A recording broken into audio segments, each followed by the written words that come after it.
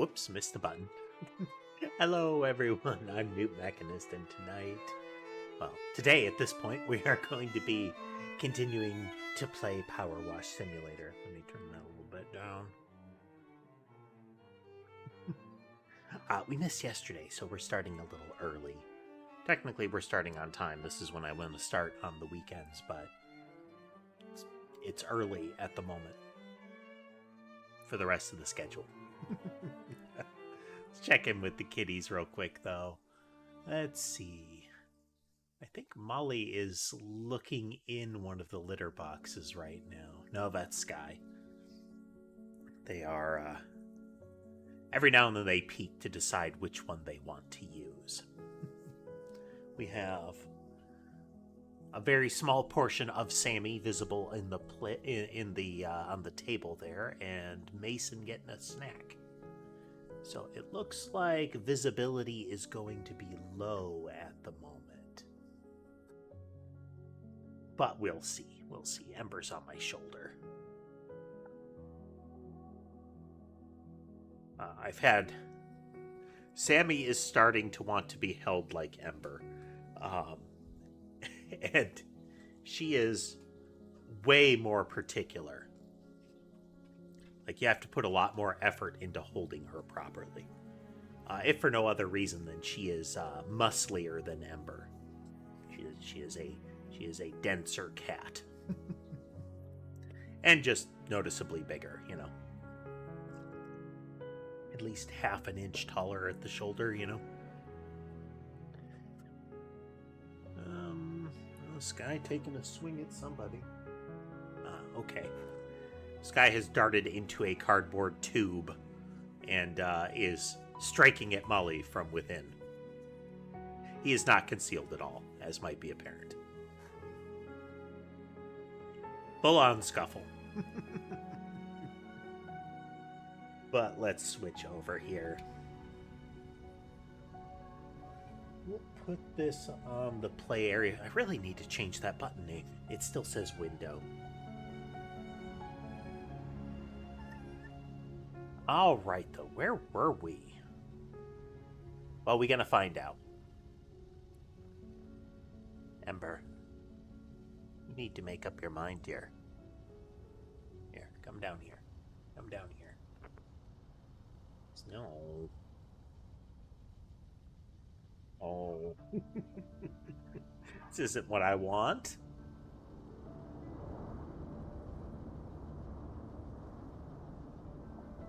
Unacceptable.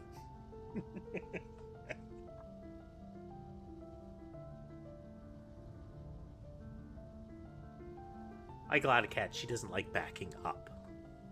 They have a lot less perception about where they're moving. Even if they could turn and look, they don't have, like, their whiskers to tell them if they can safely fit, that kind of stuff. So they like to move forward, and that can result in the, this is the worst way to cross this pathway, but it's ahead of them, so they go in that way. But alright, let's see. We were in the middle of one. We were in the middle of the farm. Okay, that's what we were doing. We still have the silo to do and a good portion of the barn, as is apparent. So let's get to it.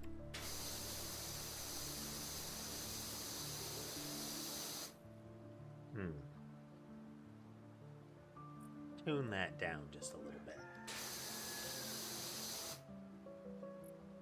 Maybe a little bit more? We'll leave it. It's an important sound. Yeah, a little bit more.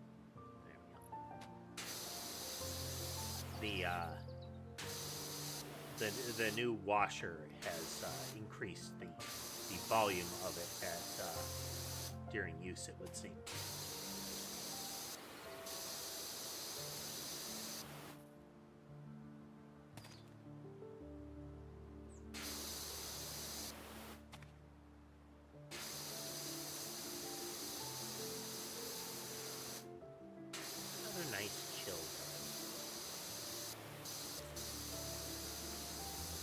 with luck, we can get a lot of progress. I do want to get those coding streams rolling again, but as I said, our current goal is,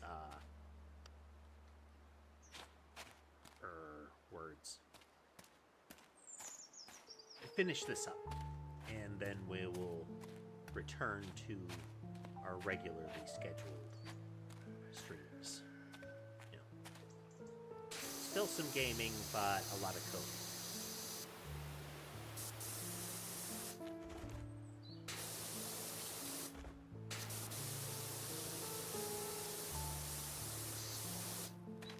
I wonder if it's considered safe to pressure wash the top of a gutter. Will that damage it? Seems like you'd be putting a lot more load on it than normal. I guess we can walk on these, so they've got to be more durable than normal.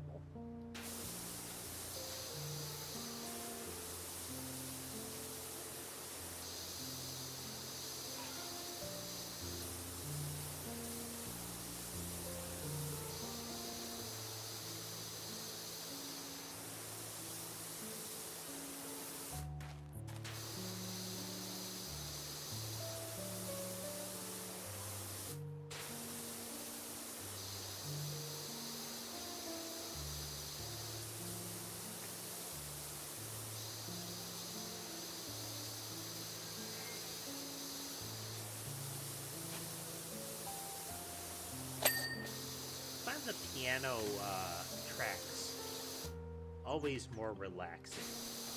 For me, strings are able to be a lot more sad than piano. Hate to break it to you, Cuddy, but don't think it was Pete, mate. Oh, who stole the gem? According to the press release, the merman was guarded 24/7 by a state-of-the-art security force. No way an average Joe could do it. Remember, the way the mayor referred to this state-of-the-art security force was as if it was a singular individual. What about someone with access to Sponge Valley Tech? Blake Thrust? Except he disappeared, though? And hello, Taz. Welcome. Yeah, we're back to the barn. Hoping to get a lot of progress. Made sure that we'd set aside time for the full stream schedule that we were aiming for before circumstances changed again. Wow, there's some like projectile glop here. This is like buildup that maybe you could get from like lawnmower spray, but this impacted the wall. This was done. It didn't happen.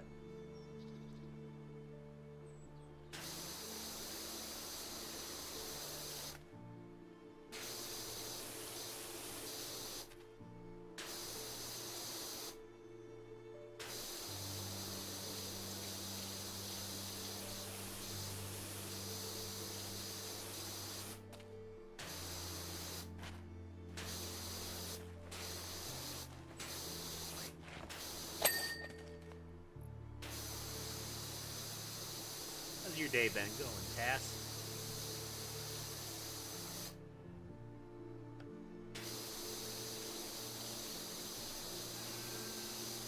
I mean, based on the condition of the gas station, maybe they stopped to eat at the gas station, and that was the result. Let's see if the kitties have gone to ground here.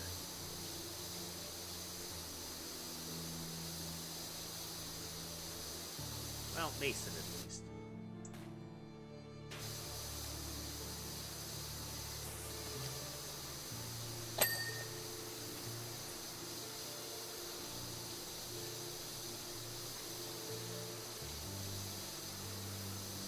We've got that whole silo to deal with.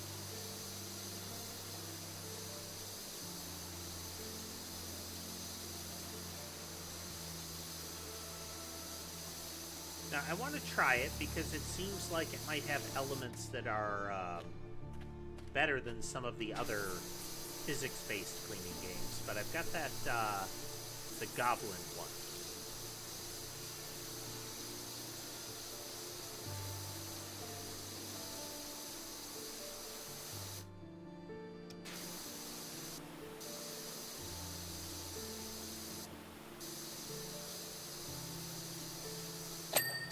Yeah, goblin cleanup crew. Something like that. Or like you have to feed the giblets to mimics without getting too close to them, or you mop up goo with, like, slimes.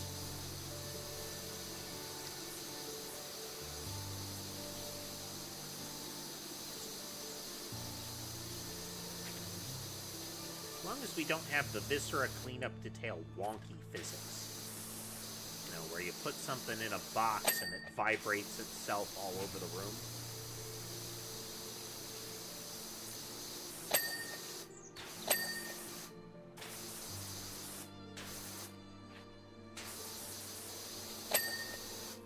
But we'll see. Potential and all.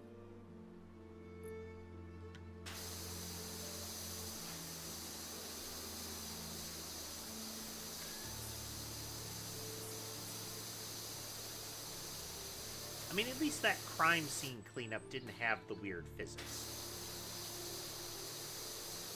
Sometimes the physics were weird, but it didn't disrupt the game.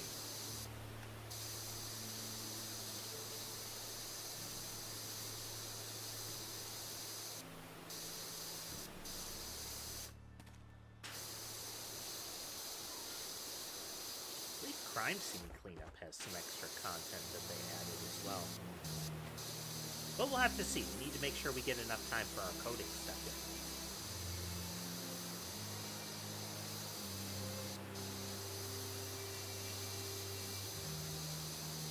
Crime scene cleanup did have some building stuff, but I don't think it culminated, you know? It didn't wrap up, so...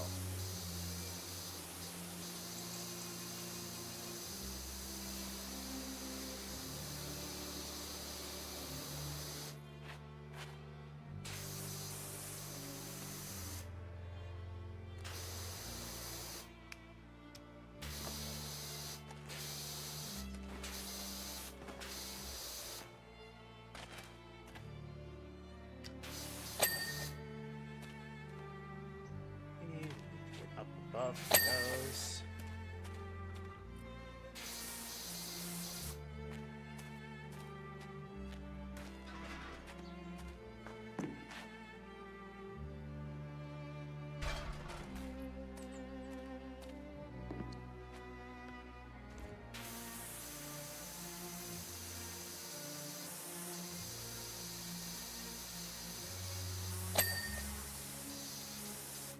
Crime scene cleanup did have the vibe that the way the narrative worked, if it ended, then the story of that character ended. Hey there, Pope. Welcome back.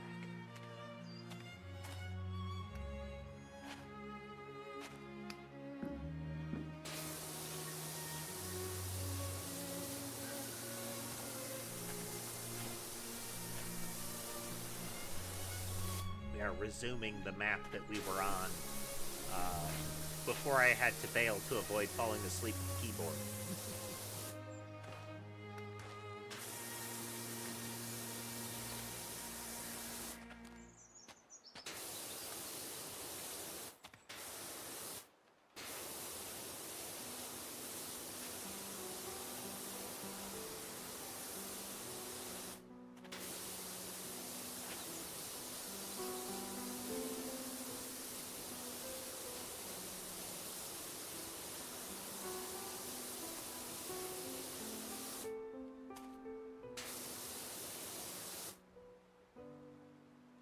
Matter, Sky is mournfully crying in the background. Come here.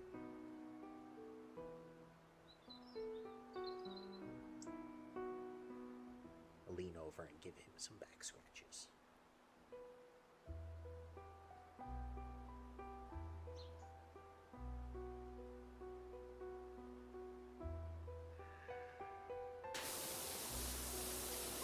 There we go.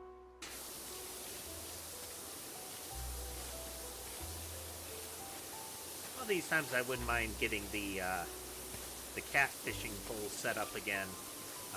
Cat fishing. I have a fishing rod set up with cat toys on the end of it.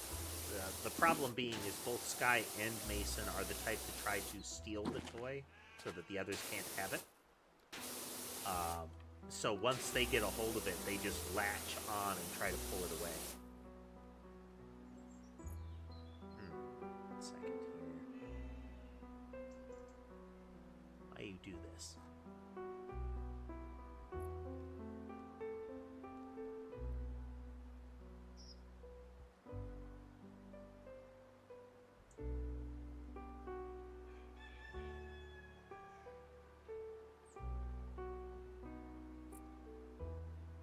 Alright, just a second.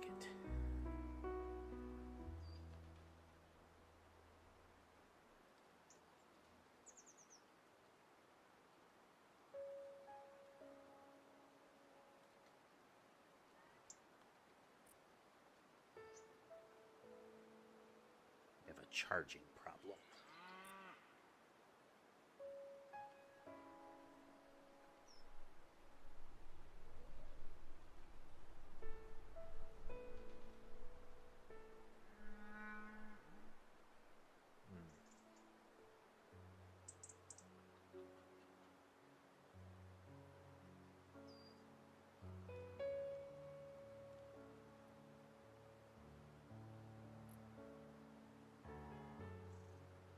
There we go.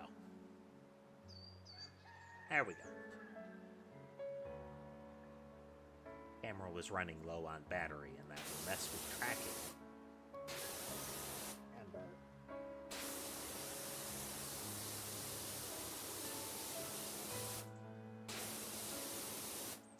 need to figure out a good way to properly prop her up without her impeding both hands.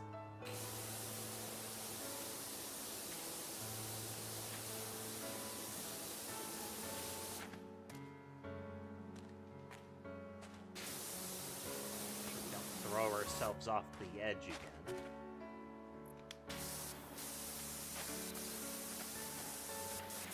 Not like, you know, there's any harm, it's just inconvenient when it happens.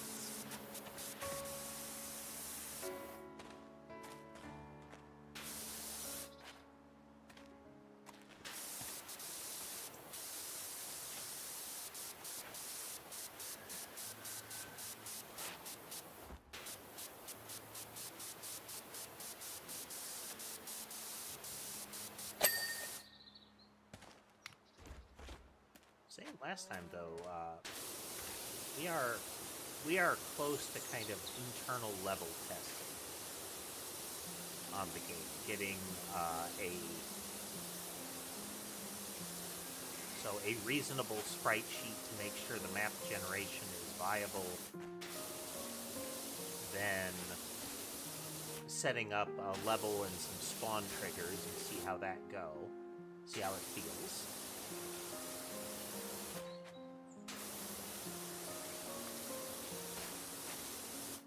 I do like that the current model I'm working on, as far as how level structure is, also opens the door to one of the things I wanted to do, and that's rig it up so there is a play it passively on the stream kind of thing,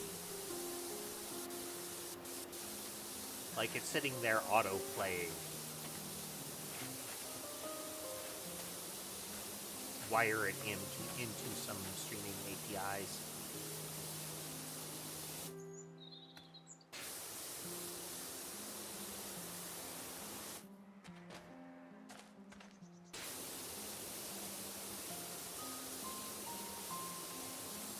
That I can't have,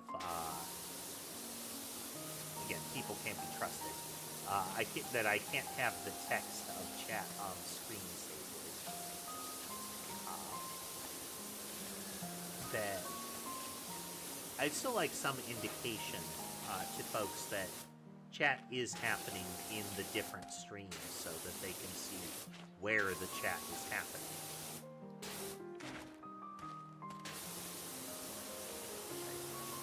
I can do that. It's just a matter of rigging it up properly.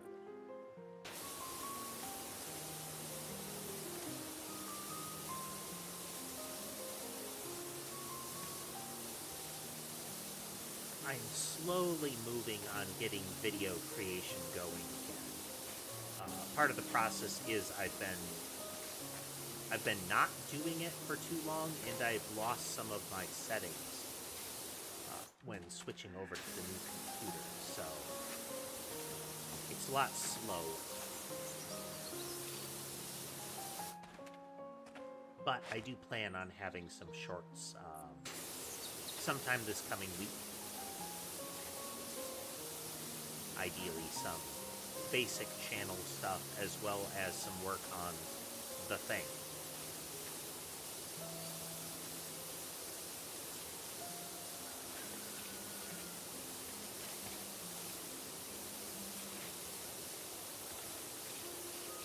But we'll see. Lots of things going on. Lots of things going on.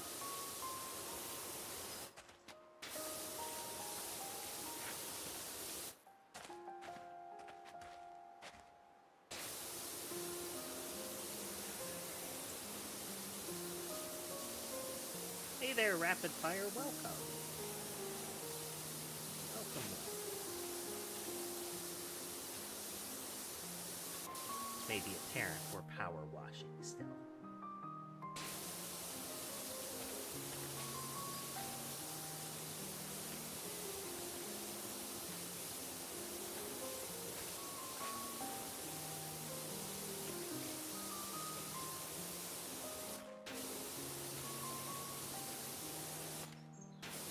Play this until we're done with the content that is available at release. And then we'll go from there.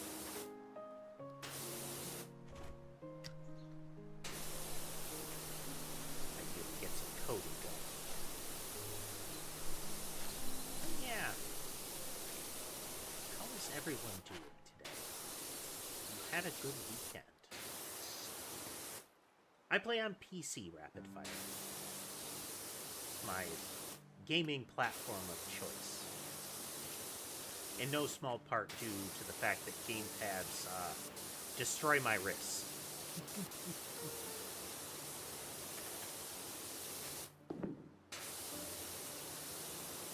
Some types of games do similar, but it's very inconsistent.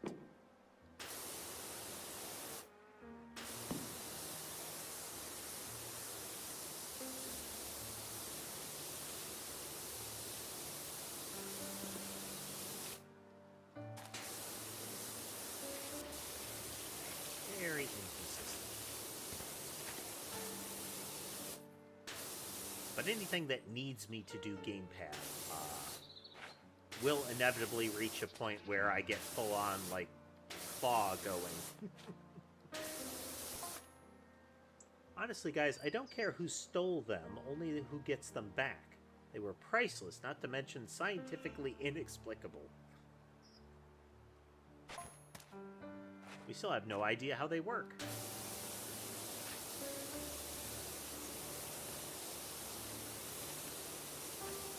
I do love how the advertising for the sequel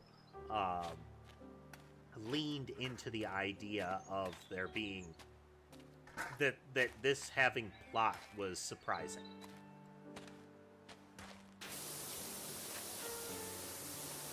Like them riffing on the fact that there is lore in this game is part of the ad reel.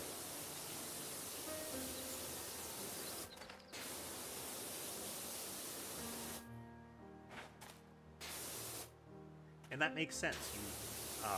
For most of these work simulator games, it is entirely just the progression of the work. Any sort of narration or dialogue leans towards, we have a new job for you. You're doing good. There are exceptions. Crime Scene Cleaner had the narrative of the main character and what was going on with the jobs. But nothing compared to what they do in this. As Tess mentioned, there are no ancient temples or aliens or statues. If you have a question, fire away there, rapid fire. Haha.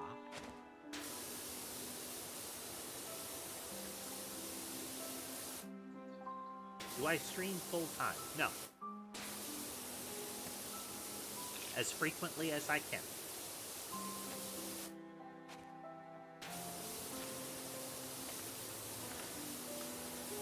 Various circumstances prevent it. But not for want of doing so. Or want to do so.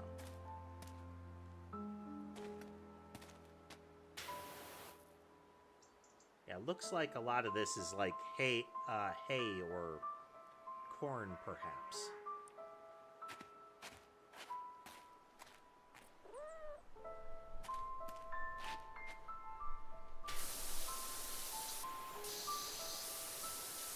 Definitely gonna need to climb around on this one.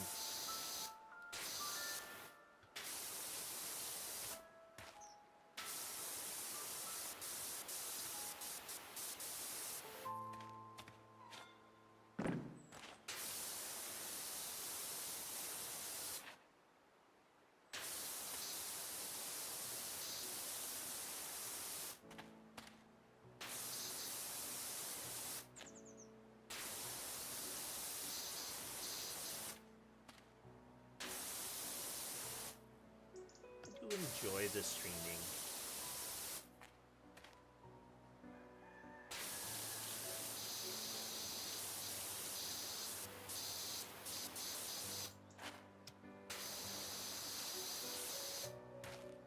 There are other things that must be done. Or dealt with.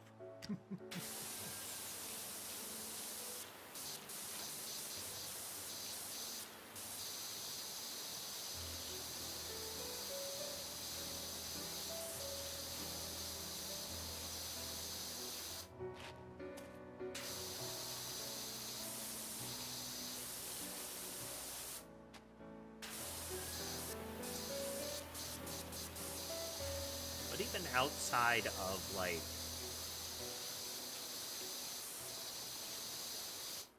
commitment to it in job form, there are a lot of things that you have to consider if you're trying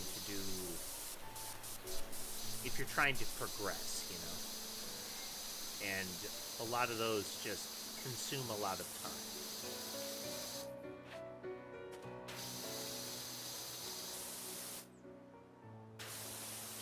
Making sure that there is video content, making sure you are catering to an audience.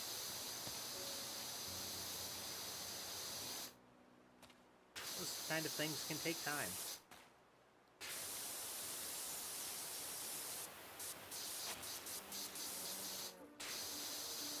In addition to the fact that people like them, it's part of the reason that I want to make sure I get back to those coding streams is I enjoy the creation process.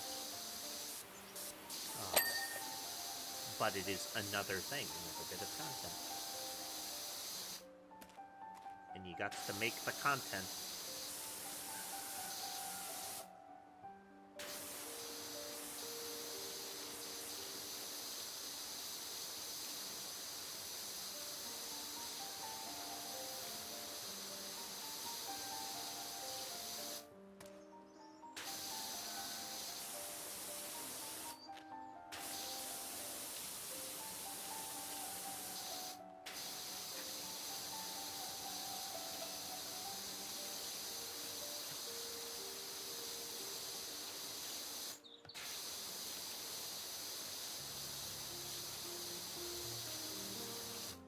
Would I like to make enough money on streaming to do full-time?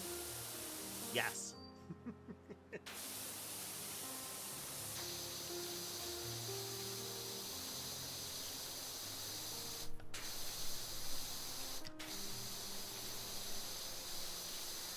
As I mentioned, there's more I can and should be doing in order to facilitate that, and I am working on getting my feet back under me in that regard.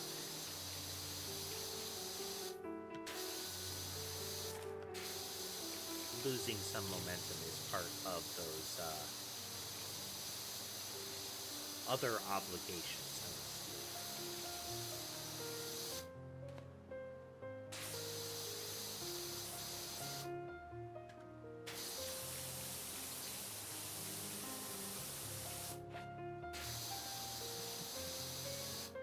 That is some behind the scenes with Newt there.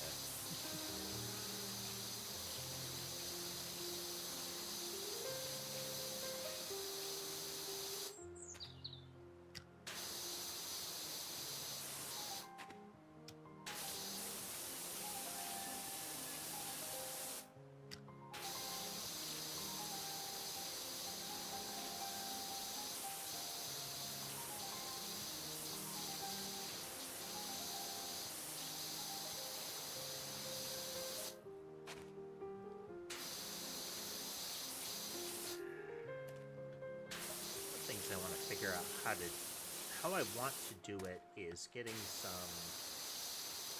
potentially members only code summary streams, you know?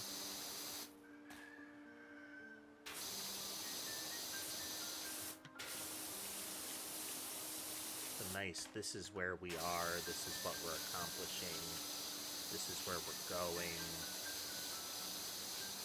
Maybe some other stuff, but I'd like to do that.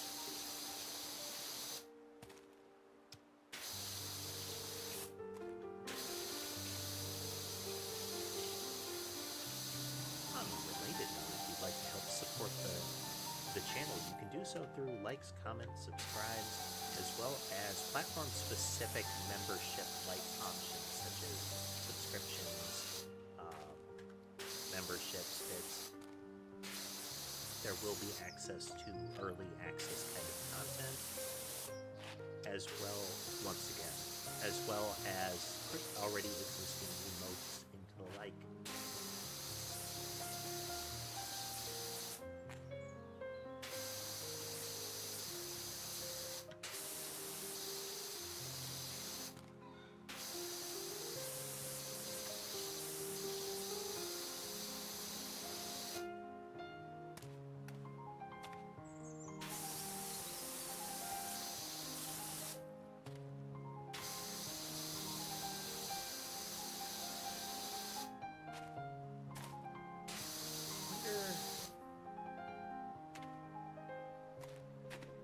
Okay, yeah, we have an extra tall platform for this.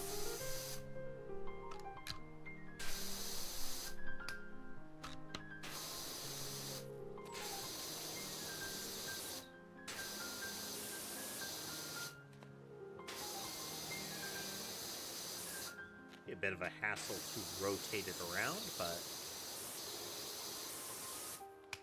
such is the game.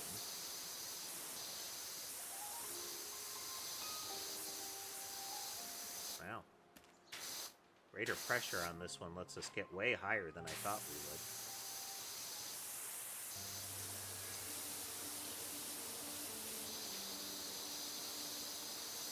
It's like each of the vertical red segments is its own thing. This is good.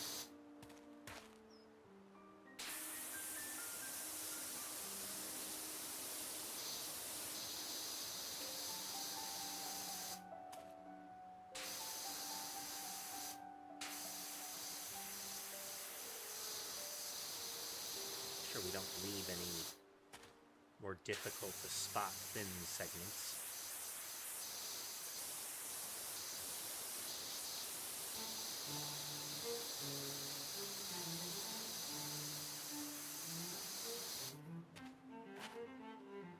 That's another thing that we need to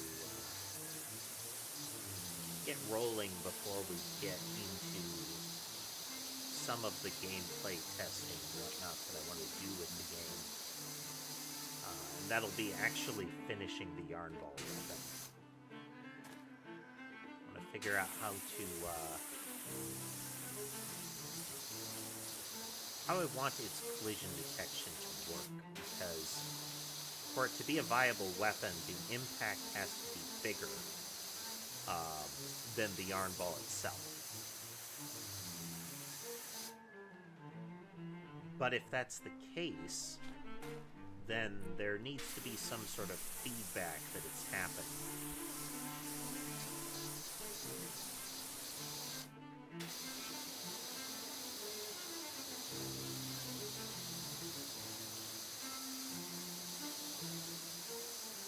I don't really have a structure in place for that.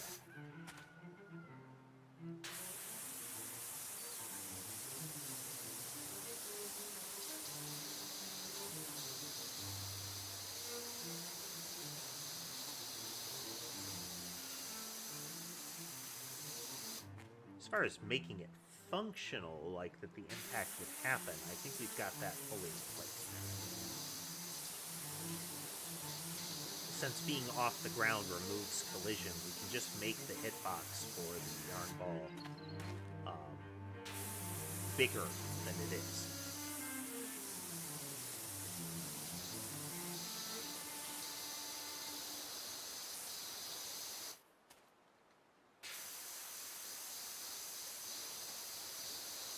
Be interesting to see how many of the things on the barn we missed. And which ones.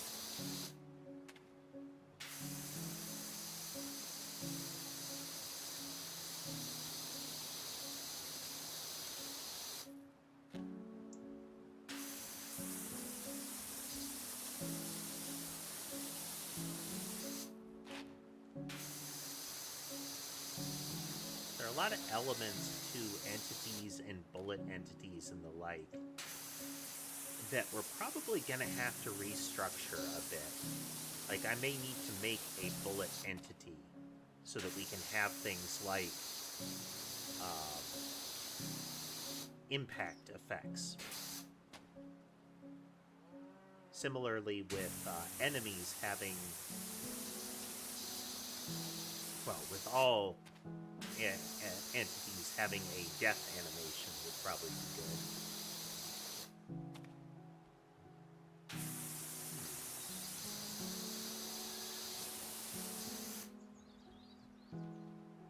I wonder if that's something that we can just wire into the animation sprite sheet for the bullets and entities. Add a kind of striking animation as well as a death animation. Hello, Molly. Hello. You know, dying and dead, striking and potentially struck kind of animations. I think that might actually be a way to do it.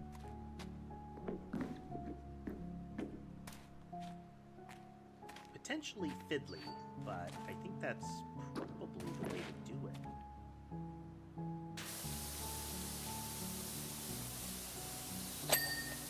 So maybe next time some sprite sheet work.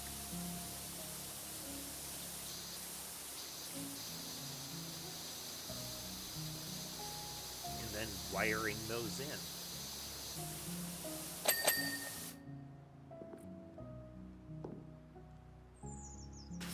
Probably requires some work on a state structure for entities so that we don't need to fiddle with the animations quite in the same way. Molly. Okay. Had to make sure she didn't hit the soundboard.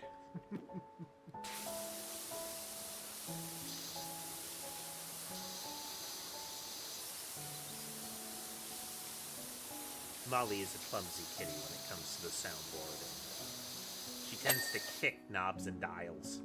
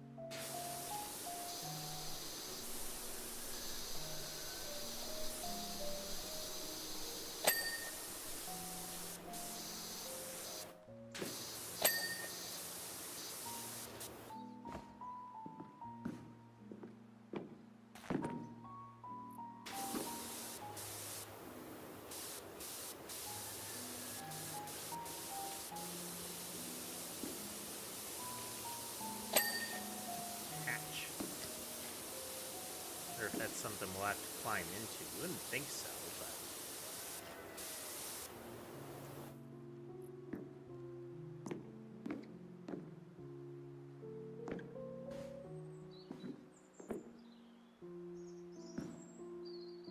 Doesn't seem like it.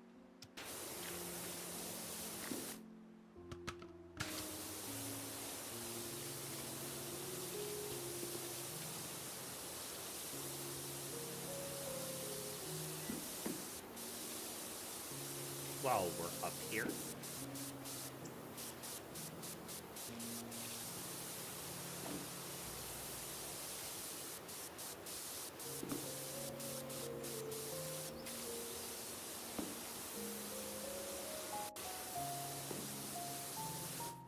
Unrelated, but I still hold out hope that they're going to fix up the technical issues with Monster Hunter Wilds. I still think gameplay-wise, it's one of the best. It's one of, if not the best one.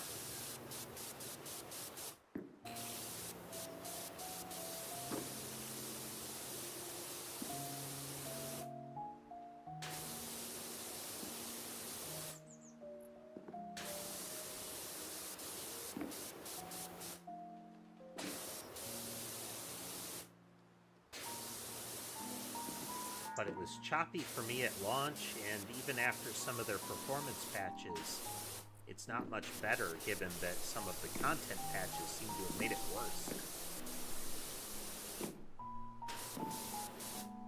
They say they're aware of it, but they're not making much as far as inroads to fix it, you know?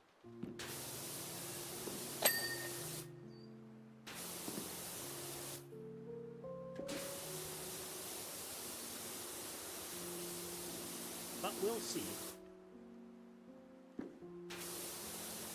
They actually have the team dedicated to working on it at current.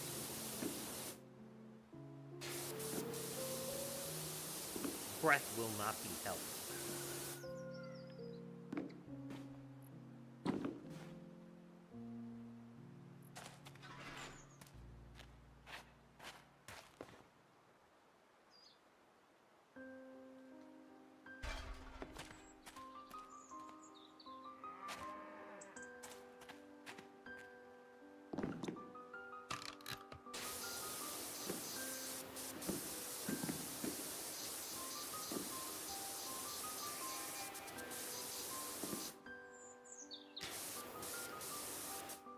Be a little faster from given that you just go up the ladder to the top and then run down when you're trying to get up near the top.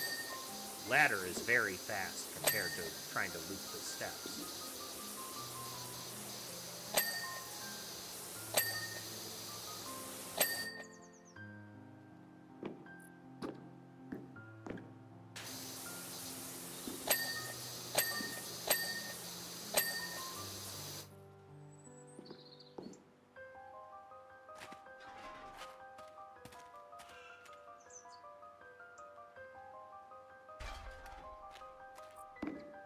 We're getting down to the last little bits. We're getting the targeter going now. I say it's probably faster to climb the ladder because it's slow to run up the loop like that, and I immediately run up the loop like that.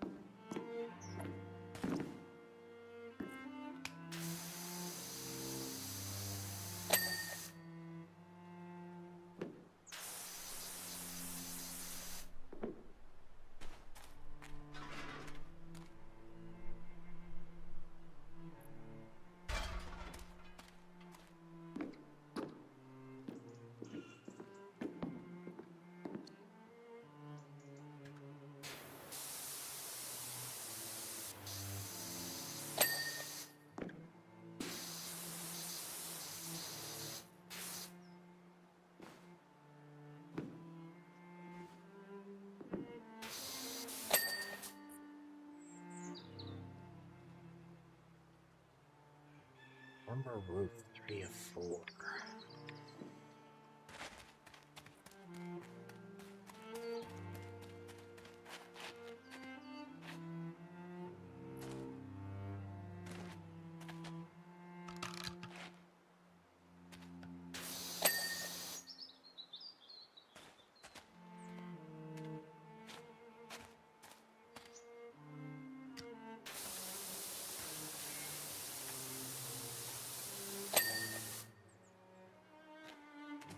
Gutters.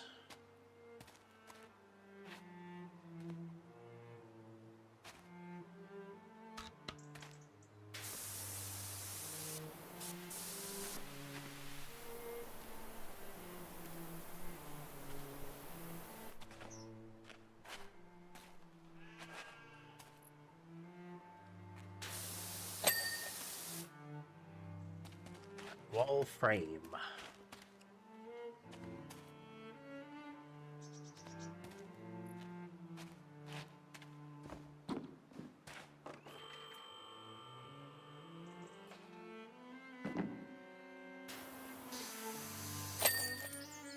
Nice. All right, let's see that replay.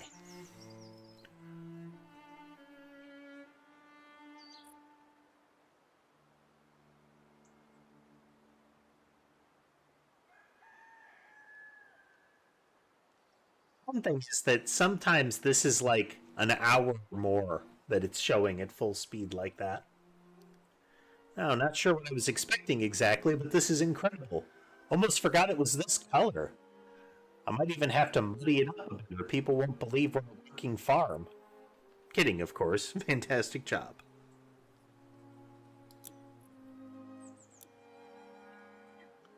Already impressed. Not everyone can follow coordinates, you know. In fact, I can name 3 local power washers who can't. Uh-oh.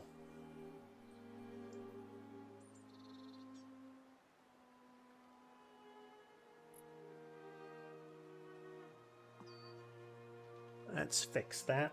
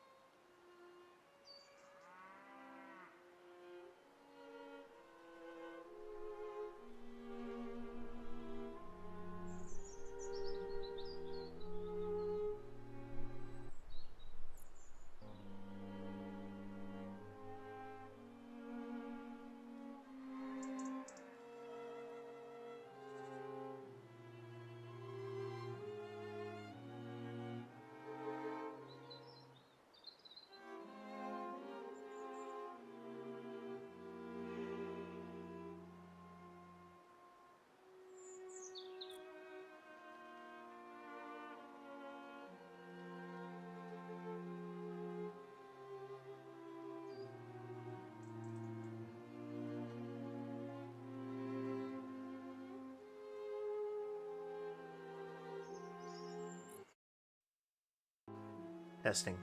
Oh, there we go.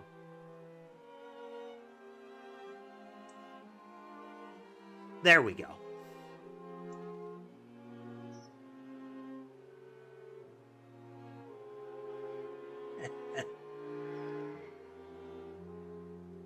Ah. Hey there, Dodds.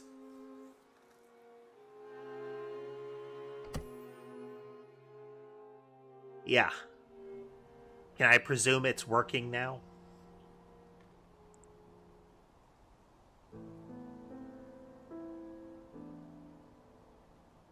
Really need to rewire the microphone at the bare minimum.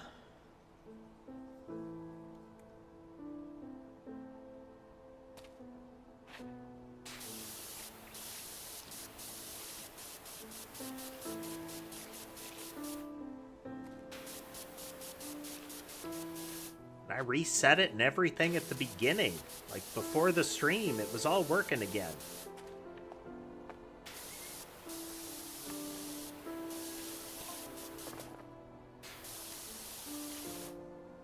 What do you think? Any idea what it might be yet? Oh, we might be getting into our weird ancient civilization stuff here. No, it's still too early. I'll leave you to it.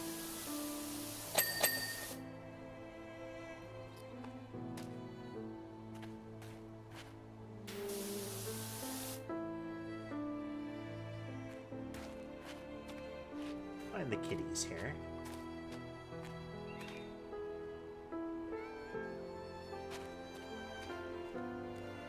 Yeah, audio has been flaky for a while.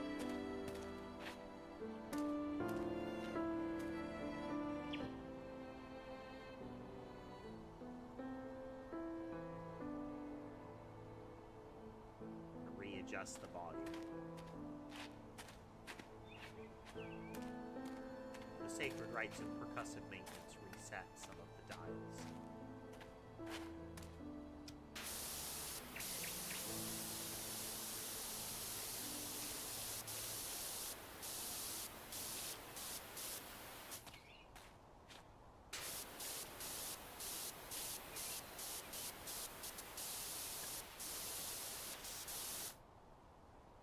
Did I?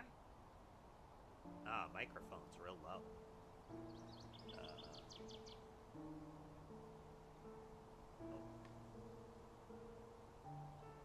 I was turning down the wrong dial. Lovely, that.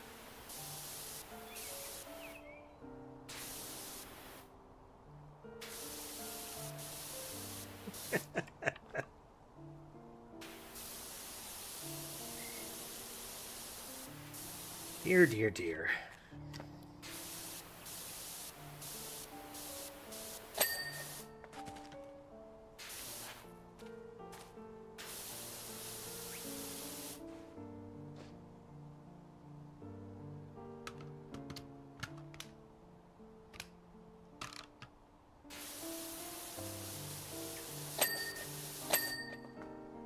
Something always has to go wrong. It's always good when somebody is there to tell me it happened.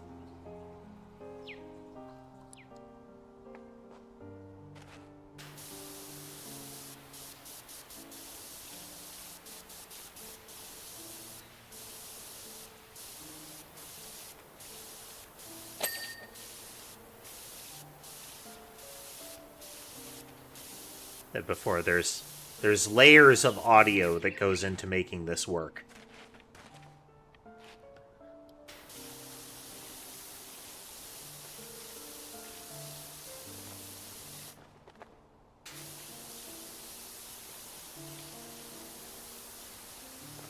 Could I mitigate that? Yes, but there's some things that I then lose the ability to do.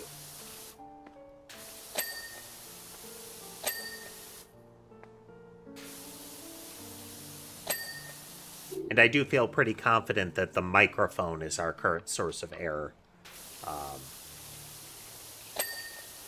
It does need rewiring.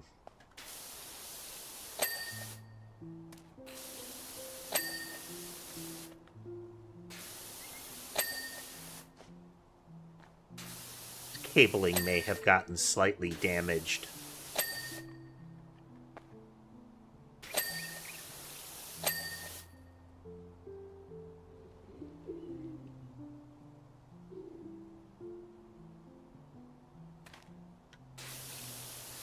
Let's see, there's the microphone, a sound dampening software, kind of control software there. There's the microphone's drivers. There's kind of the audio mixing system. All of them can break in their own way.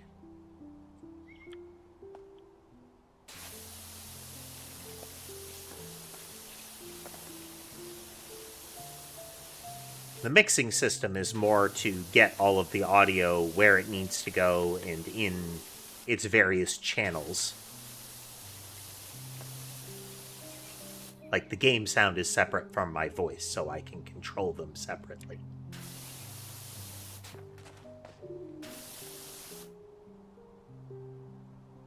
Some sort of animal in the near area here.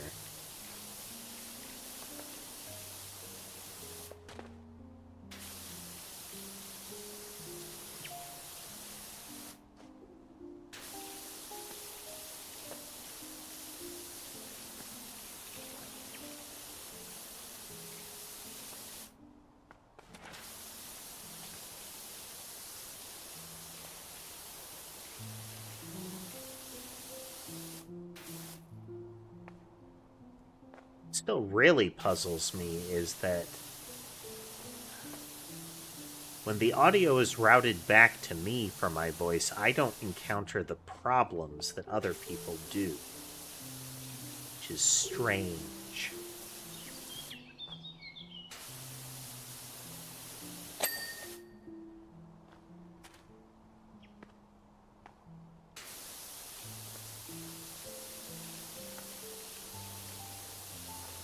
I would say, well, maybe OBS is messing it up, but no, it happens on stream and on Discord, which are two are in effect at separate layers, you know?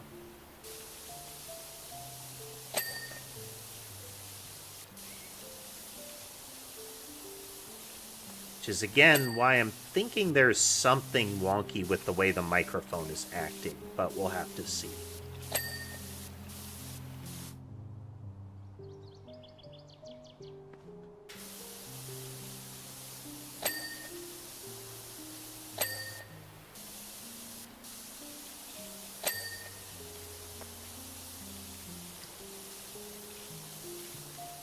I'd have to try starting and, like, running and then once again turning off Logitech's needlessly invasive software.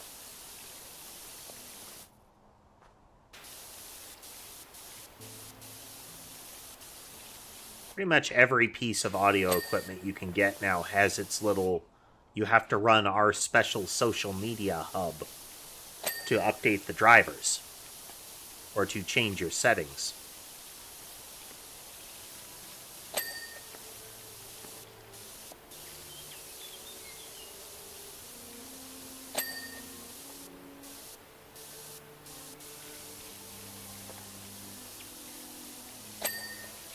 Yep.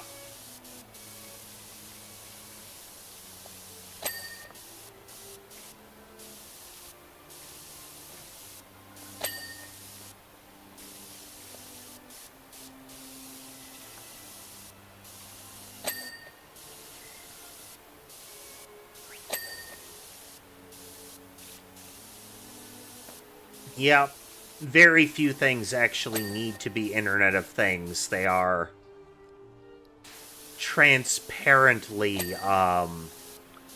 info scraping vectors.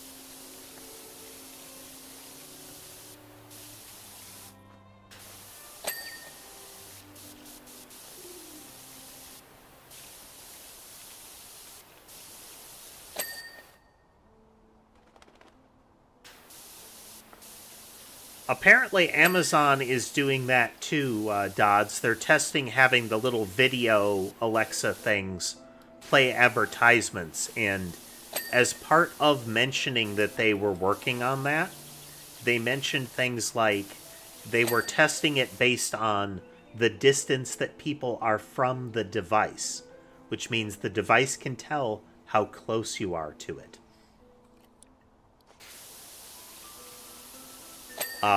Which would mean you could actually plot out information about the household.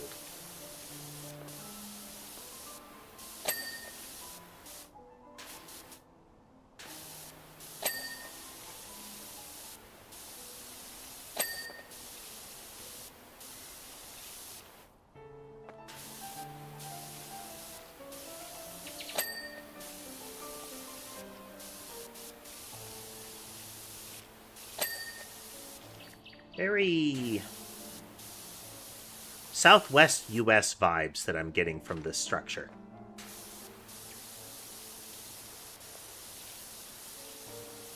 Some of the markings, but a lot in the coloration.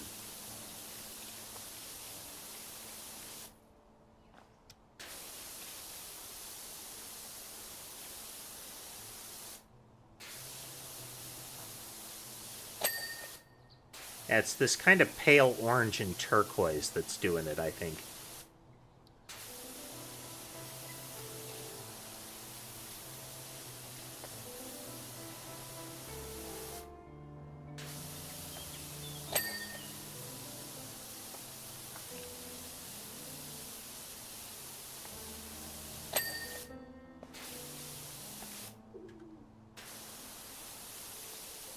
The fact that in the US we have a whole industry that is growing around the idea of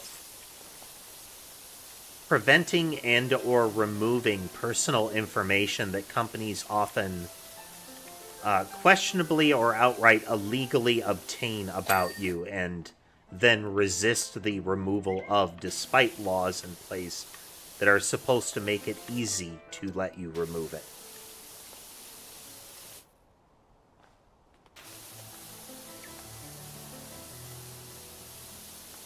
The best are the ones that make it hard to remove because then they turn around and say, "Oh, but it lets us improve the product for you. That's why you want us to keep selling your data."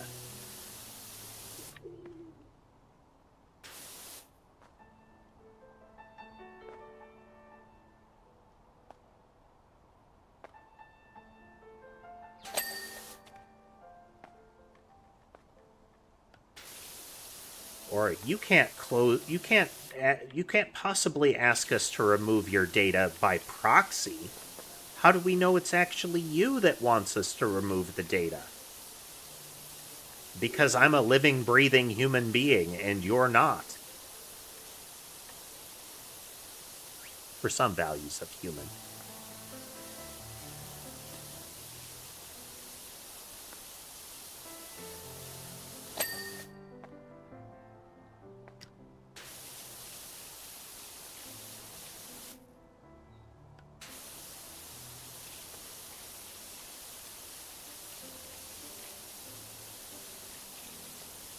Yep. Though in the case of a lot of these, no, the product wasn't free. I shelled out for this refrigerator. With these particular features. That was the price.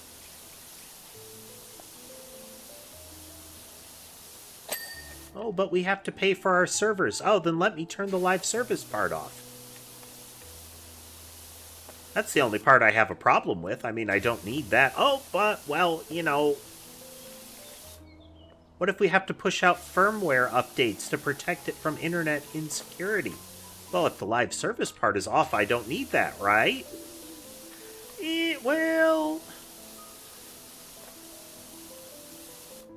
We really needed to foam hone to sell your data and install observational malware and allow us to remote kill it if we decide to.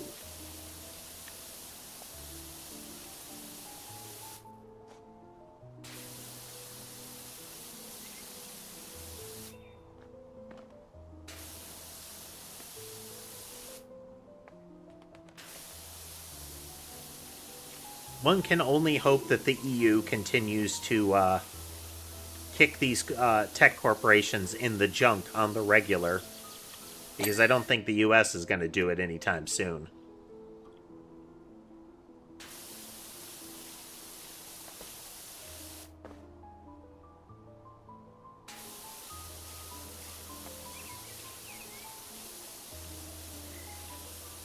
Yep, there's that. There's another smart home company that was bought out by one that turned around and essentially said, yeah, you know those lifetime agreements for these to work? Yeah, it's not lifetime anymore. You have to pay a fee every year. And would shut down the devices if they didn't.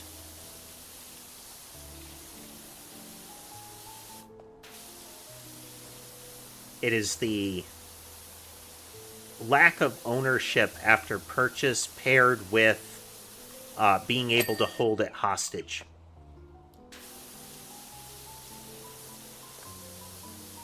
This does not benefit the consumer in any way.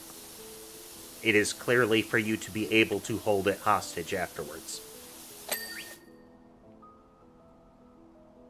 You'd think so.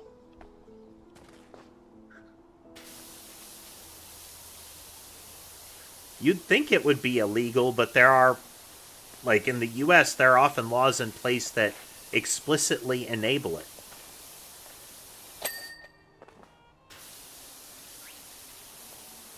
Hell, there was going to be a law on the books for, regulations on the books for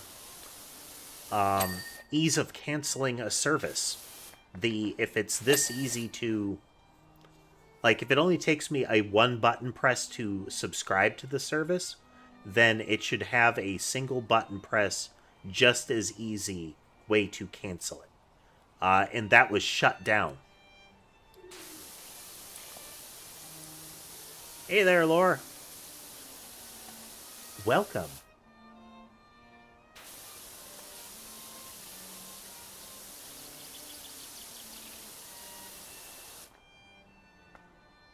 Yeah, I mean, the sad thing was, it was there. Like, that had been put into place, what would it be called? Kind of administratively. It wasn't as a law. But that policy was reversed almost as soon as the control of the administration changed.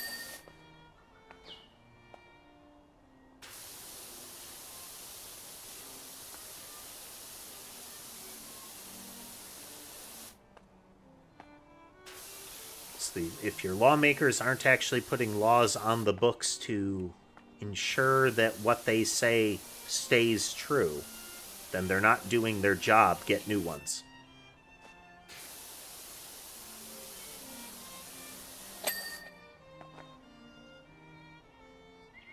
Like, right to repair is not supported by consumers. Straight up, is supported by consumers. It is only opposed by companies. And the reasoning that the companies give is super thin on the ground. Like, nobody actually cares for that.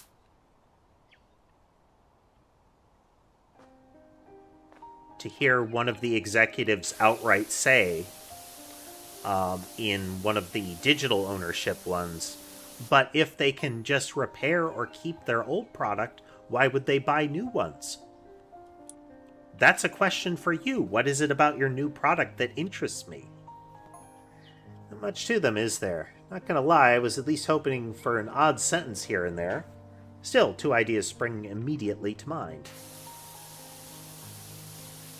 It is a hereto unfound stone structure in the middle of nowhere, and you were hoping for legible sentences. You have not yet studied it at all.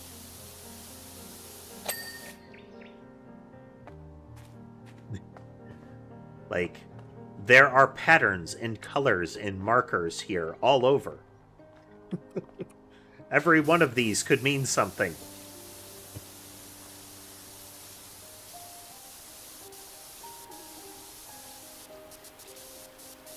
You like seeing there's cuneiform all over it and just saying there's just a bunch of arrows on it. It's meaningless.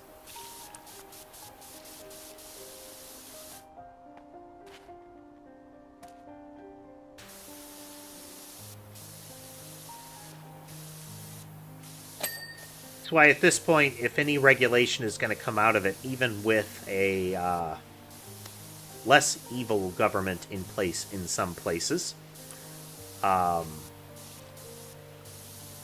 it's most likely going to come out of the EU because the corporate interests elsewhere are just too powerful. The greed, it is too strong.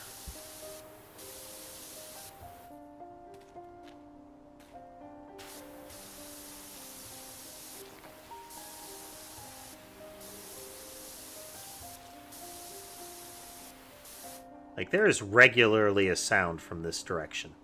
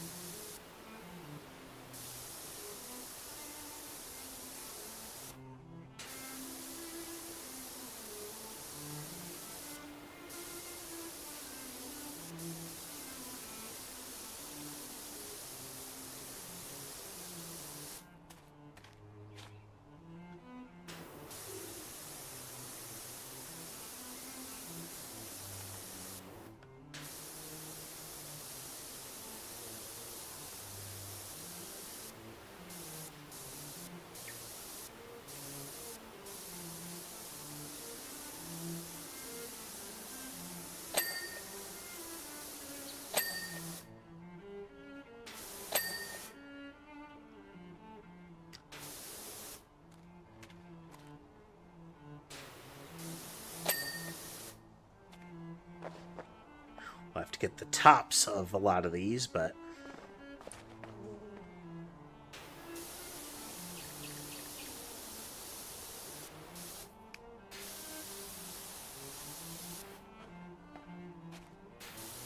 Right.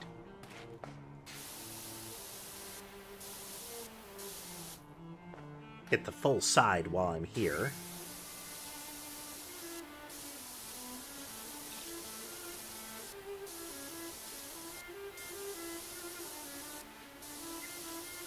Going to be Monday.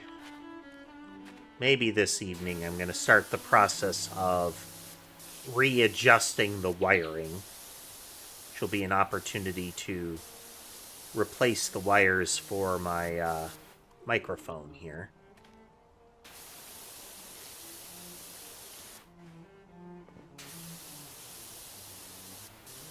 I think I've got some good alternates for it.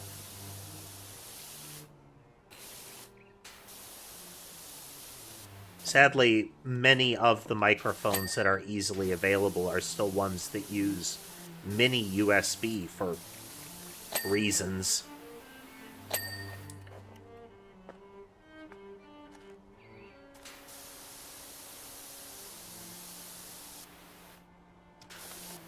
I try to, Dodds. To give you an idea, if I bunch all of the cables together on their way to the streaming computer and the regular computer, there's at least a 1.5 inch radius bundle of cable.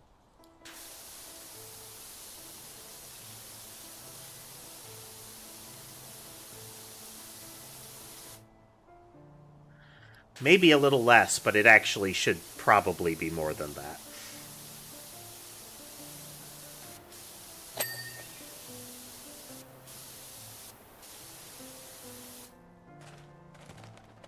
Probably more like 1.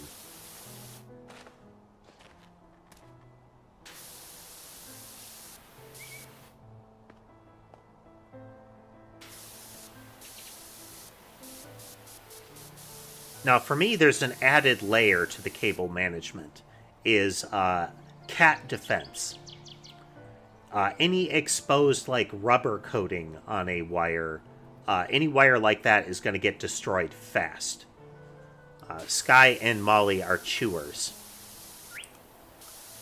So it has to be braided nylon, but braided nylon isn't surefire because they can eventually damage it.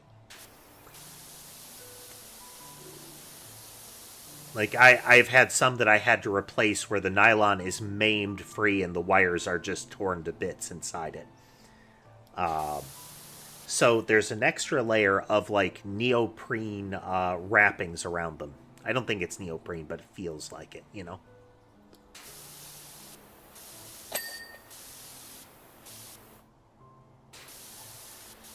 I do have a couple of PVC pipes for cable transit, but it's harder to place those.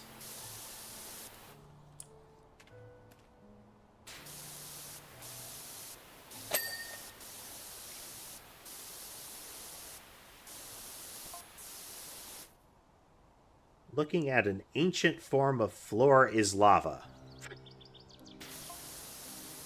Folks would stand on the columns and try to knock one off their perches.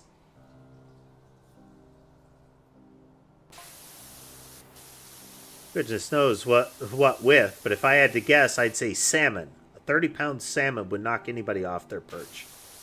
Okay, Park Ranger Adams, so your theory about what this is essentially ancient American gladiators, but instead of padded Q-tips, they used 30-pound salmon. That was off the top of your head.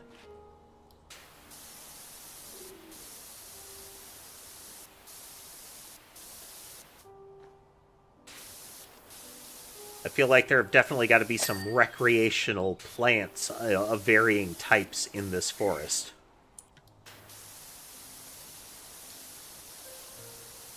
So that man ain't right.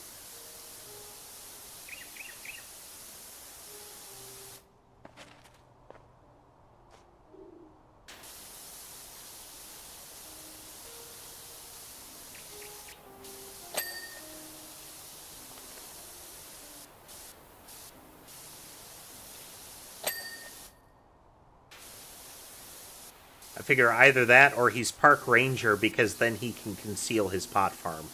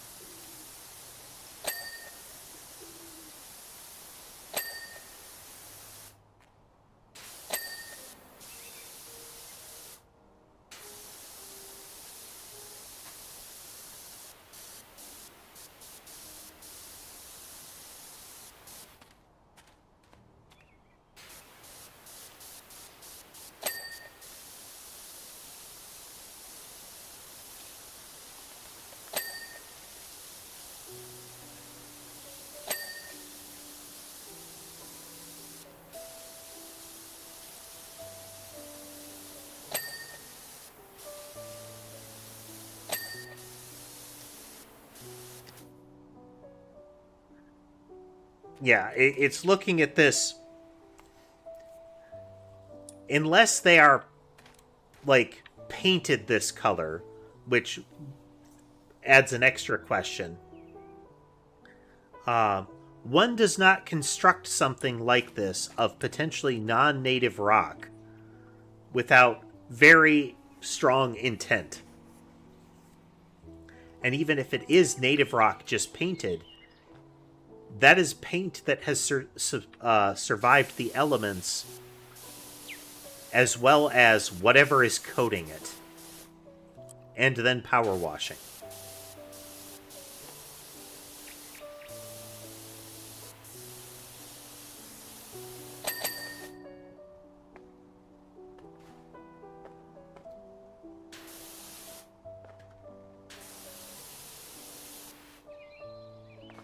So this is either a very elaborate equivalent to a crop circle,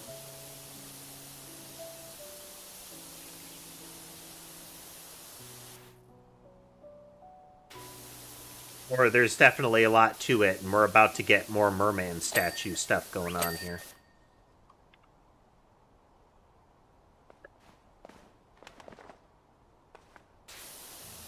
Power wash parkour.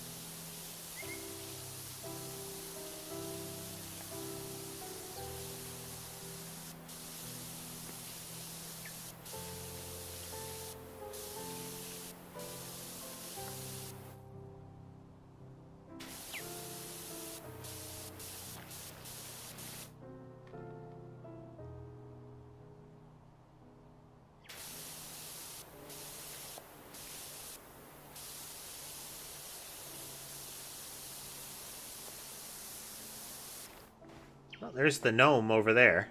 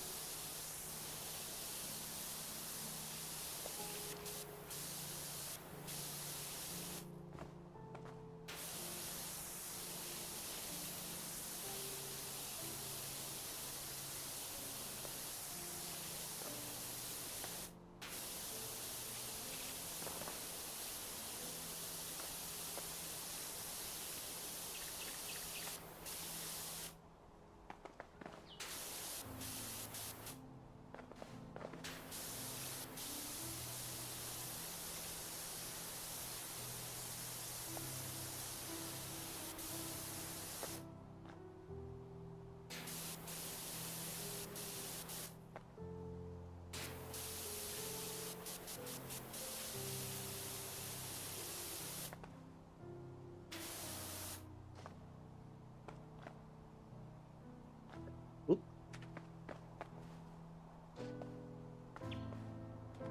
Fine, fine, fine.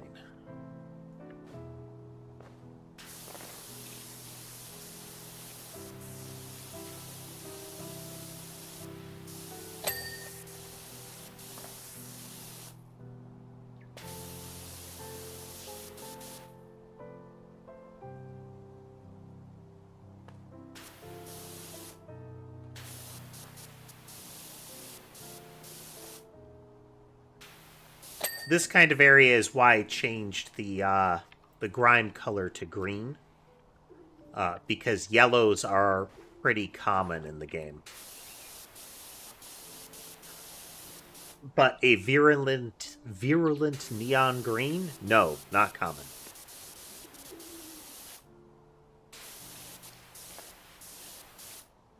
We could probably get away with red, too. Both a functional gameplay adjustment as well as a good accessibility feature.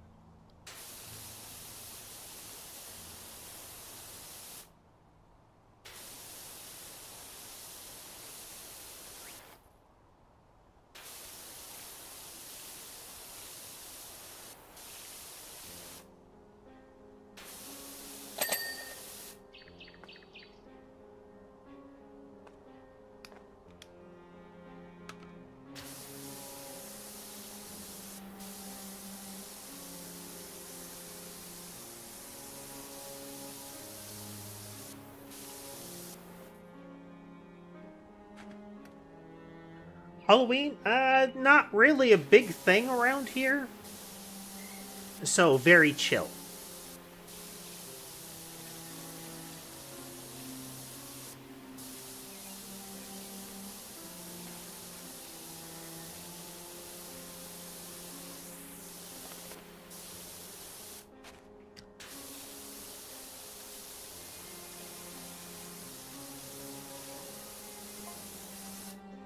No children make it past the security cordon around the factory.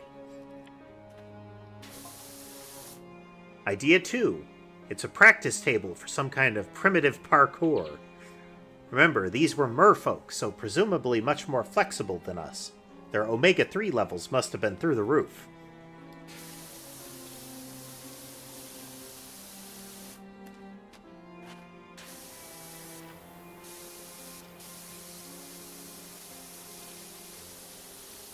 There's quite realistic conspiracy theory nonsense there.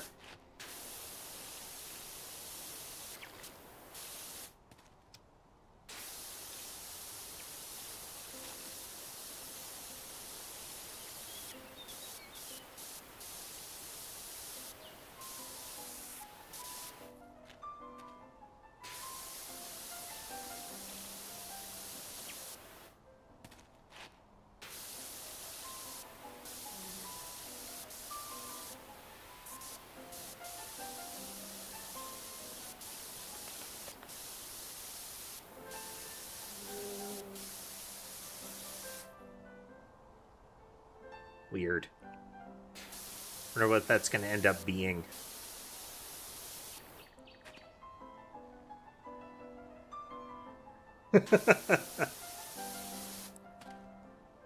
Well, so far, the wild speculation of the inhabitants in this game has tended to be very false.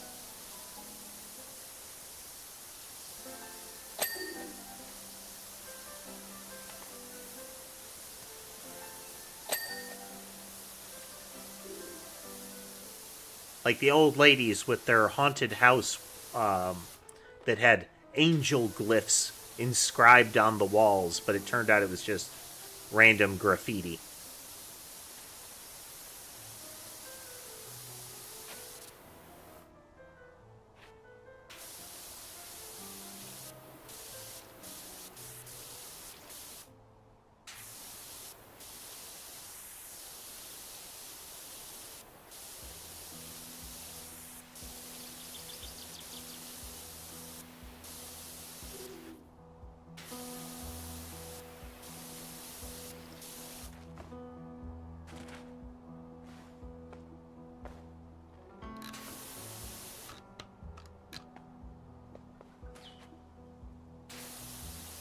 Well, simultaneously, you get the things that are true, but the residents will be like, but that's, clearly fake.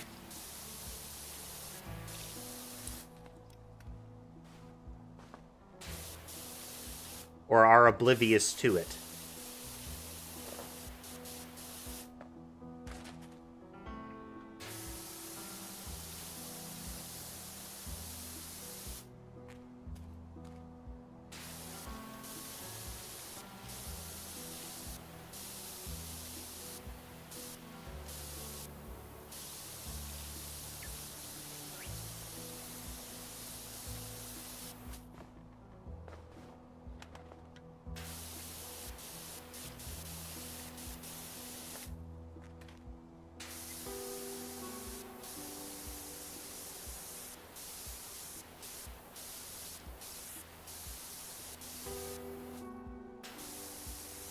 Your Invader Zim levels of obliviousness.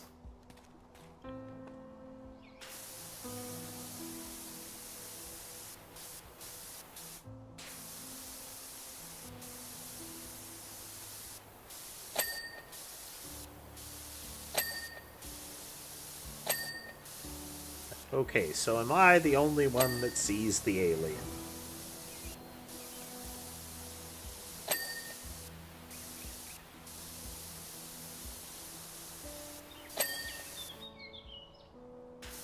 Though, to be fair, that's generally a good thing, good kind of question to ask in those sort of circumstances. It's just a quick sanity check, you know?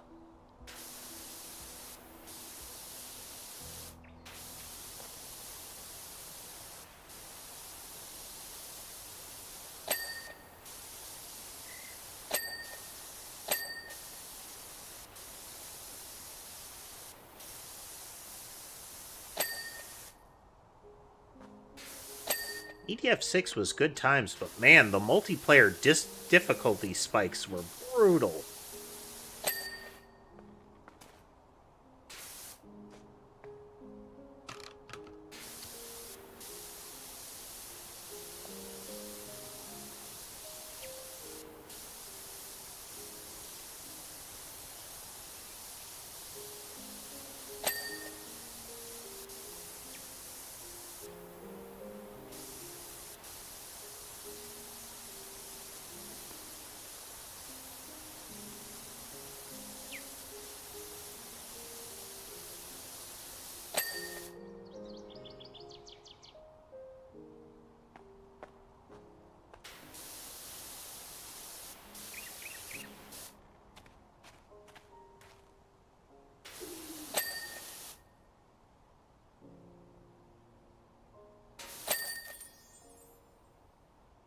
This is a quick one.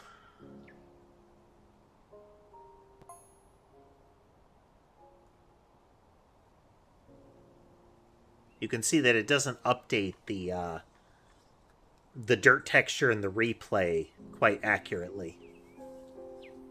Well, it doesn't look like there's much to it after all, but it looks great clean just the same. Rock climbing park. Oof, this is like the skate park, yep. As if the Spring Festival wasn't enough, DG, the powers that be at Buckingham Council have gone all in on this newfangled Town of the Year competition and asked that we increase the availability of fitness resources within the recreational grounds. I did suggest that a cessation of lawn cutting would increase friction and provide cost-free resistance training, but to no avail. But then the Deputy Warden Indy nudged me hard on the shoulder and showed me something extraordinary on their handheld pictures slab. A complete indoor climbing gym available for an absolute steal. This should keep the outdoorasaurs busy. Outdoorasaurs. Well, we have the abseiling rig.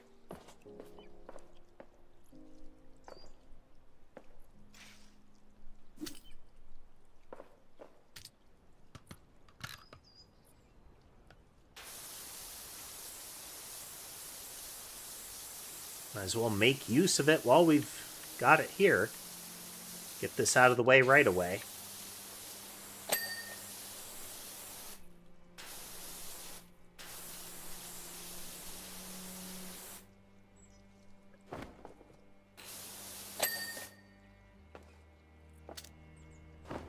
Get these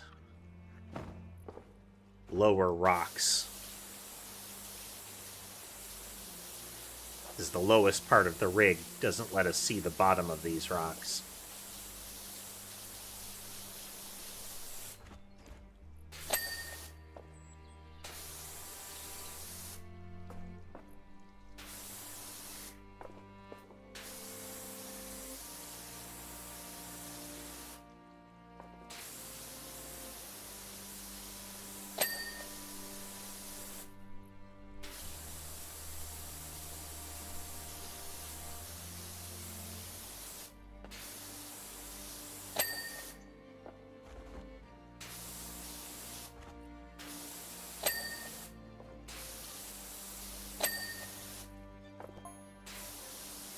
It's uncanny, ain't it, Dirt Finder? How in keeping with Muckingham this facility is.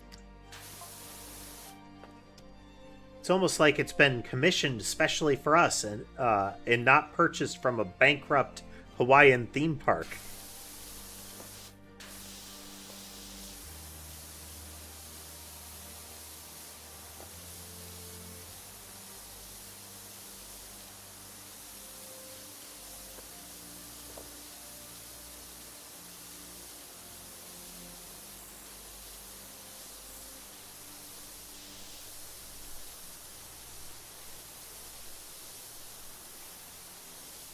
Watching climbing wall competitions can be very interesting, just to see the kind of movements that people can do, you know?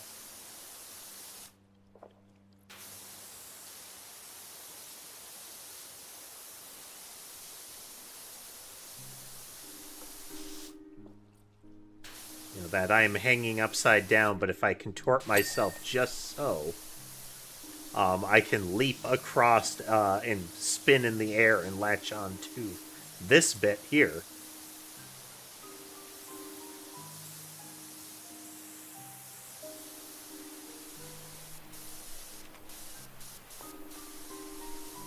That's sort of, oh wow, if I tried to do that, my spine would explode, but cool.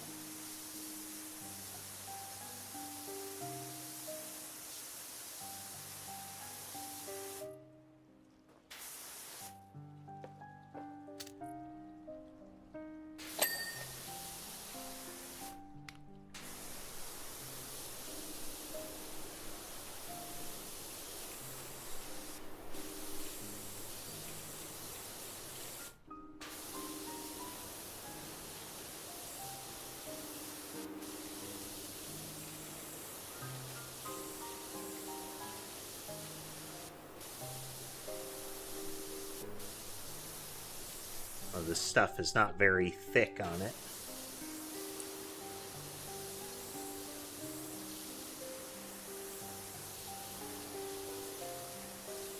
We're able to get quite a lot off with green at medium range, so...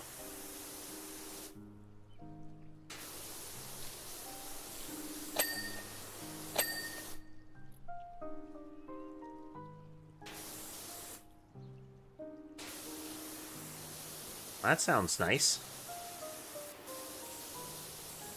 Fried chicken can be very good.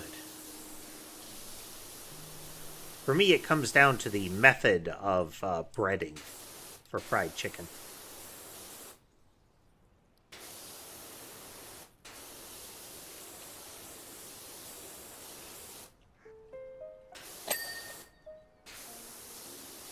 It affects so much about it, you know?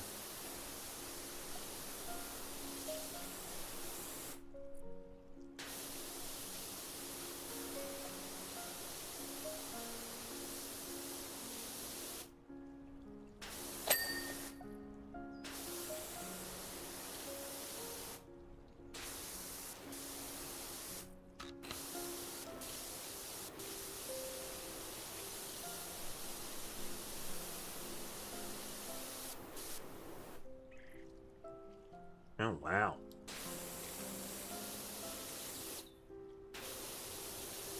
So all in fancy fried chicken. Nice.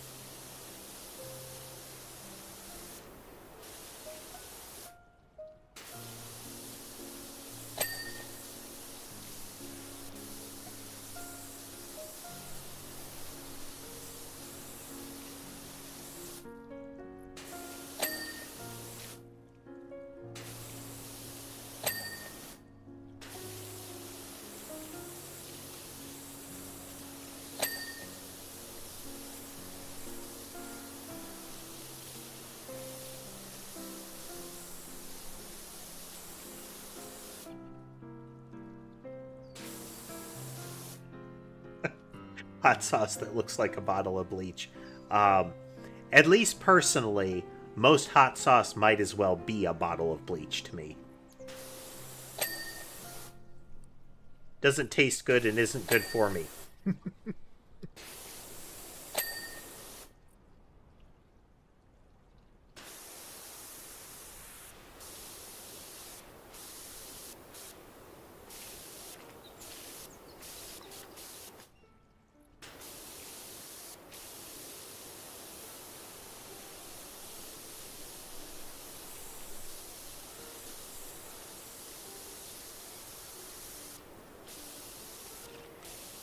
I'm a very mild spice sort of person.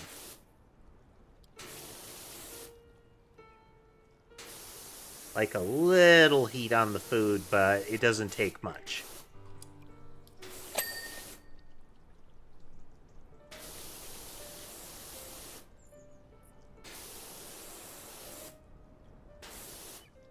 Plenty of types of cuisine that have quite a bit of heat added to them.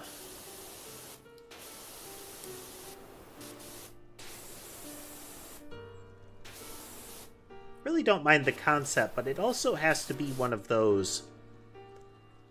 It lends itself well to the meal, as opposed to just being a...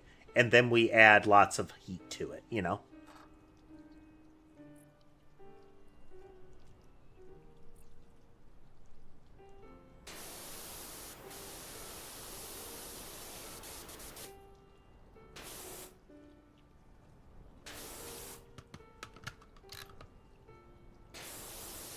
For me, it was,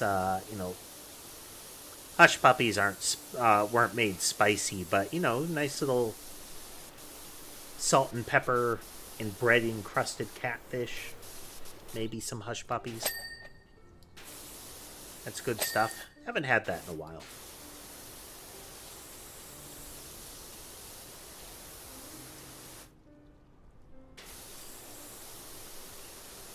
Hey there, Donald.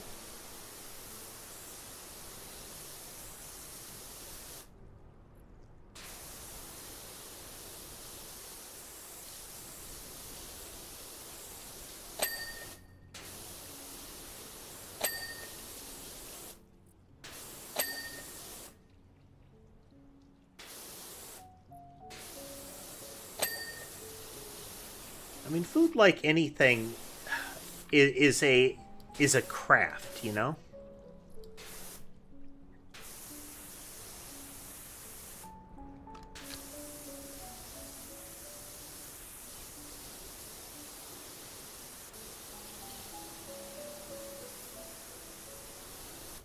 Oh yeah, we got the upgraded one now.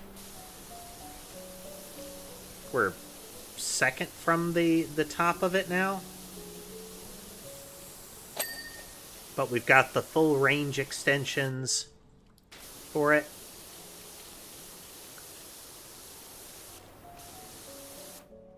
Next goal is, of course, the top tier one of this type.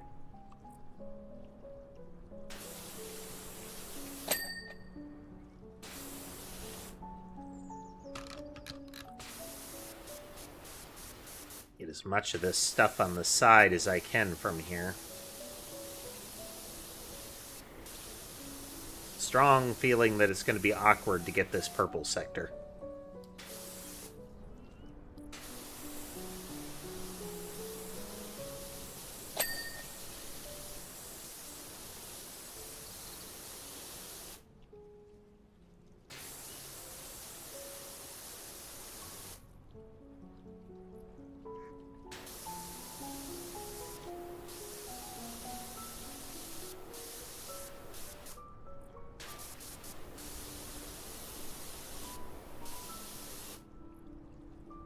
This is a new thing for the sequel.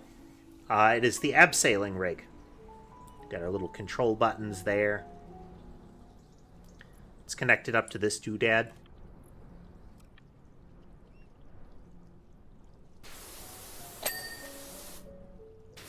It only shows up in maps where you have these kind of tall, flat surfaces.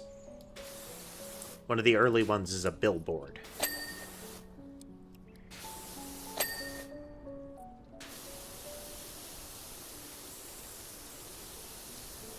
More likely you get just the ladders and scaffolds.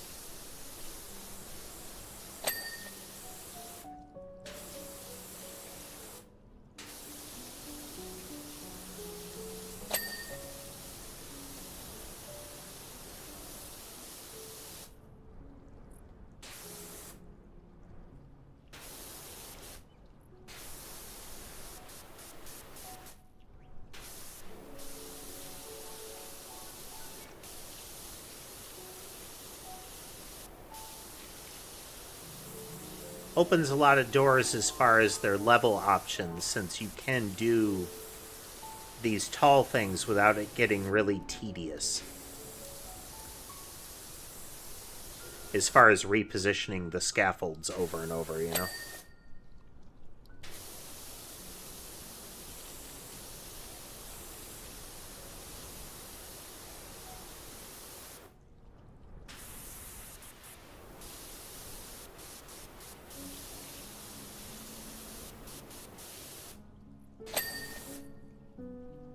Go.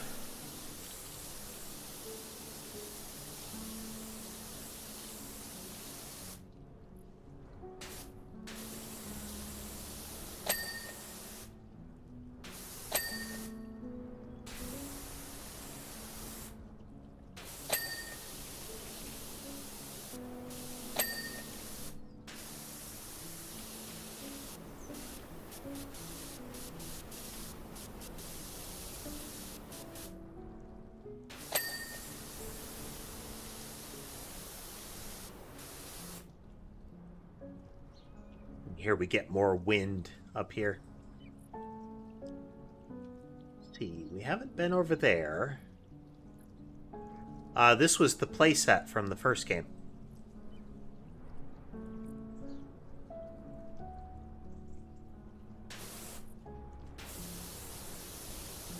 The one which was giving kids skin infections.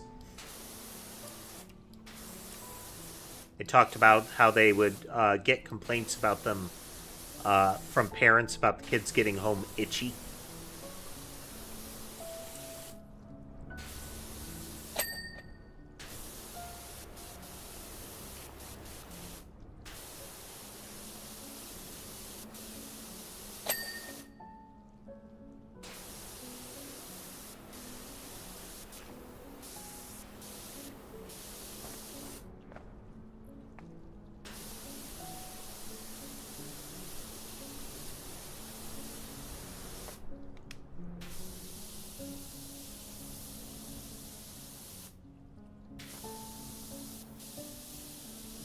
those fans of Vertigo.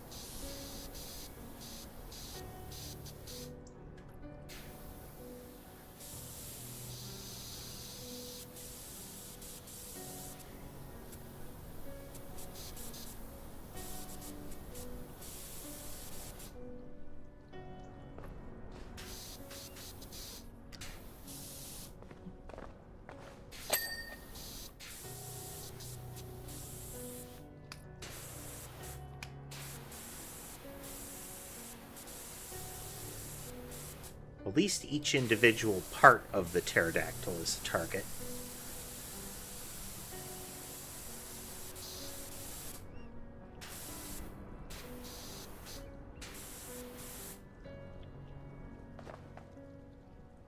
Yoink.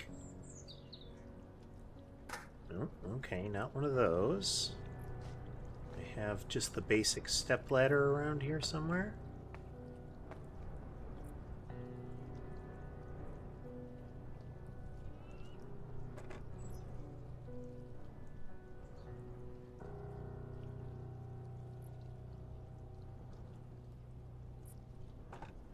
Okay.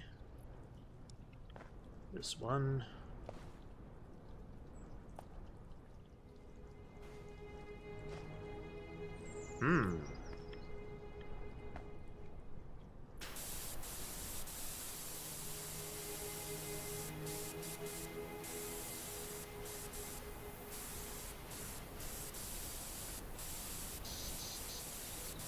Get what we can as we move around it.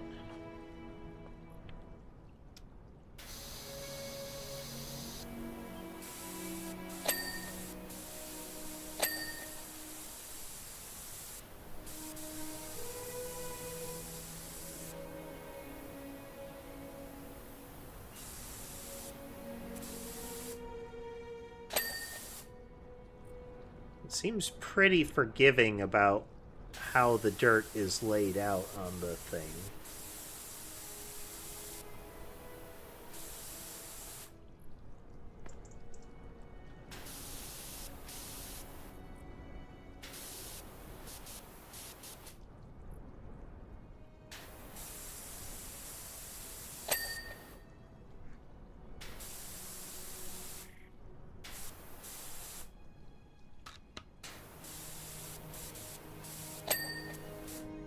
Okay, it is pretty forgiving, so...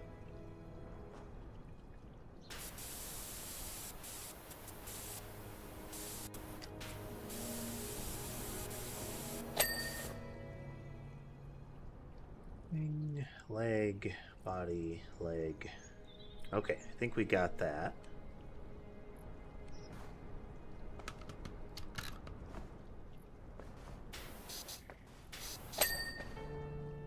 Okay.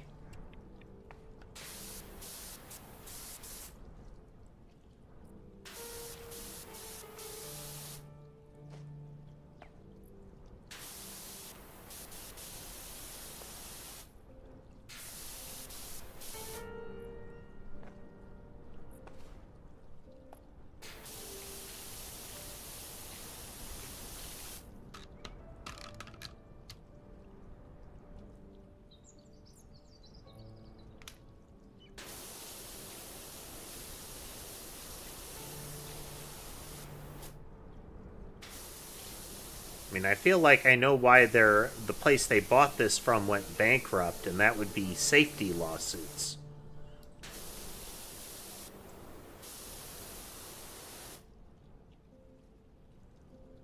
Not because of this. You would normally get, like, harness lines connected from up above so that, you're not going to plummet if you slip on the climb. It's more, once you get up here, this side.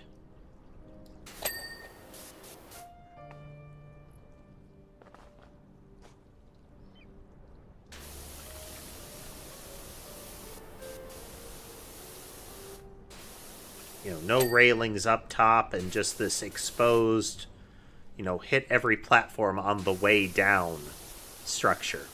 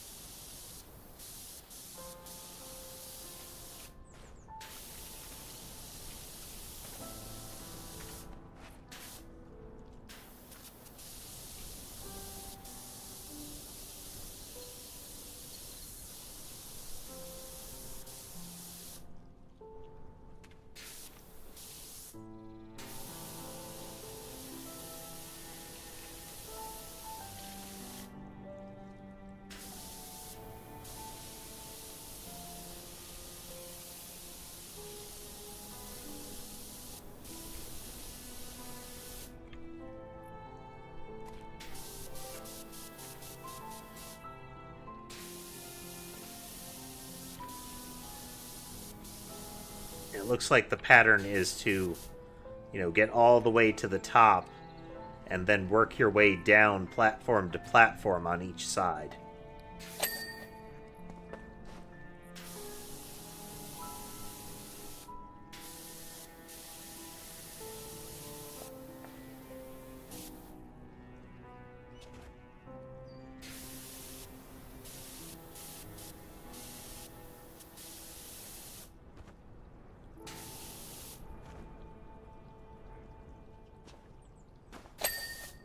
Whoop.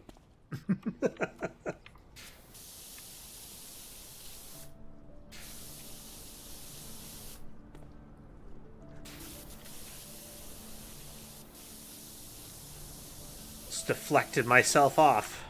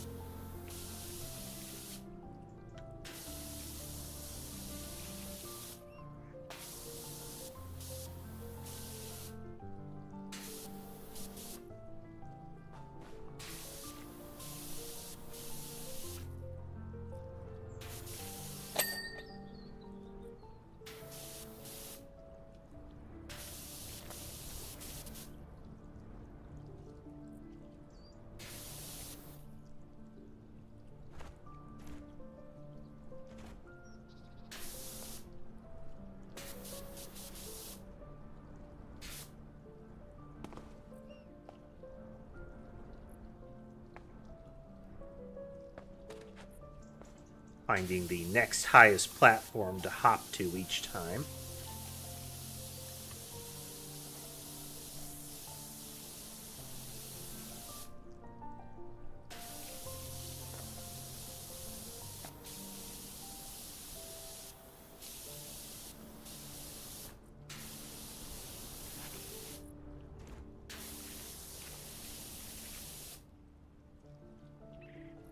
Move my arms a little bit.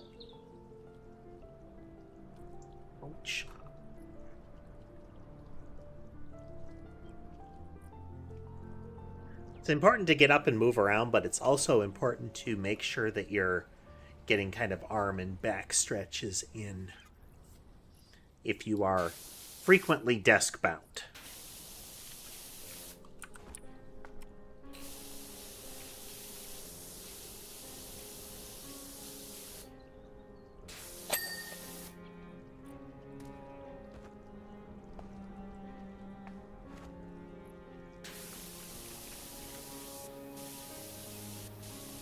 Make a big difference in dealing with, if not preventing, repetitive stress injuries.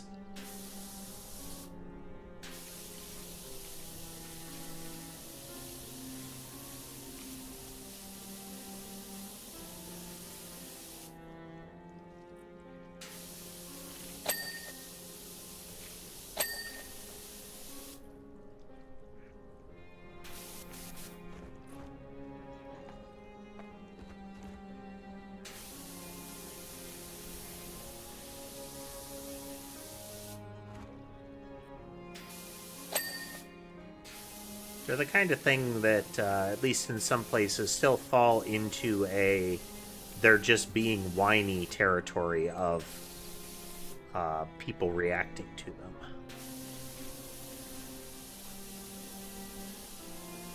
You get full-on carpal tunnel developed, and it is not just whining. That hurts.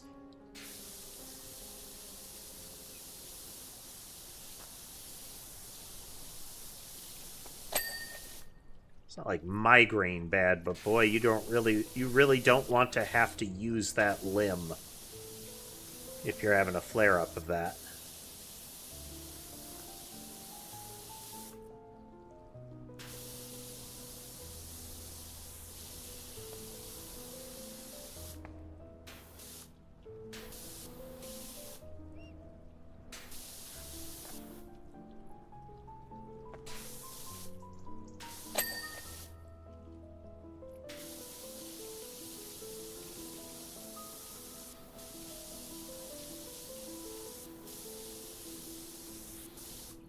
The next time we get up to the top from the other side, over there, we will come down what is straight across from us.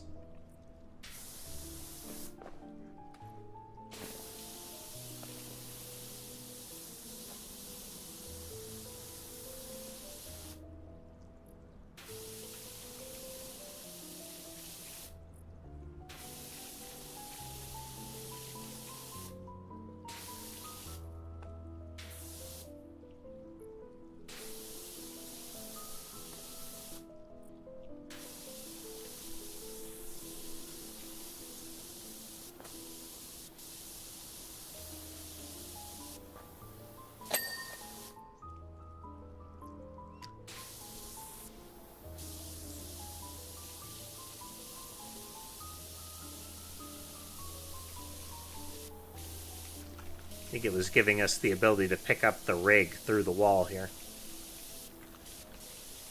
The abseiling rig is an odd thing as far as how it operates in the game.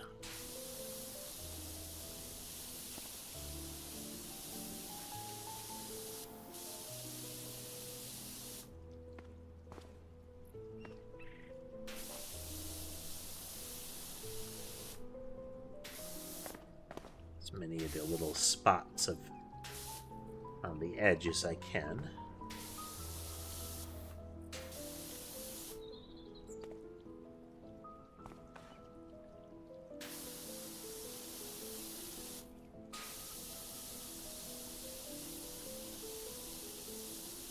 I mean, the mayor is still telegraphing as villain, but I have to wonder if they're going to have it be a bait and switch, you know? Hey there, Mr. Bob. Welcome.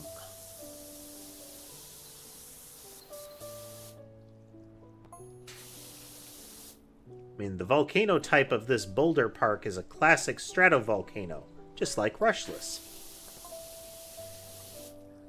Highly explosive with a fast lava flow that doesn't travel far before cooling, leading to those classic steep banks.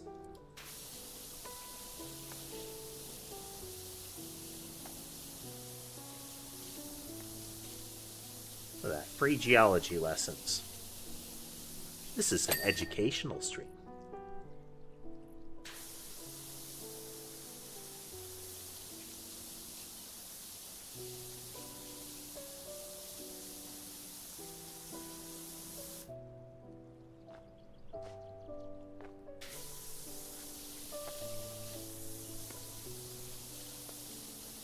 Insofar as you will learn to take everything I say with a grain of salt, though that is, I think, universally true of everything you hear on the internet.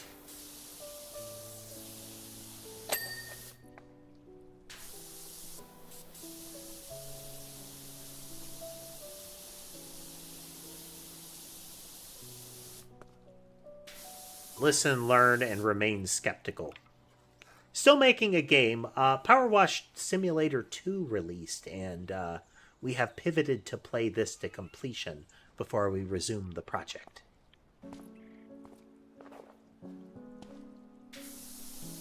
I really liked PowerWash Simulator 1.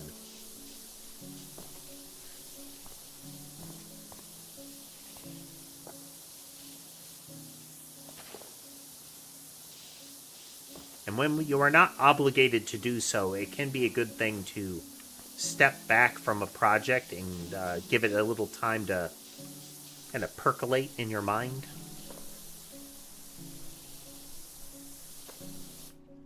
Make sure the path you're going down is still the way you want to go down it.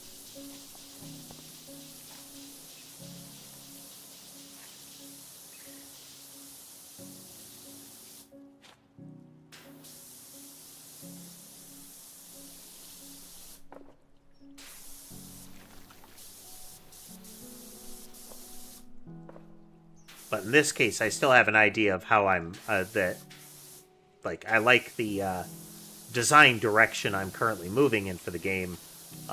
We're just playing PowerWash. We will be getting back to it soon enough.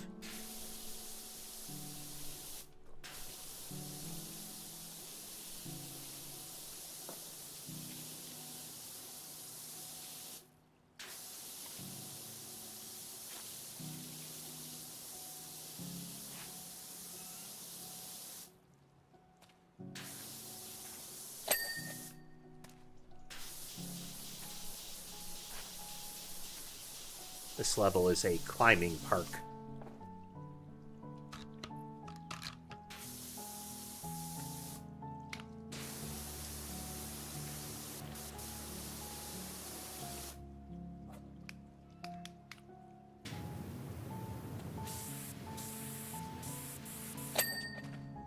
Missed one.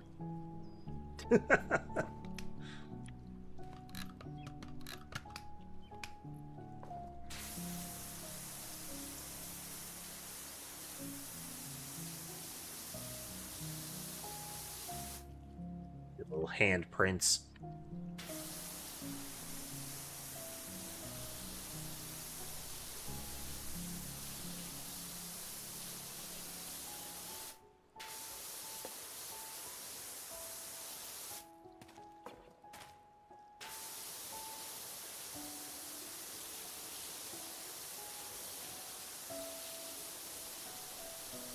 Off stream, I've been playing Outer Worlds. I love the setting of Outer Worlds. A very, I don't know, 50s-ish, maybe earlier corporate dystopia.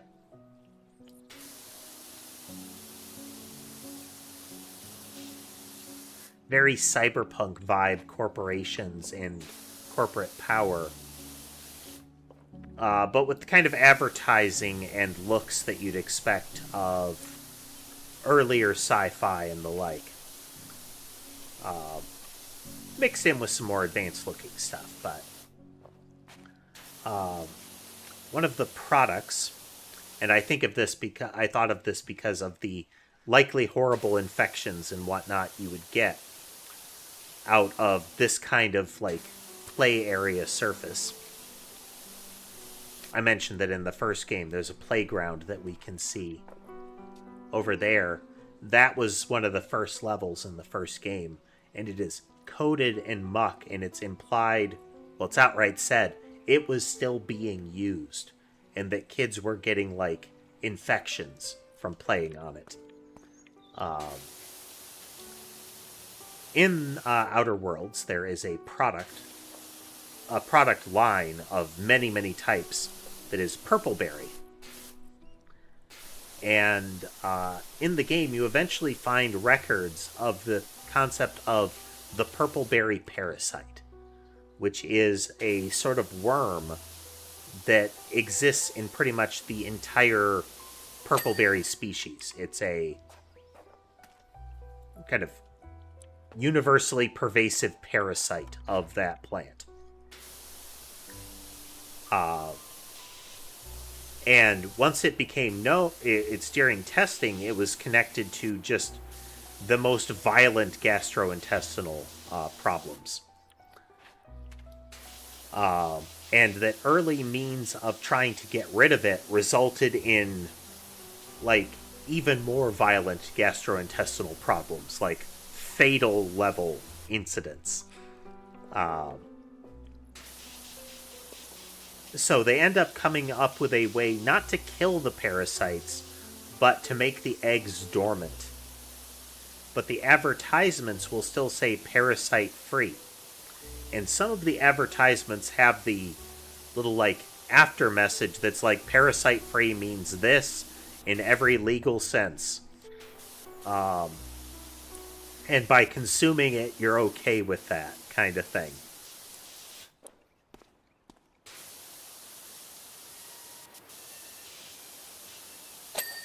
But it's that marker of, we know this is a problem. We found out this is a problem. We still know it's a problem.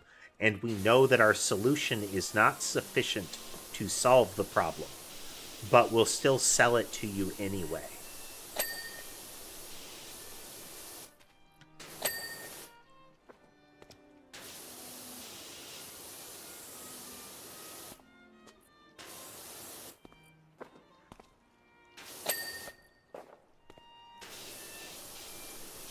Sort of unbridled capitalism. It's like, that's okay because, you know, people want it, so of course we should sell it to them and let them buy it.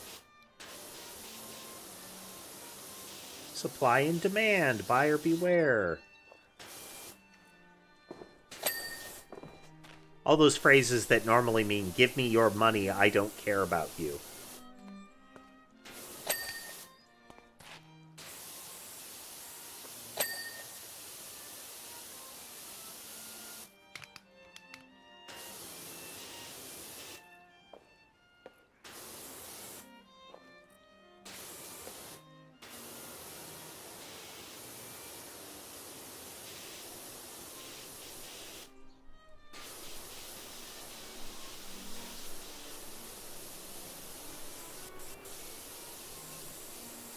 Prior message was purely hypothetical and does not reflect the full views of the Catbot Corporation.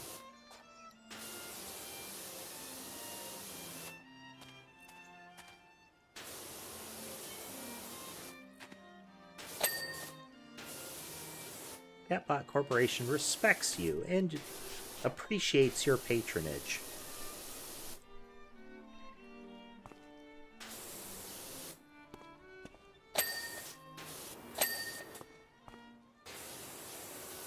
Corporation would also like to remind you of its new and exciting line of Nyanite products.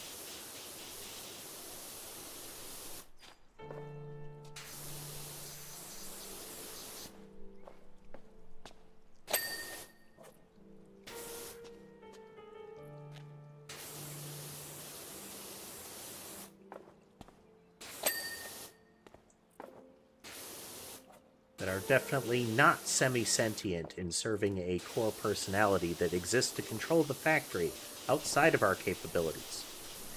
Any messaging to the contrary is defamatory and actionable.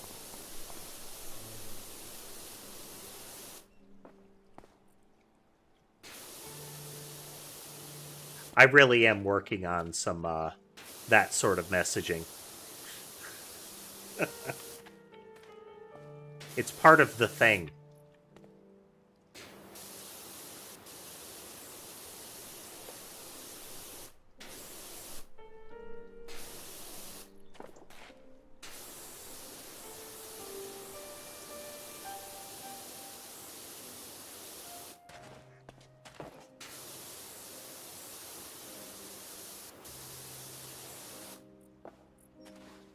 You gotta couch it in corporate spin, you know?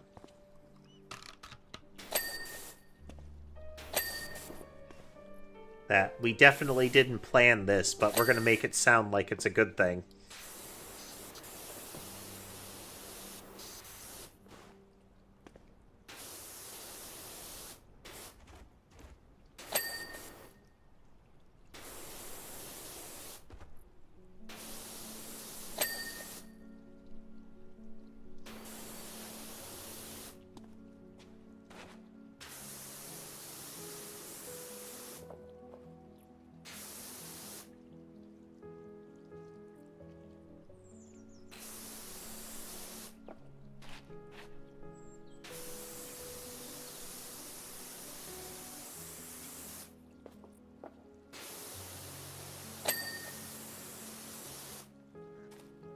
Unexpected R&D breakthroughs resulting in new and innovative products.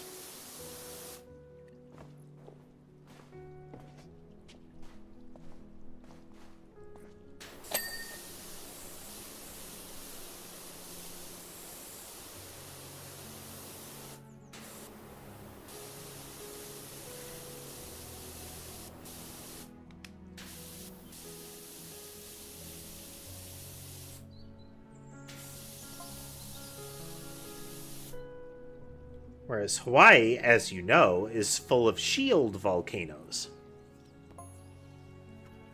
They have a slow flow rate and are less explosive, leading to gentle slopes that cover a wider area. Frankly, if I saw this at a Hawaiian theme park, I'd demand a refund.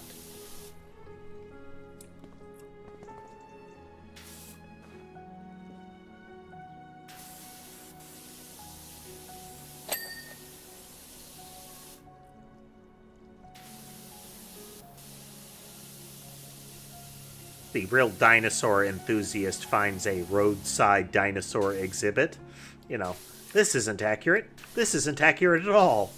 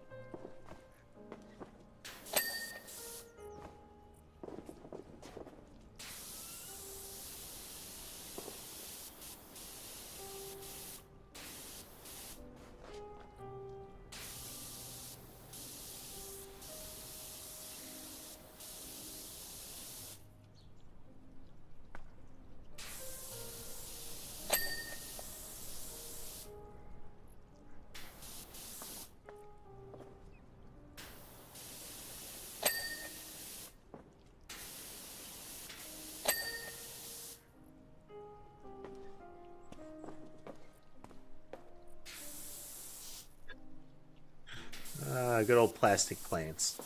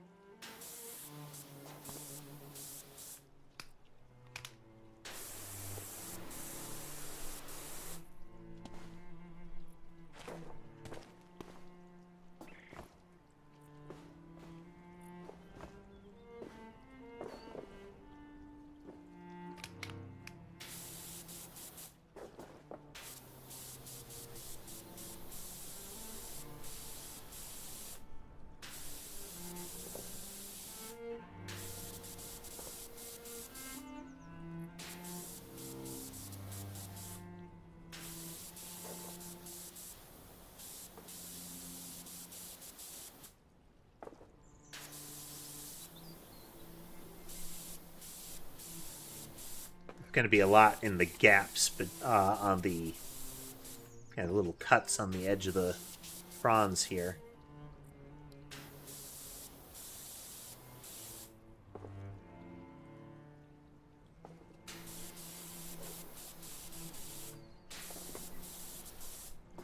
We have to get from multiple angles.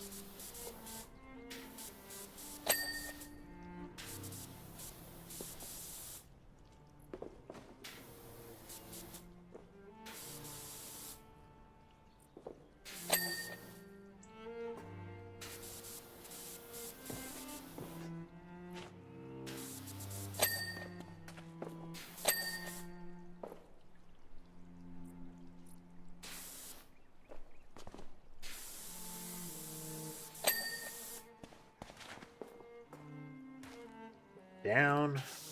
Probably get a ladder for this one.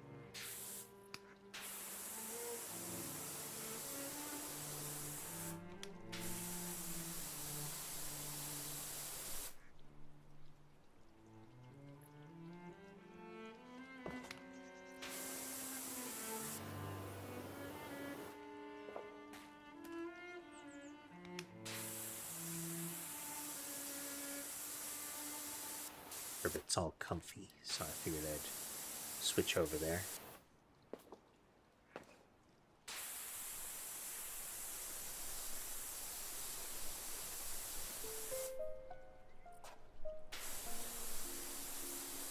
See if we catch any of his contortion acts.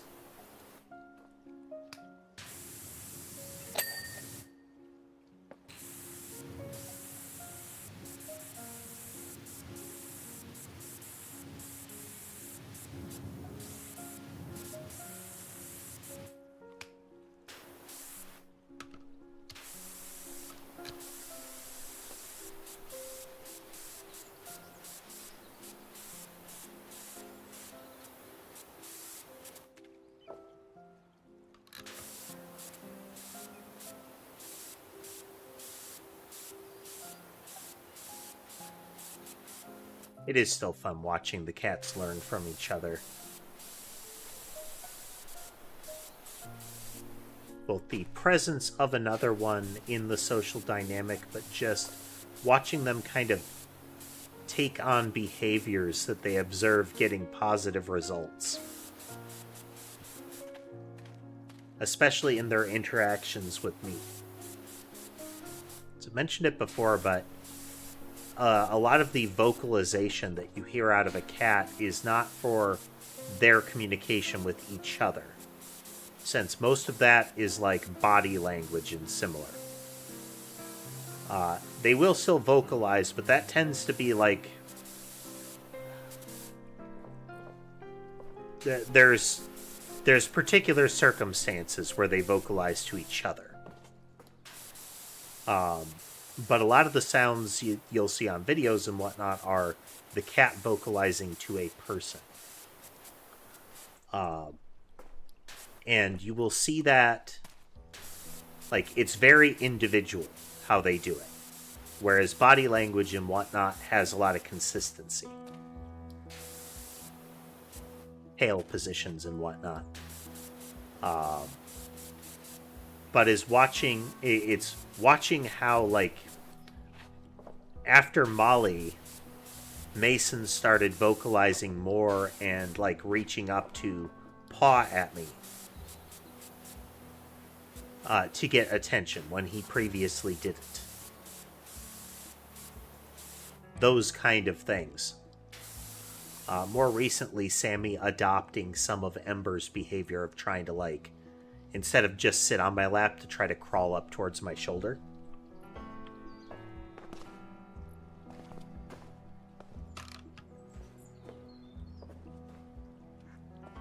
Like, they see something and finally decide, like, hey, I want some of that.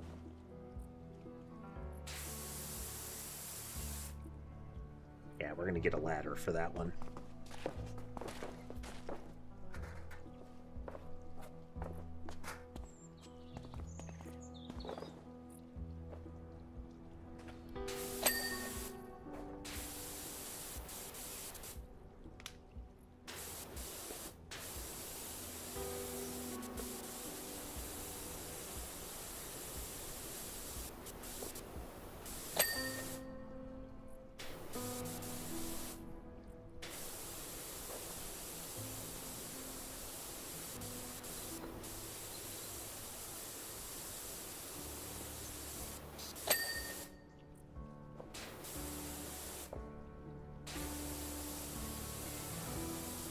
Another thing recently. I am greatly disconcerted that I am seeing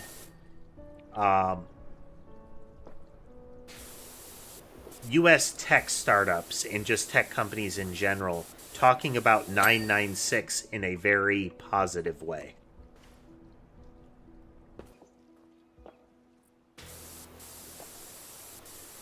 Like, that's just horrible.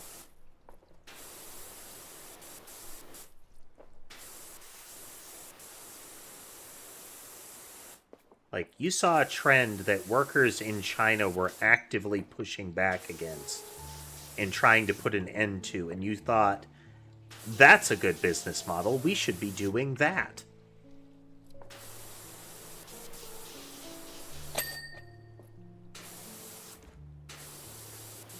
While simultaneously there is plenty of research out there saying that productivity on a 4-day work week, and sometimes with less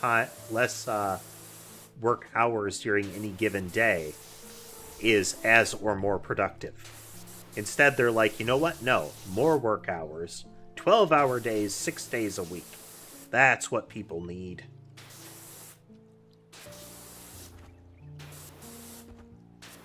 That's what's going to keep us competitive. Completely burning out our workforce.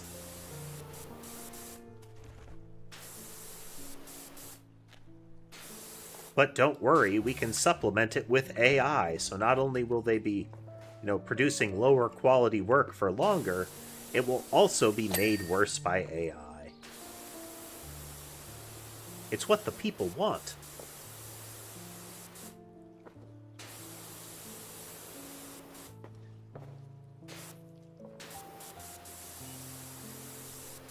By people, we mean wealthy investors. We don't consider the workers people. We don't consider our customers people.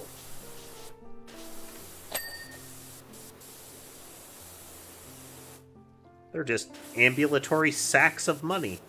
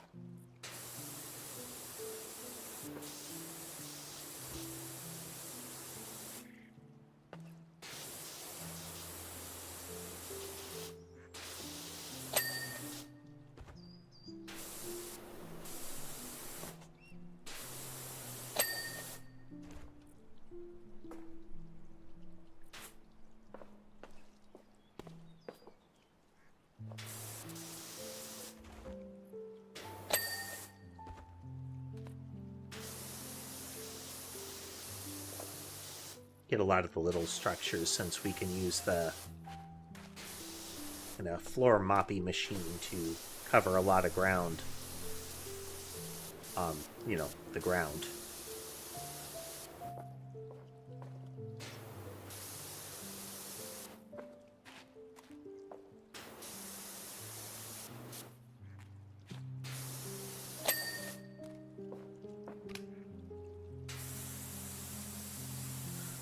Actually got to see some folks playing it. There is another one of those junk retrieval games in the vein of like Lethal Company, Repo, that kind of thing. But the gimmick for this one, as far as the monsters, are that they are powerful mimics. And what the game does is it will record audio that comes through the in-game voice, as well as movement behaviors and similar. And it will try to stitch them together in ways that allow the mimics to get close enough to you. If they do, they will kill you, and it creates a new mimic.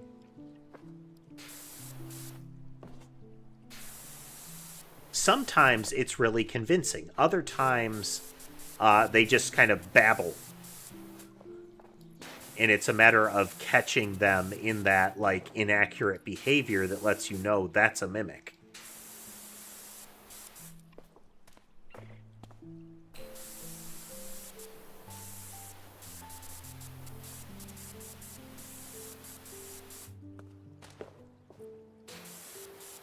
Again, that kind of game is highly reliant on having, like, a dedicated crew that you like playing the game with to be really successful. But I think that's a neat extension of the concept, I like seeing genres branch out.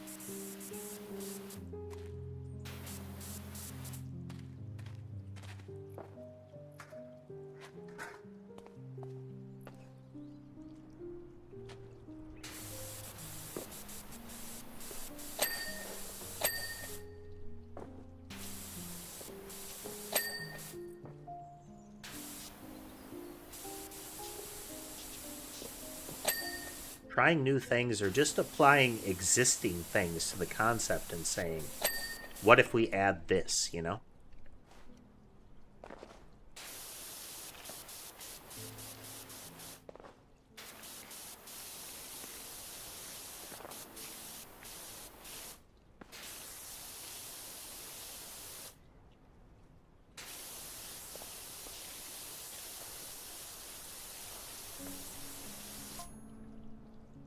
Flow with the flow. You sound like just who we need to clean up after our roller disco fiasco here in Bucketon. Given the state of that place, I kind of want to know more about the roller disco fiasco. It's kind of like in the expansion, the Christmas expansion for the first game. In Santa's Workshop, they reference, I believe, the eggnog incident. They don't go into details, but it's one of those, that's why we can't have nice things anymore descriptions.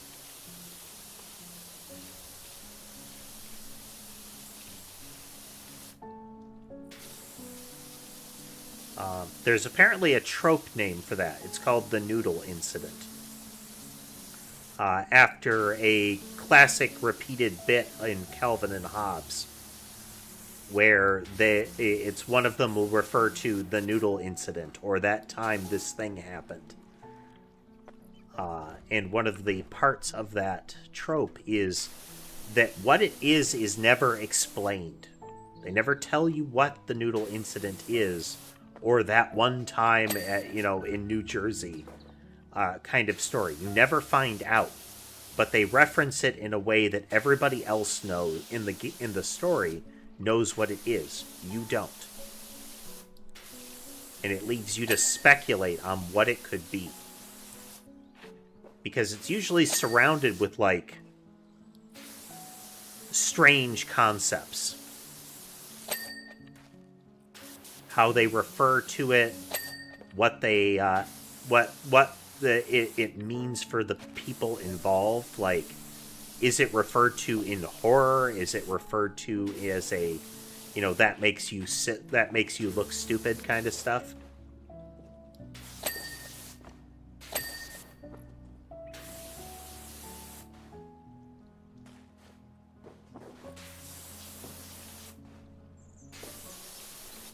It's that, hey, you said you'd never mention that, or it was this one time. That wasn't my fault.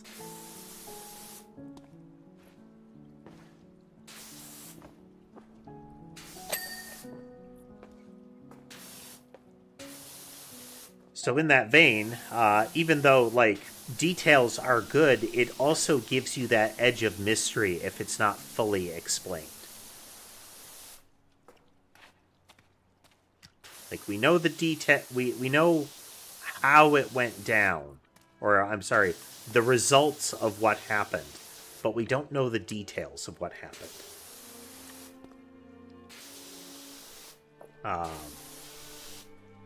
Again, that's one of those things that can be done really passively. Like, when we get there, there's automatically the speculation of what had to happen to get the dirt on the ceiling. What did you do?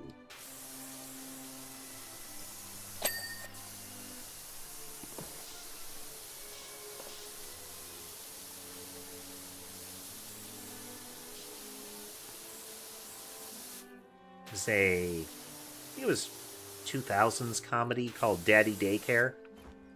And for me, the most memorable scene from that, the one that I primarily remember about that at all, is a moment where the kid leaves the bathroom and the two fathers walk in, the people running the daycare. And you can see they're looking forward at, like, the toilet, and they're like, oh man, you just see the camera looking at the two people looking into the room. You don't see what's in the room. Then you can see they start to look to the side, and their expressions grow worse. They're looking around, then they look up, and the horror, like, reaches culmination. So it's, something clearly happened in the room. Then something awful happened in the room. And somehow that something awful got on the ceiling. So there's obvious implications based on it being a bathroom, but that's all we know.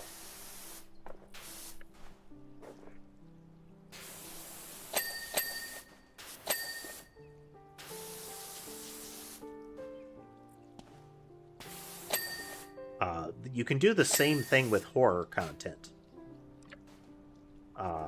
By not revealing everything, you give people room to think about it and imagine something that is scary or funny or whatever.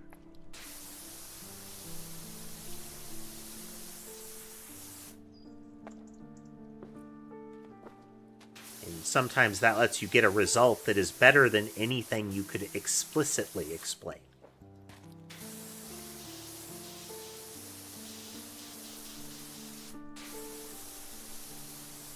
Also a great way to create that sort of fan theory speculation kind of stuff.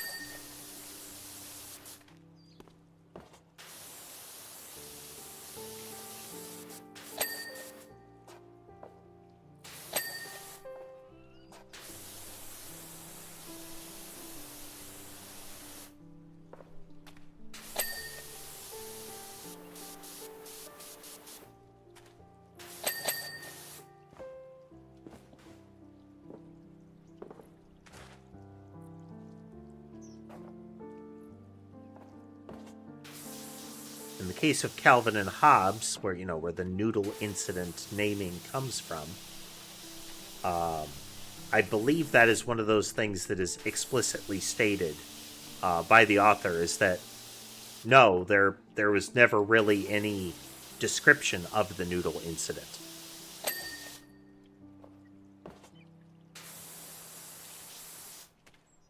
It's not a secret that folks could suss out.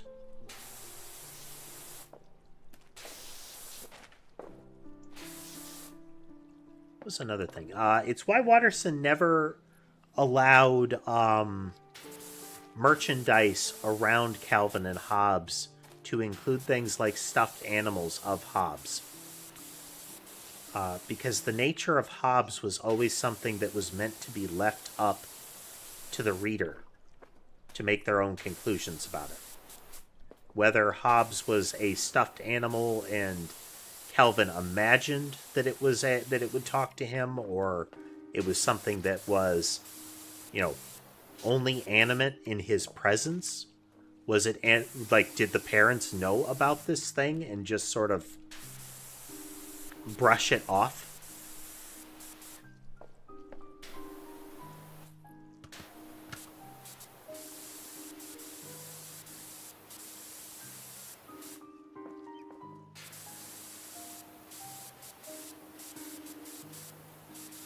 It simultaneously adds to the idea that Calvin might just be like, this might just be an extension of Calvin's incredible imagination, or it could be something else about the world that it's presented in.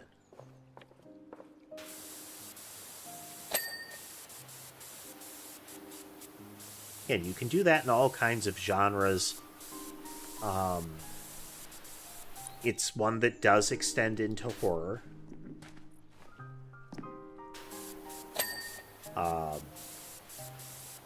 Into a lot of, like, fiction. Unreliable narrator ties very well into that.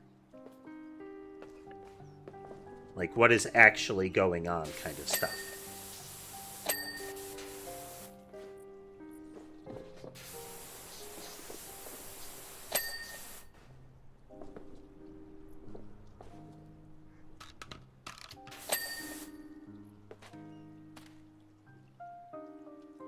Well, we've almost made the circuit.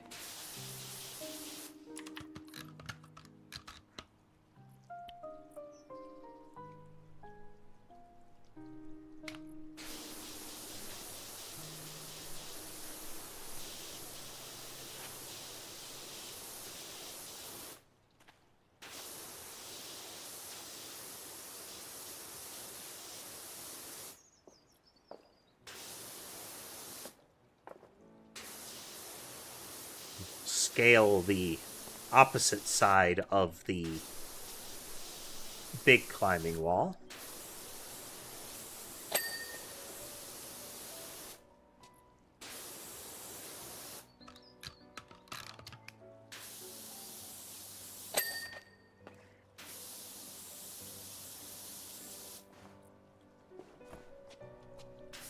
I referred to this a little earlier, the fact that the time lapse moves fast enough that it's easy to forget how much time you can spend on any given level.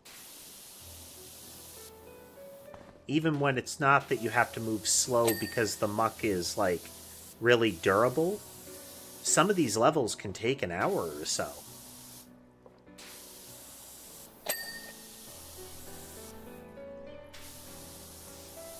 So that, like, under a minute or a couple minutes time lapse could represent quite a bit of time.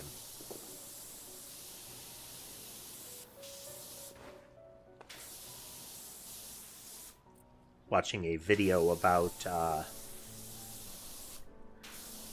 restoration of some old, like, novelty kitchen appliances. It was a real old waffle maker that made waffles in the shape of hearts. And one of the things that they had to do was clean out all of the old grease that had accumulated inside of it. And they were showing the process, and I think it was something like, eventually there was a caption during the speed up. It was like, I'm just showing you 1/100th of the time I spent on this. Like, on this part.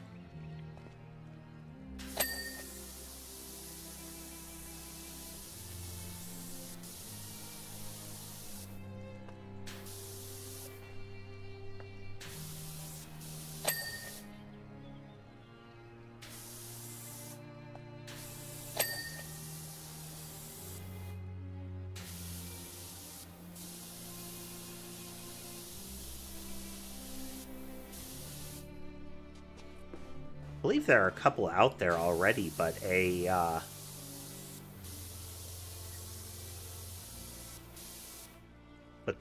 dismantle and assemble style simulator games are also interesting.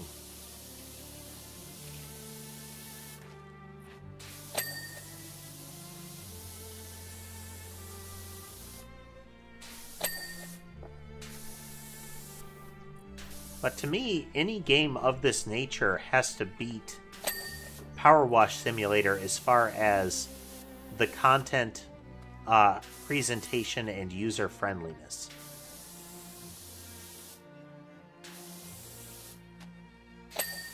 Like, one, if you're just doing like Unreal Engine default physics, or really any engine default physics interaction with the world, then a lot of times that's not going to feel good.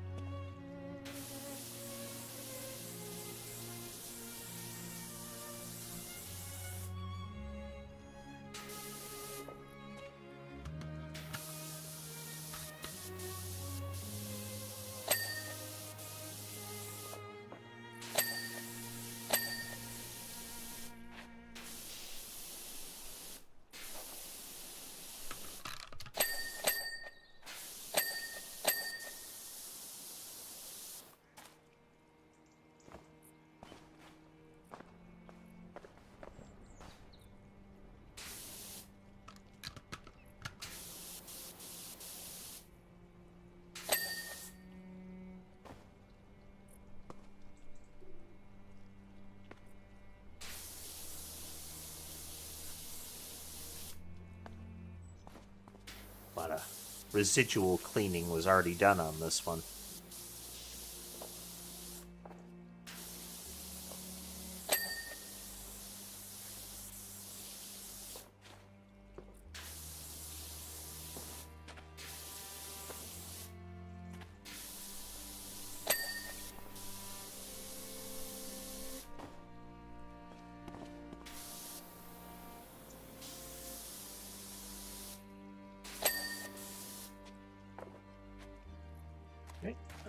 Let's get these over here too.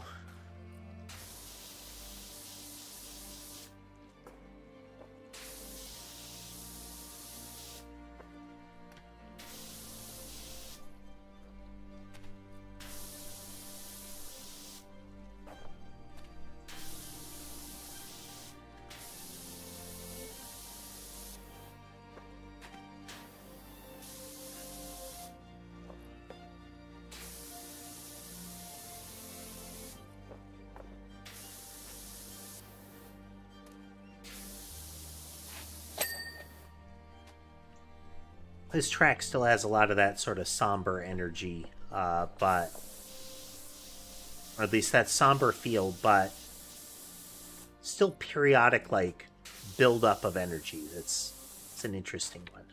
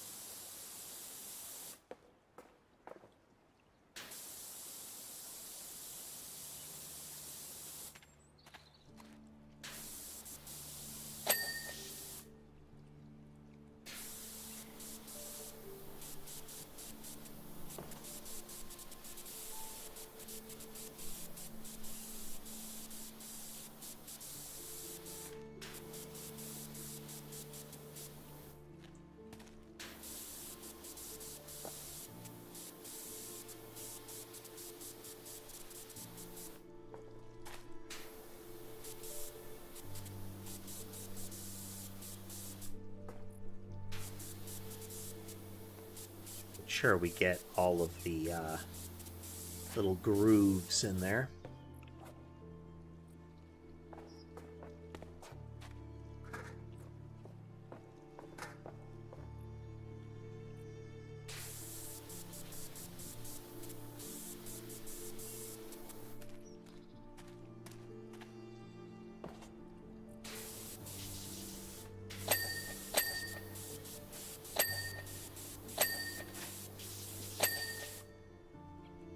Nice. Okay.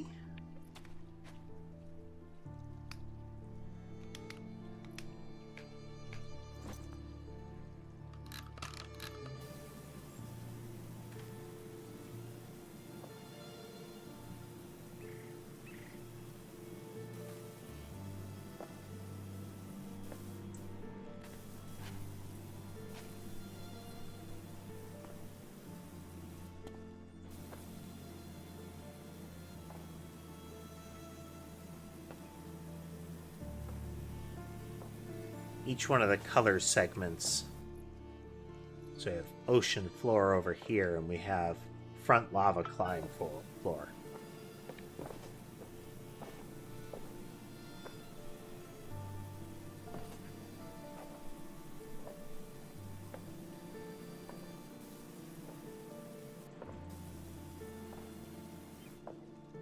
With a little bit of wobble in between the layers, the lava climb floor is a little higher.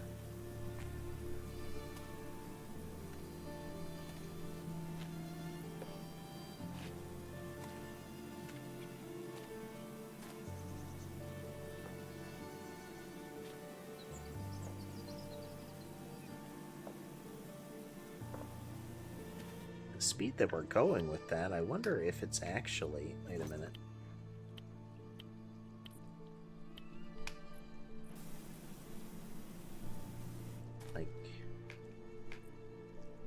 Actually, that's not any better, actually.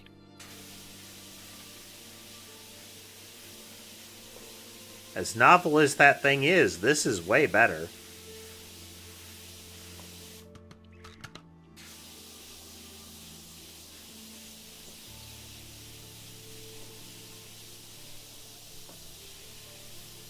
I suspect if this were thicker muck that it would make a difference.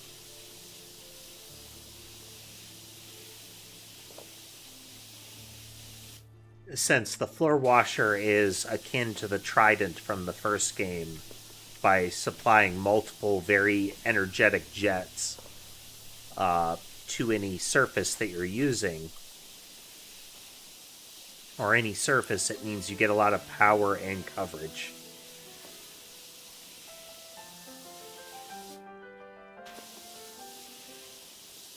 But this is a lot easier to control. And I'm getting similar coverage out of it.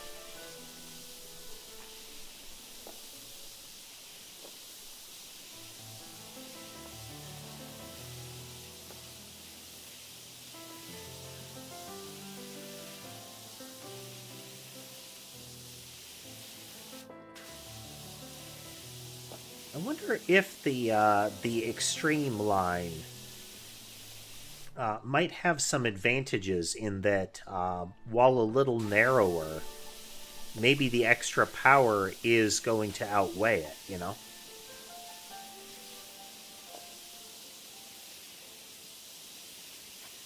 We'll have to see.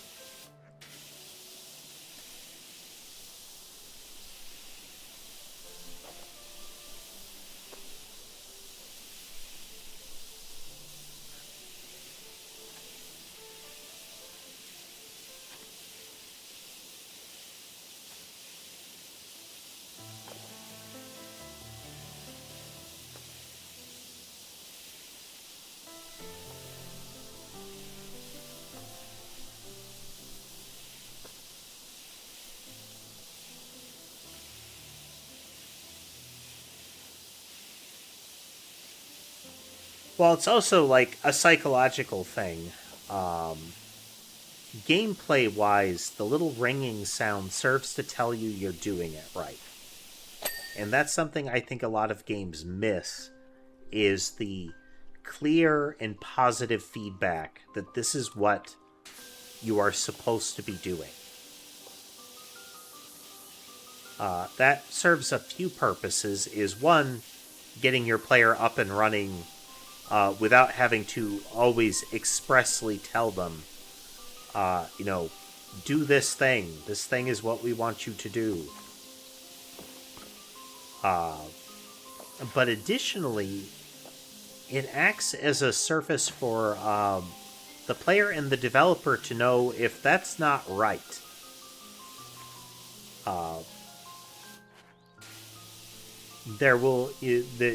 You'll almost certainly eventually encounter games that have inaccurate feedback, if not perverse incentives. Like, the game gives you the feedback, but it's on something that is bad for the game. Like, if this is the right behavior, then it discourages you engaging with the game in the way it seems like you want us to. In competitive games, KDA being visible is often one of those. Because that is a number what go up. That is a score sheet.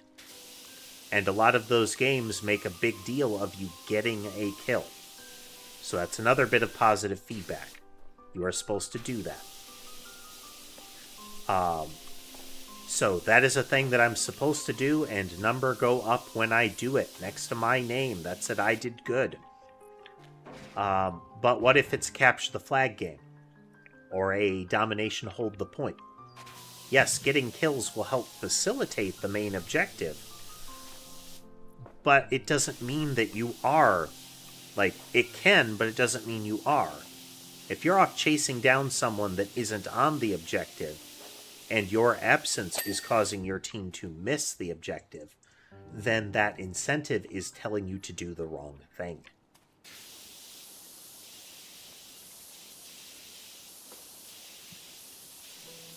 And from a game dev perspective, that means you're doing it wrong.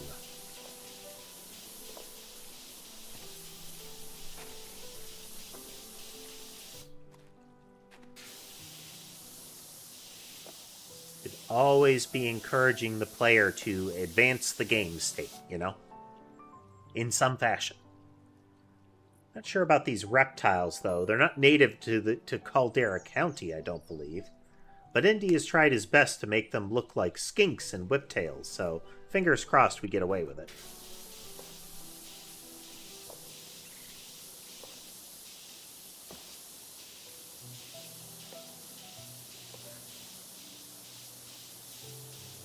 I can see no modification at all to them, so I feel like Indy has failed.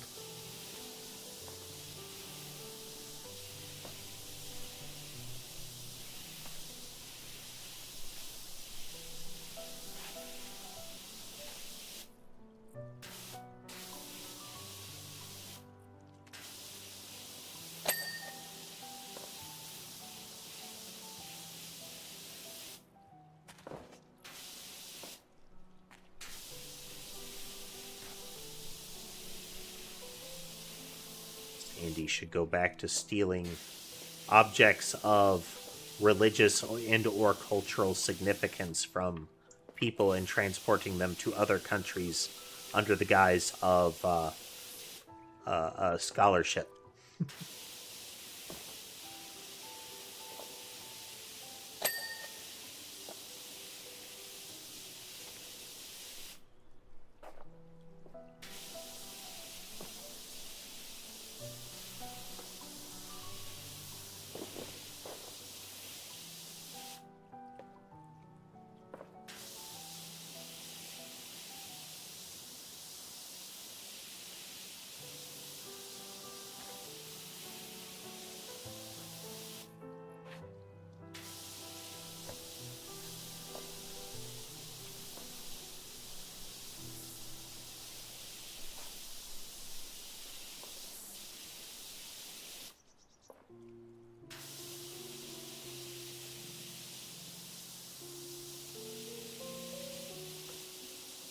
Ooh, I got to encounter a new toxic internet culture word recently. So, I had eventually become aware of the concept of, amongst some circles, the idea of soy or consuming soy being perceived as very negative. Recently, I encountered the use of that in soyance, like soy science, as some sort of like uninformed, like, soy misinformation / propaganda science.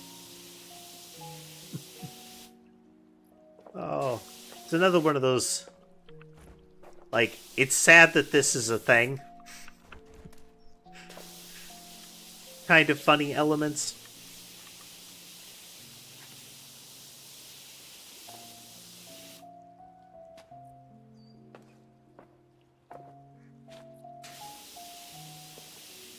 This word was being uttered by somebody who also used the term bacteria maxing while holding up a glass of what they referred to as unpasteurized fermented milk that was full of bacteria.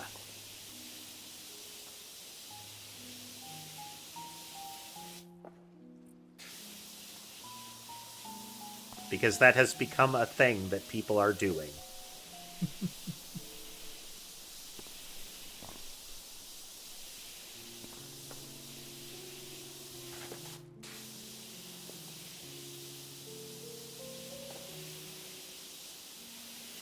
Just one of those weird elements. At least personally, I find it weird, but simultaneously, I know that it is going to be very common. Is hearing that, thing A is positive. And because thing A is positive, more of thing A is more positive. And if more of thing A is more positive, then all of the thing A is the most positive and the bestest thing to do. A healthy microbiome within your body is a good thing. Well, and the microbiome is made up of largely bacteria, right? Like mostly bacteria. Yup. Okay. So more bacteria in the body is good. Wait, no. Oh, so, okay. So if I make it so that my entire, gut microbiome is just pure bacteria at all times, every type of bacteria, then I have a really diverse and healthy microbiome. No, stop that.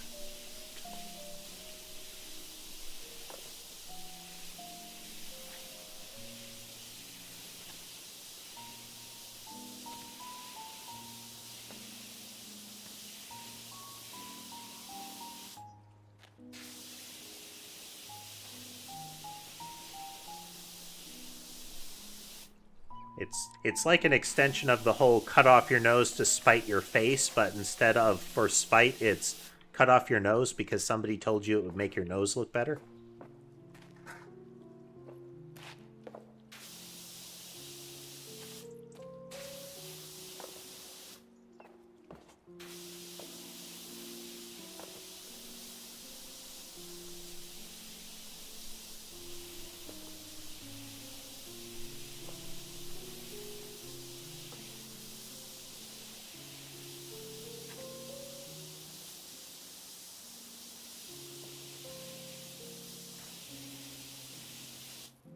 Like, just in general, though, the suffix maxing.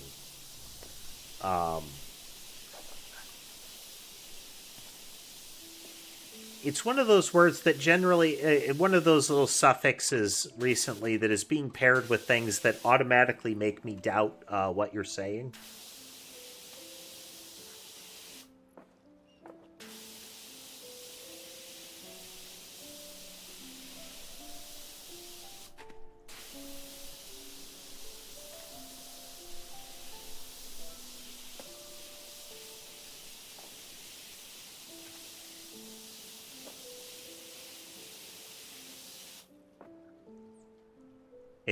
It has the sound of something that is shouted by people in backwards baseball caps selling you a supplement that they do not use themselves.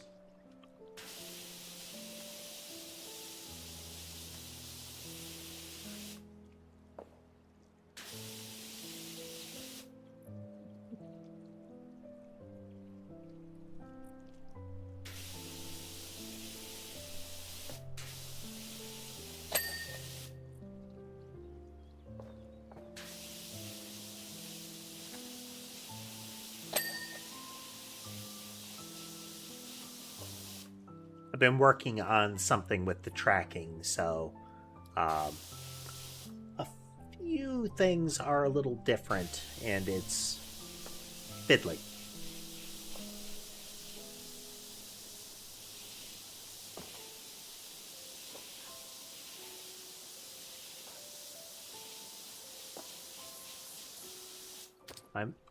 Oh, no.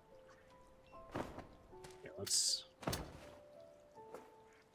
put you on the other side.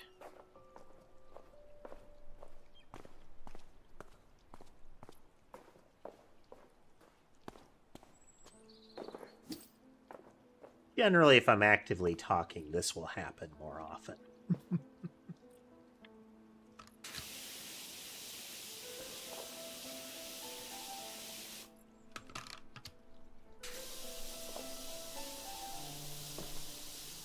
They are.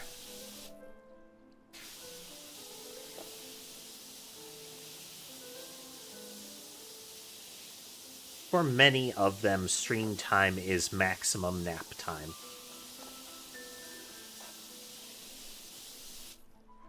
I mean, they're cats, so most time is maximum nap time, but you know.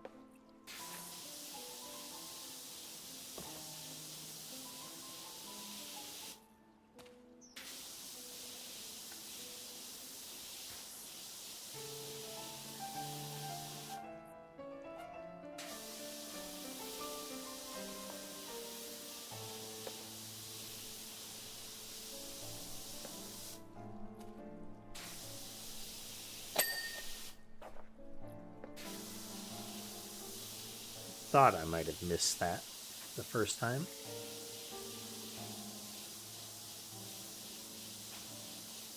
The little sand around the base of the tree is a separate thing from the rest of the floor.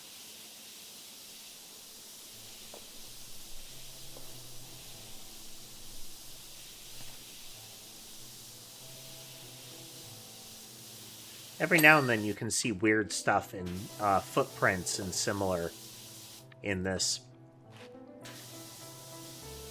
Sometimes it will be explicitly called out in the kind of storytelling about the job that you're working on, sometimes not.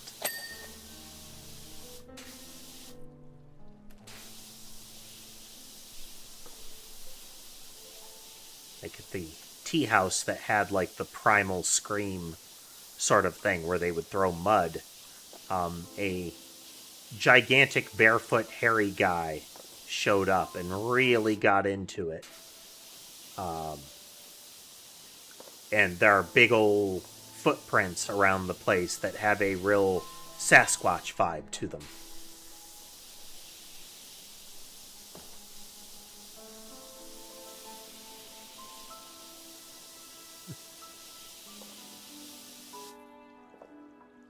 I've known folks with parrots before. They can be real nice, but not my kind of thing.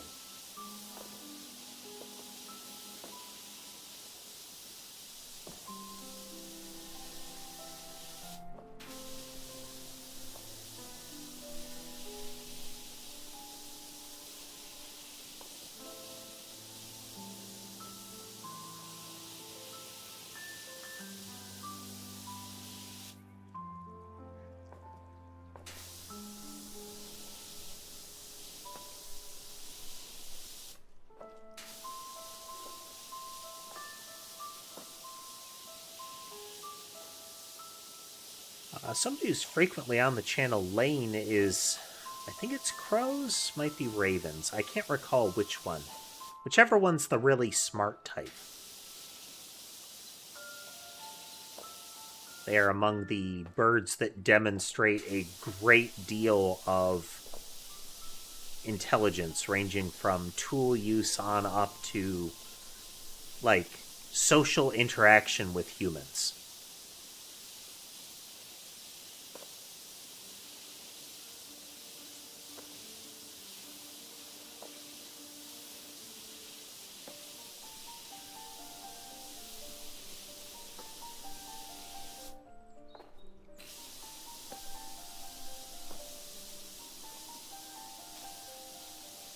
Like, they seem to demonstrate the ability to identify a particular person, whether that is in both positive and negative ways. Like, they will remember that person and they will communicate that to others.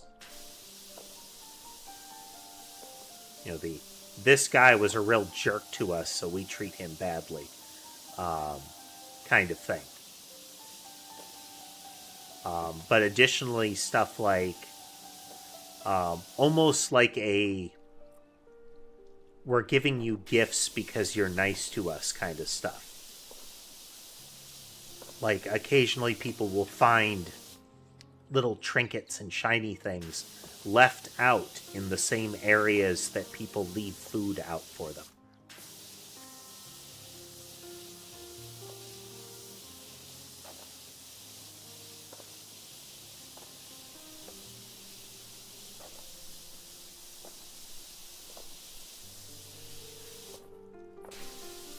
Which I find very interesting.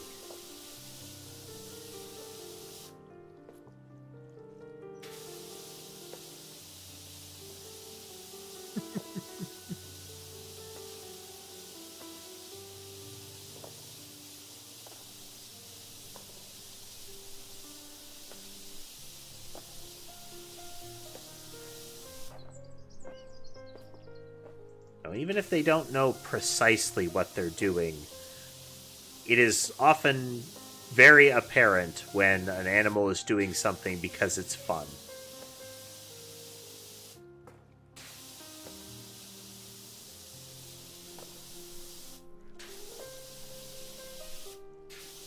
Especially when it's I know I'm going to get in trouble for this, but I'm still going to do it.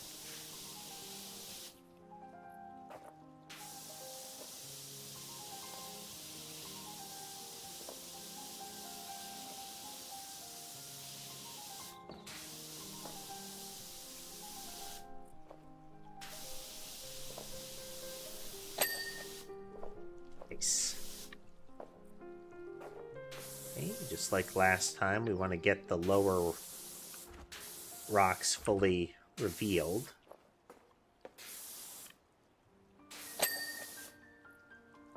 Because we won't be able to get them properly on the rig.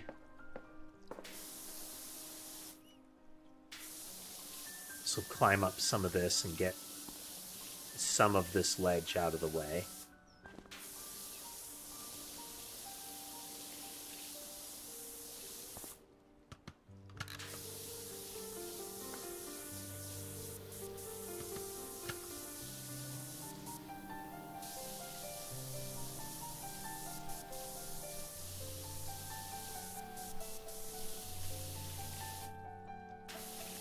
Or we can get of this from below, the less of it we have to deal with on our way down.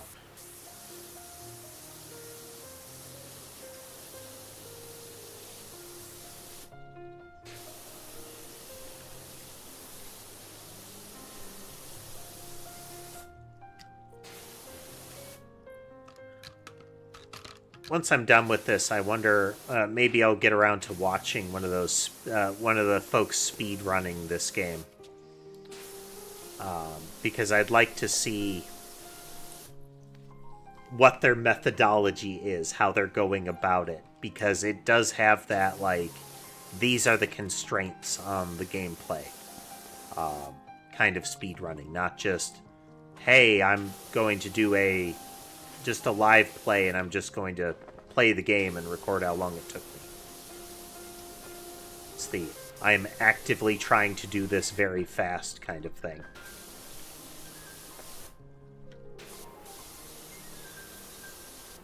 I guess, as much as I can scale of it, I'll do it from here.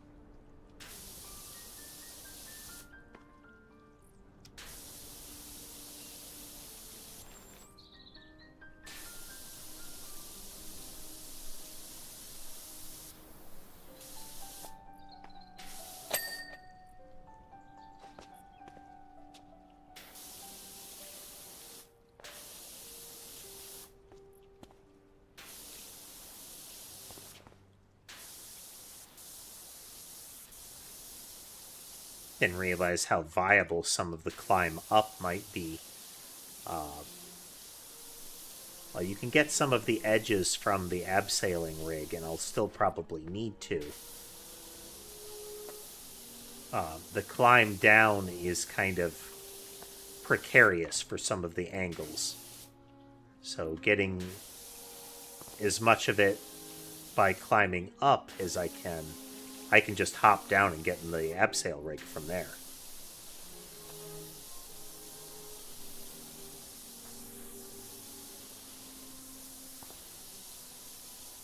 It's one of those really obvious when you stop and think about it for just a moment kind of things.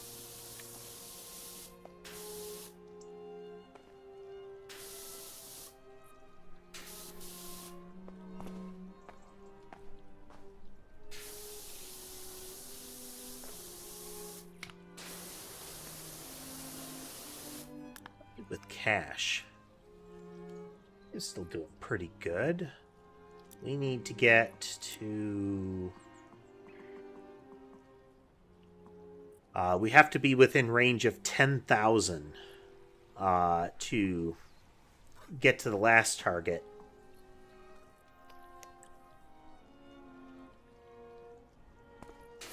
Hey, Dylan. Welcome back. Hello, Ember. Hello. You come to warm yourself back up? I am an alternative heating device.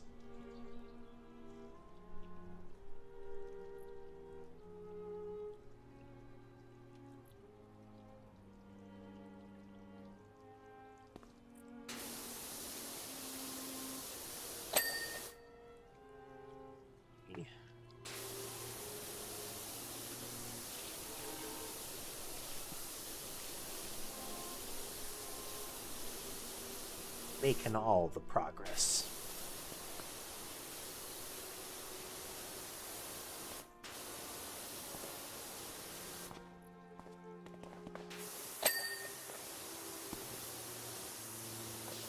This is the kind of gameplay feel I really like for stream, where it's just, you can get so wrapped up in what you're doing, you know?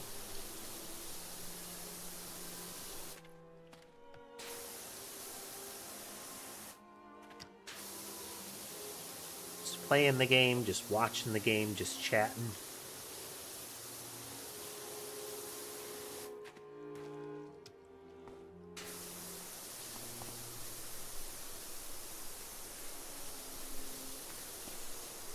You can kind of play it without really super engaging with the actual gameplay.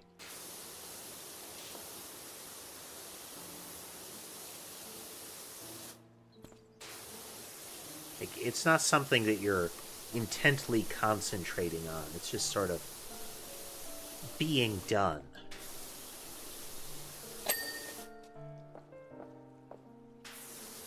If that makes any sense at all.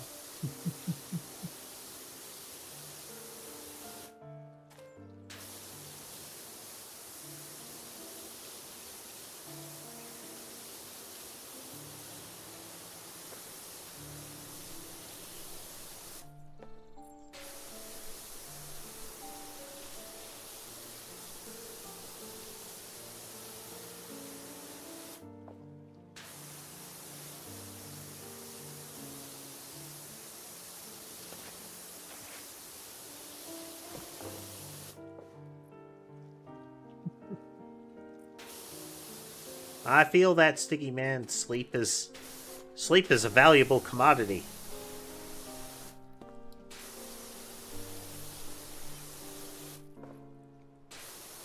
Yesterday was one of those rug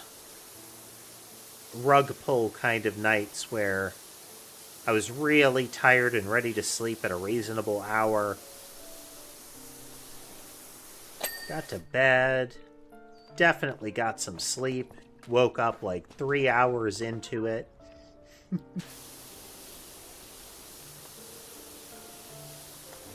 About 4 hours in.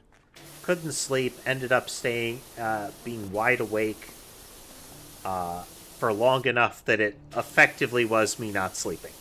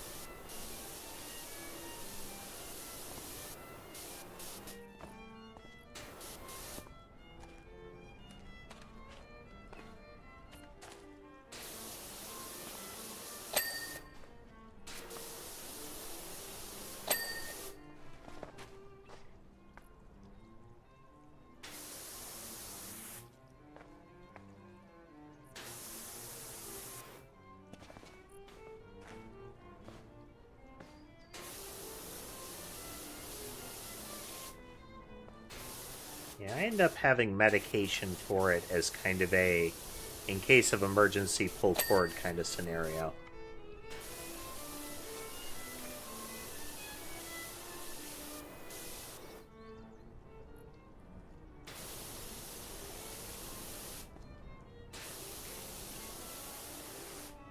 Nice.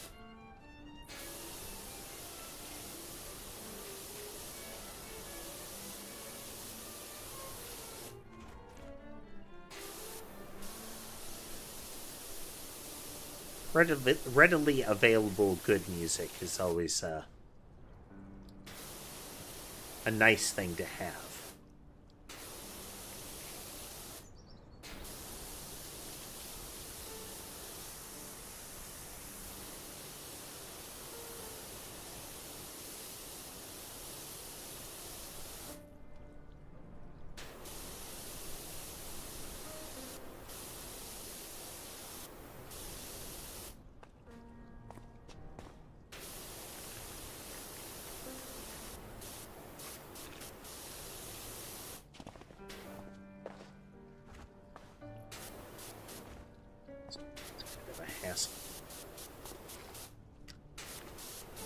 Craning my neck around trying to see around the corner in the game screen.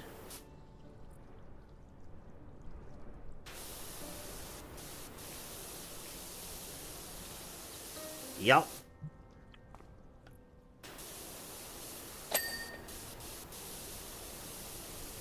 I mean, that's the big win there with having stuff, locally available.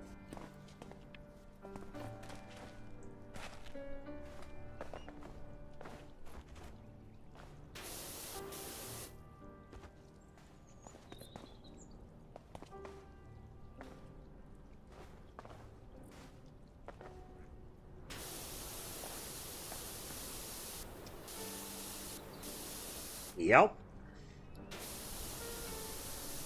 And that kind of calamity case is only going to get more likely until we have some action taken to say, if you are going to be a global data provider like this, you need better...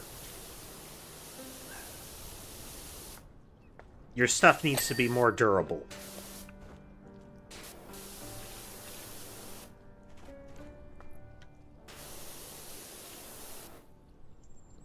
Can't be just like, oops, some core infrastructure is down.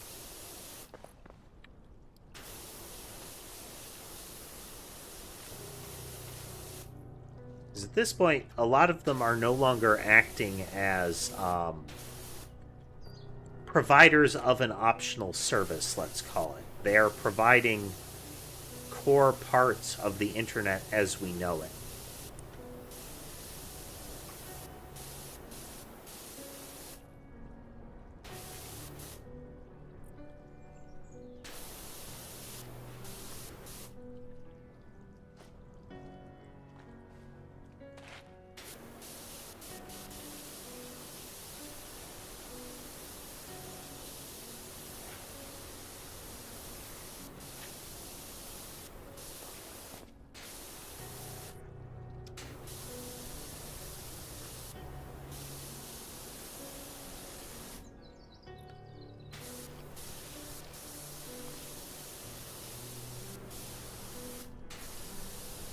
Now, any sort of expectation like that should be paired with expectations of relevant assistance when stuff is going haywire, you know.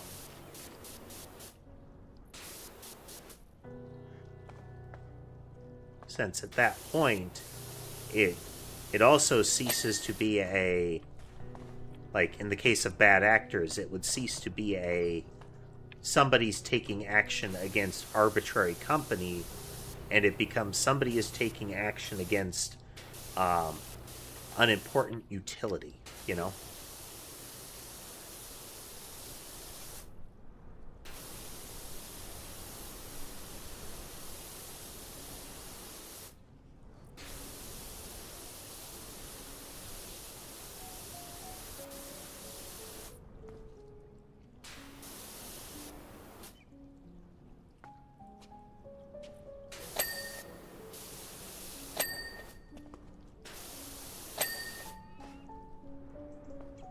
I think that's as far as we can get on that side.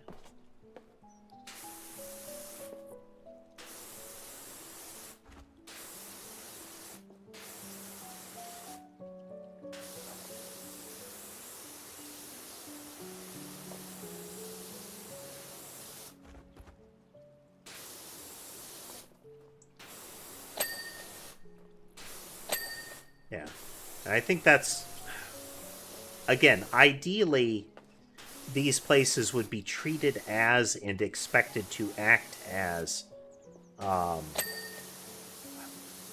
essentially infrastructure.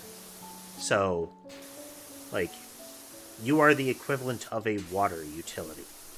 But that, again, comes with an expectation from governments to treat them as that. So, you know, if you mess with this service provider, you are essentially ripping wires out of the country.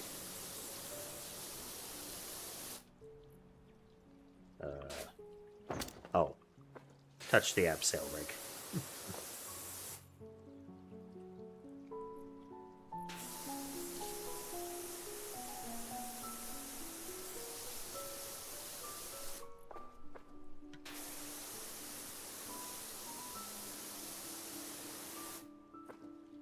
So as maligned and corporate as they are, like, doing any sort of functional damage or availability damage to, say, like, AWS or Azure or something like that has a huge economic impact across a country, let alone multiple countries.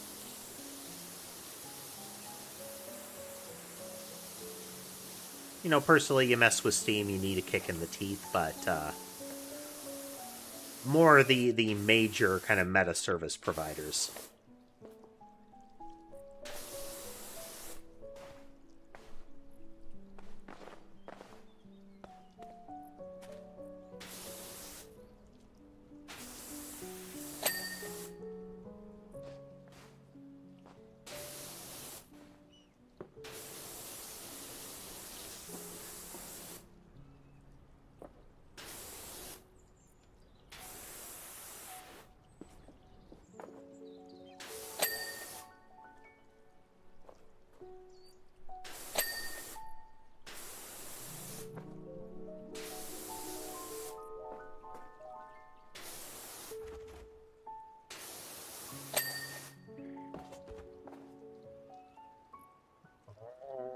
Little ones.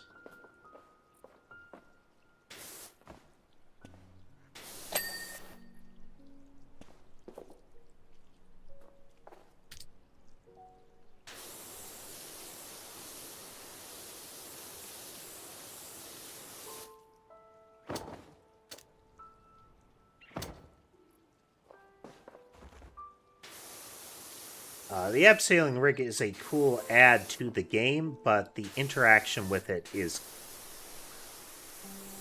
sometimes a bit annoying. It's very easy to accidentally enter or leave it when you're near it. And for many of the places where it's used, you will need to move around near it.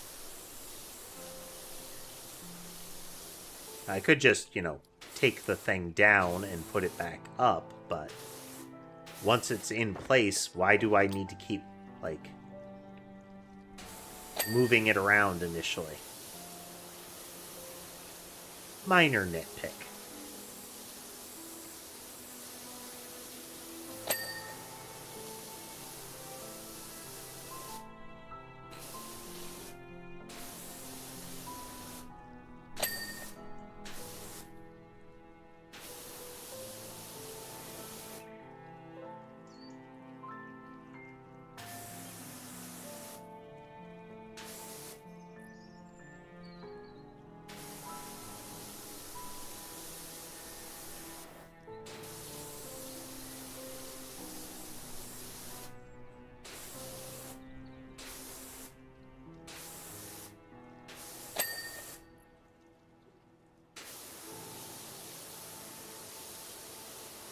Already guessing it's the last 10% then that the targeters kick in.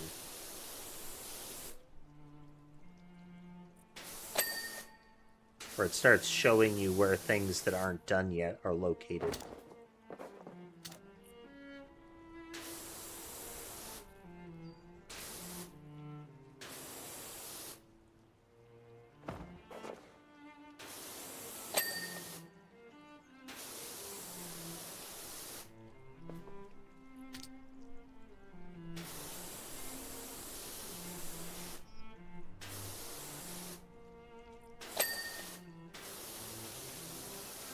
Is good, because if it indicates to us where some of the footholds that we missed are, we can move up and down more systematically.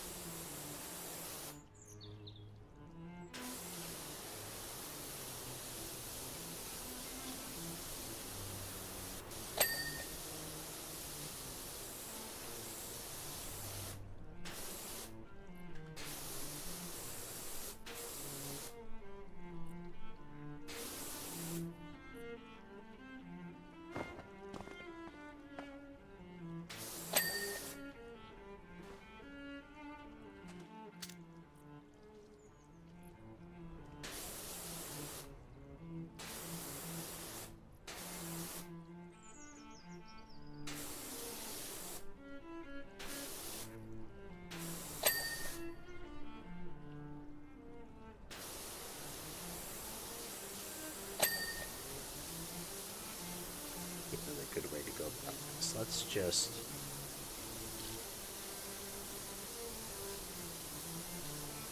mark off the entire side here.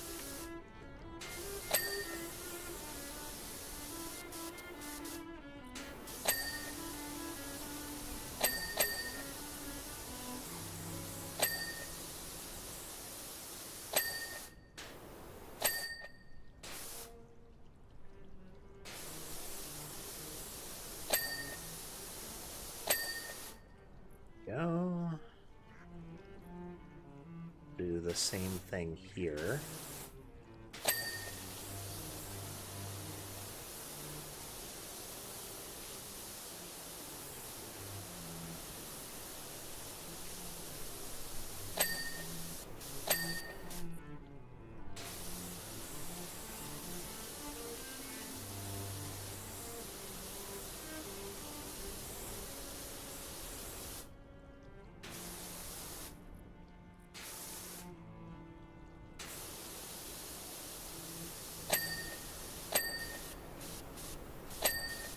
There we go.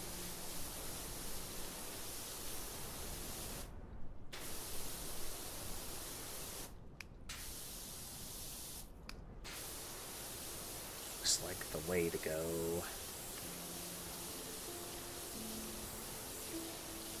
what I'll end up doing here is by clearing off the back plate of it, I can then just focus on whatever foothold has currently got a targeter on it, instead of trying to sweep back and forth and get each one as we go. I would have liked to get them that way. It feels better that way.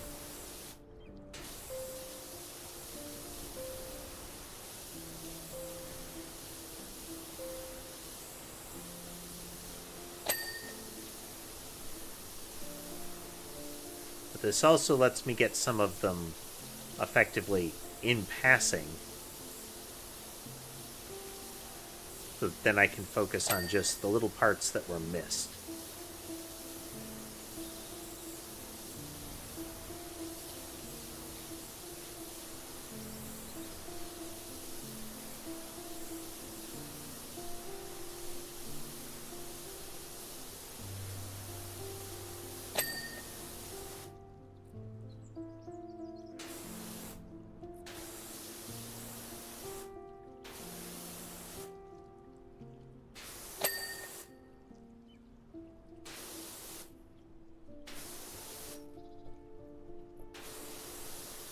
Come to sit with me, Molly. Hello. Just posture.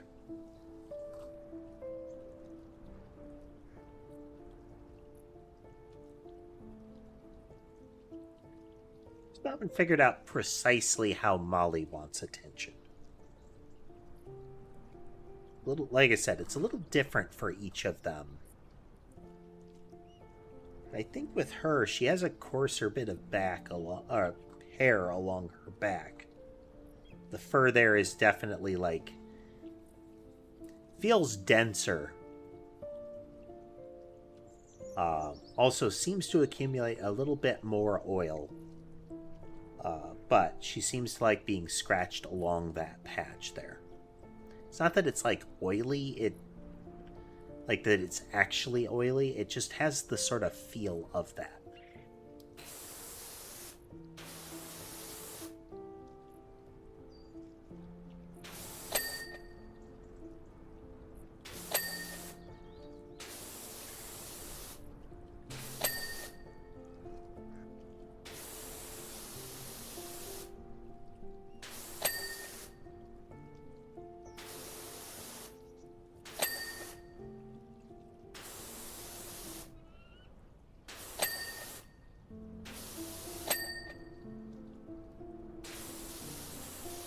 You also get back-to-back finish indicators, which can always be nice, too.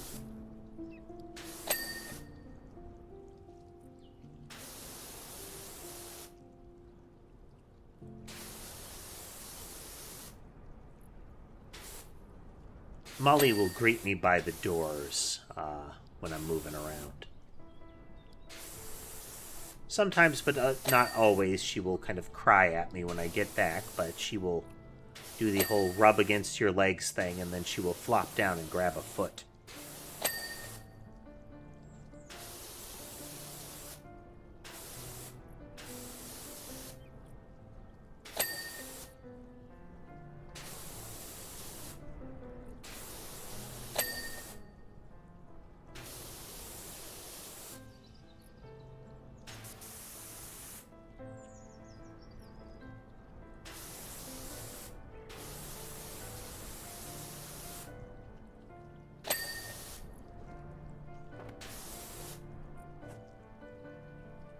Thank you, abseiling rig.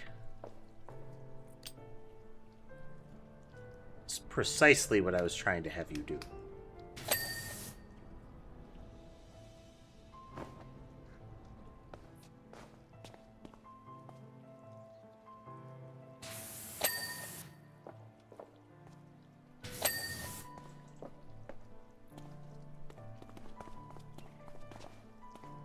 I suppose I should get this spot, too.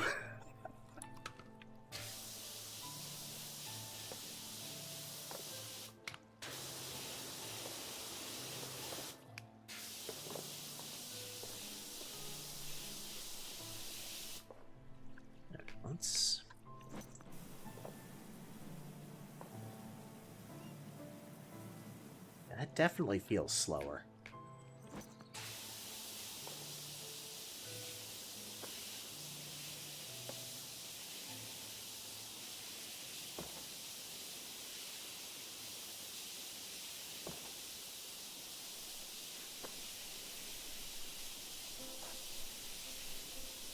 More of the same, Dodds. More of the same.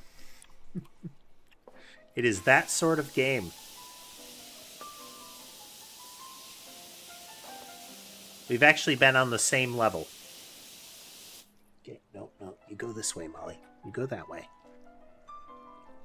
There you go. Molly is definitely a move straight forward cat.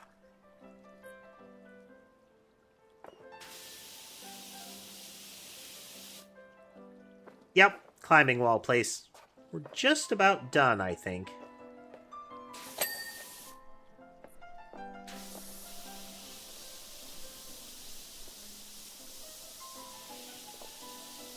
Large area here to cover, but I think it's the end of it.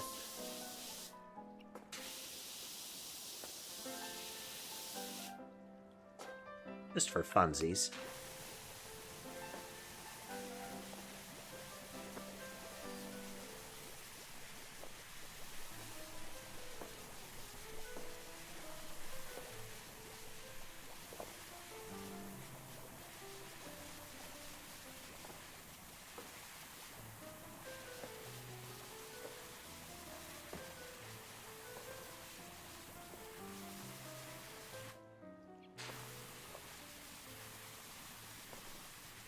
Soapy, soapy, soapy.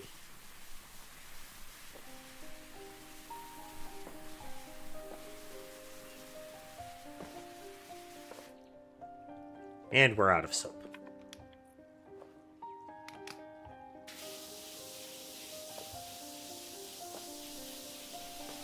It's not dense dirt that we were dealing with, but it is... Soap essentially replaces the dirt that it hits with a super weak layer of stuff. So it still counts as stuff you need to remove, but pretty much any water impact removes it.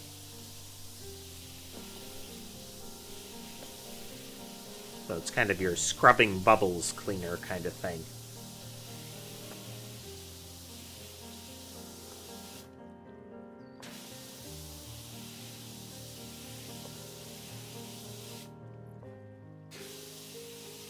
This little bit should have it fully cleaned.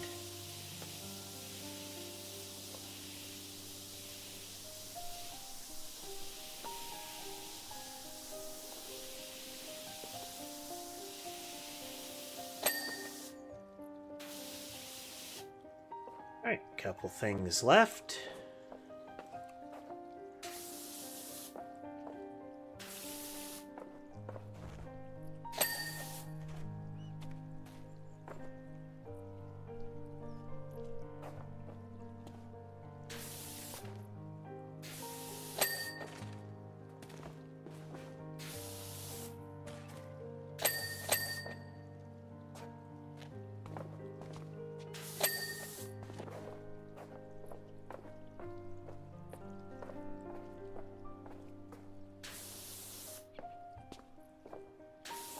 See, in the first game, this would have been a nightmare to find. Because those are all, like, that's a double hold. There's a lot of those. Here we go.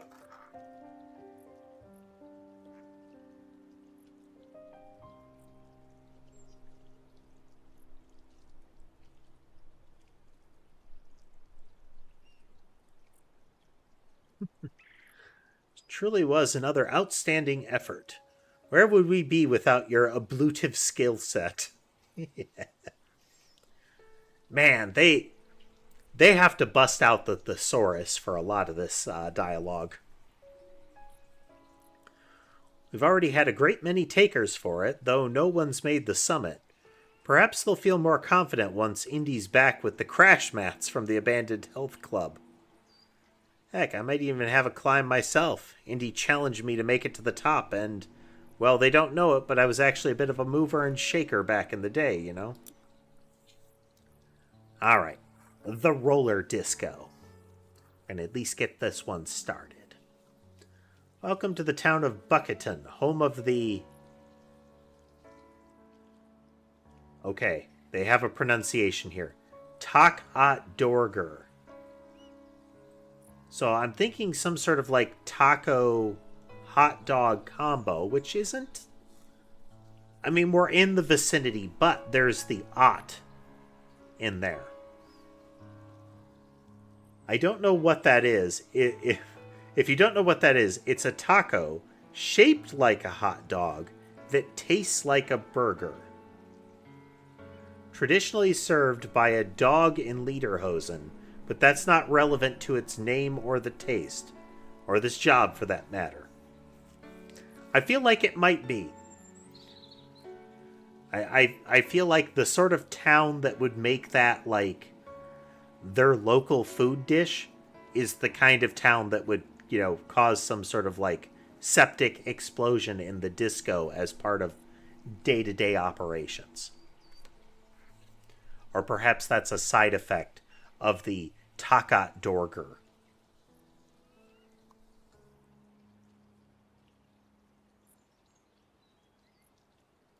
Anyway, the reason you're here is that we've had a huge win. For years now, local enterprises have been forced to use our old roller disco as a makeshift premises, but an anonymous benefactor has come through with a substantial donation. It means we can roll everyone over into our brand new community hub and still have enough left over to clean this place up and restore it to its original purpose. Lace your boots, y'all. Bucketon's back on the map.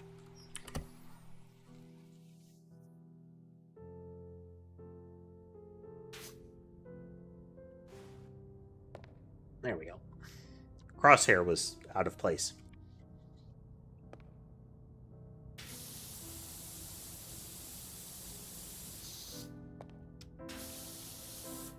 Yeah, with monies, we are still a ways out, but we should make sure that we're purchasing all of the cosmetics available because there is apparently a storage limit on that.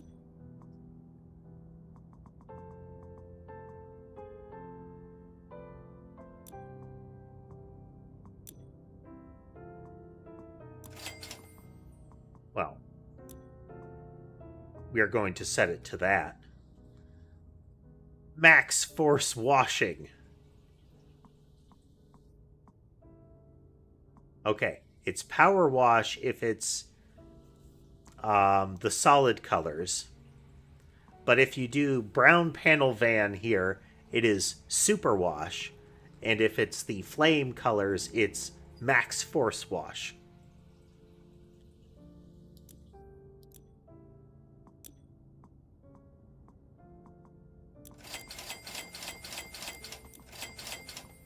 Wow, that's an expensive shelf.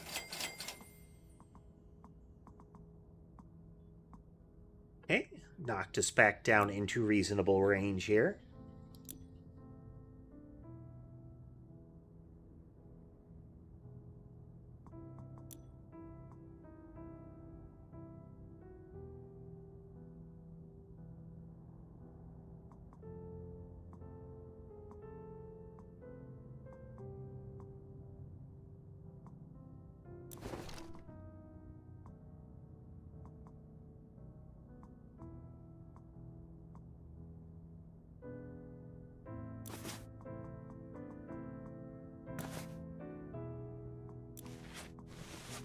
Yeah.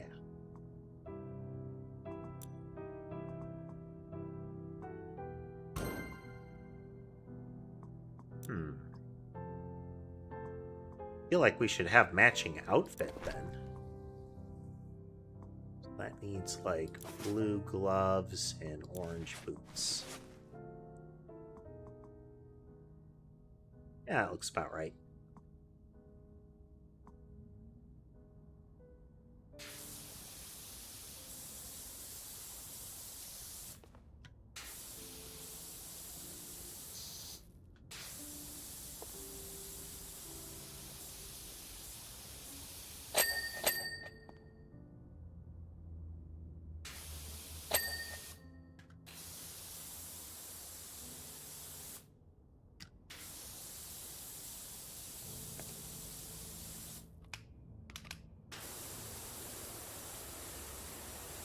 steady pass here.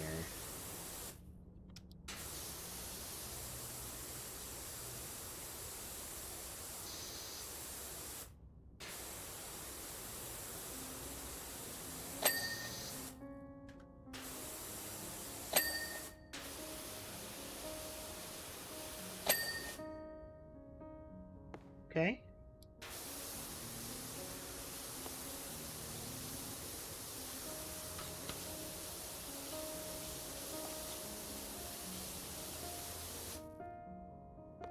Guessing trim here will be 1. Oh, okay. The entrance wall, even the trim, is a whole unit.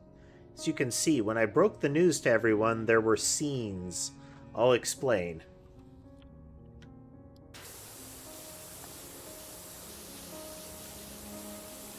Tell us of what went down, sir.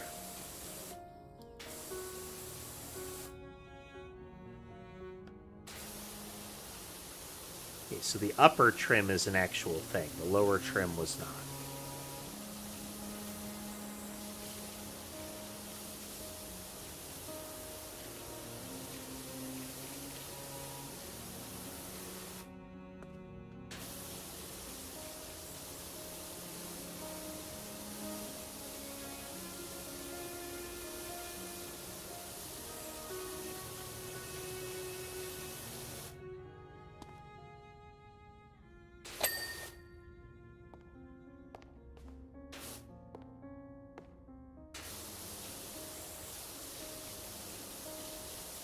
Bring back the 80s.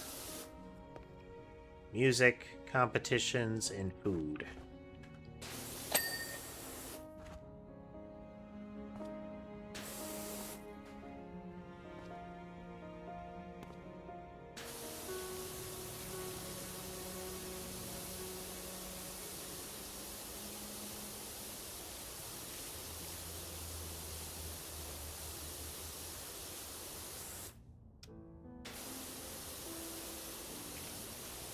If you're dealing with late 70s, you would potentially still have called this kind of place a disco.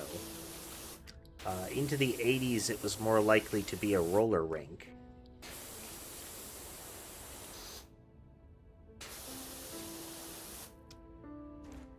Sometimes just greater adoption of a regional term due to some pop culture shift.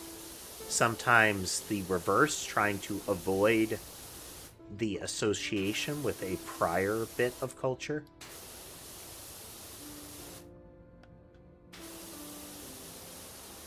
You know, we're something new and exciting, or no, we're not one of those things.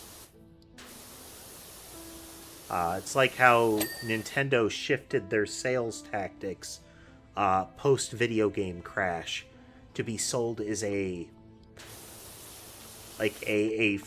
family entertainment appliance like a VCR or a TV instead of as a video game console. That was in addition to other marketing that came after that. But they got department stores and whatnot to sell them not in toy areas, but instead in appliance areas. So in a place like Sears, it was, again, near televisions and whatnot. Now, once they got their foothold, they shifted back to kid and toy-oriented advertisement as well. And that unfortunate period right there is what brought us video games are for boys. And that's because toy shops, when they were getting that stuff placed, almost universally had, the girls' aisle and the boys' aisle. And, your product has to be placed somewhere.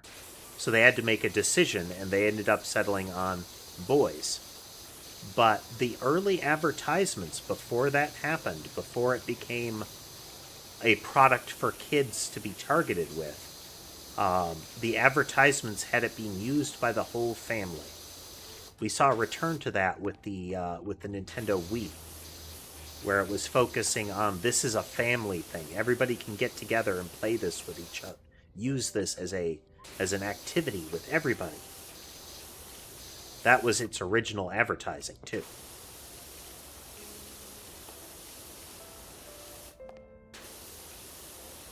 This place has some other fun things associated with it.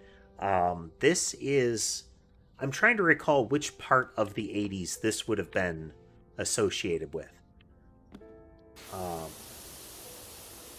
I know I recall this. This was the kind of thing that you saw in the... let's call it Americanizations of some early anime that got onto TV, like your early North American or American, more American, TV broadcasted anime. Things like Sailor Moon and whatnot were introduced in the period that animated series had to include educational content in order to be part of broadcasting for children. And Sailor Moon, in addition to having the really brutal make it for children, even if it wasn't initially, censorship and rewriting of anime.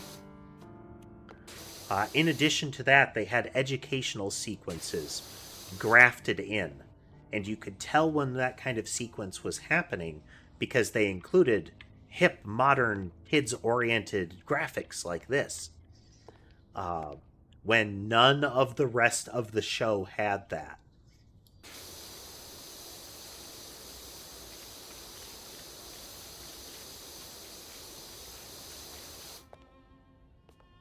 It was the hello fellow kids kind of behavior of the time.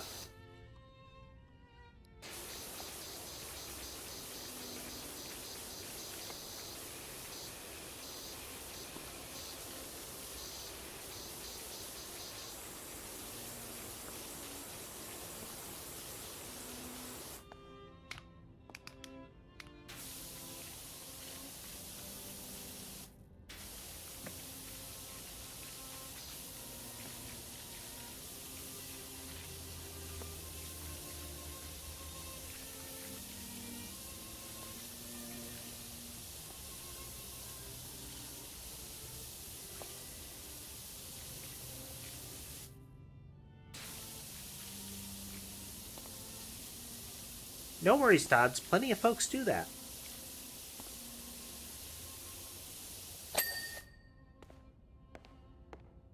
I try to just keep up a stream of consciousness.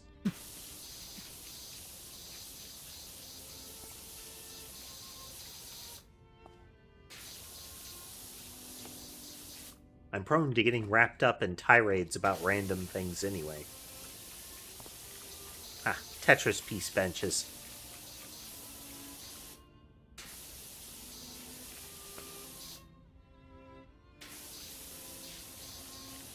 I mentioned it before, but there was a period of time early in, like, Nintendo... It was primarily during, like, the NES being the big popular culture in the console in the US. Like, the original Nintendo Entertainment System.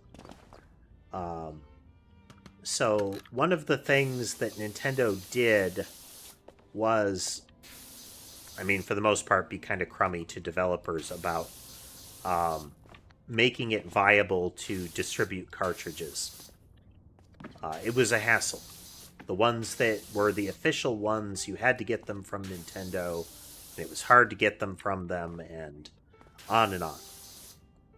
But, and I don't know what ultimately happened to them. I mean, for all I know, given Nintendo's litigious nature... they got sued out of existence, finally. But there was another manufacturer of cartridges. It was either Tengen or Tengram or something like that. But whereas Nintendo cartridges, except for special ones, were gray, with a very angular, like rectangular form factor, these were black cartridges, and they stuck out of the console a bit. So whereas normal ones would be put in and you could close you could click them into place like a freaking Betamax, and close the front plate, or the lid, these you couldn't. They would stick out of the front a bit. The console would still fully engage with them, but the form factor was entirely different. They had their own, like, different companies would interact with them. So it really had the vibe of somebody stepped in to fill a niche.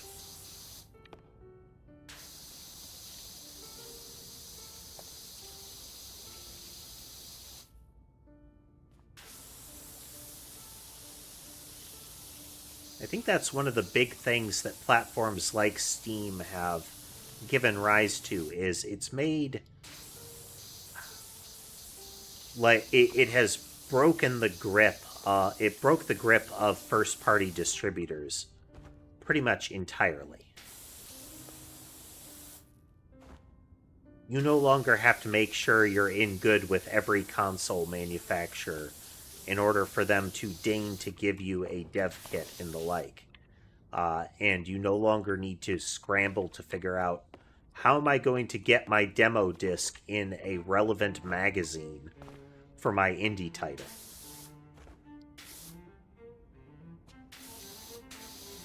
You can get it on Nintendo's eShop, or you can get it on, Steam or anything like that.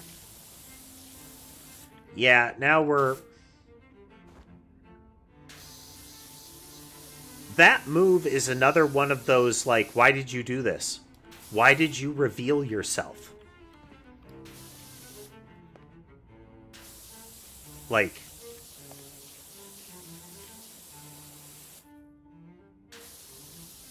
You were able to be the evil guys in the background collecting your cut of every transaction that was happening all over the world.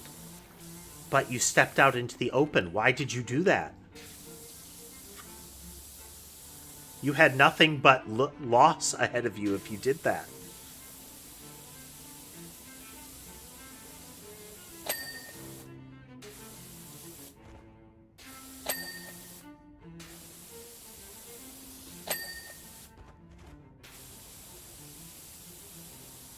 I joke about it from time to time, but I'm always offended when people that are clear, like organizations that are clearly evil, are sloppy about it.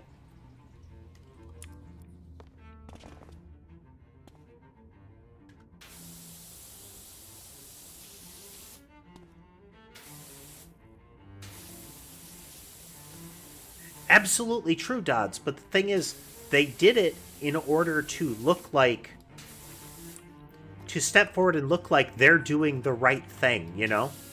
Like, oh, we're standing up for a good cause. But why? Nobody cared. Nobody has cared.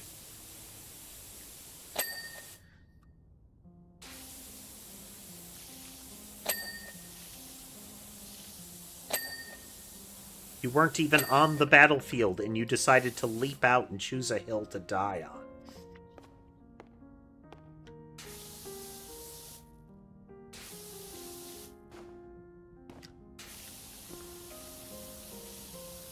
Which in turn gave some of the companies that are beholden to them public leverage against them now.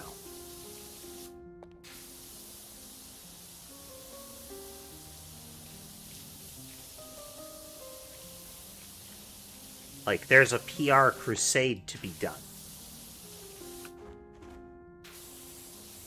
Now, anything that would happen with that kind of company would be long and slow.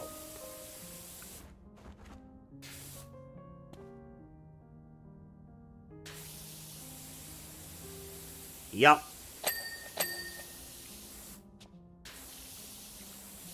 On the plus side, numbers are coming in that the good sort of social consequence is actually taking a toll.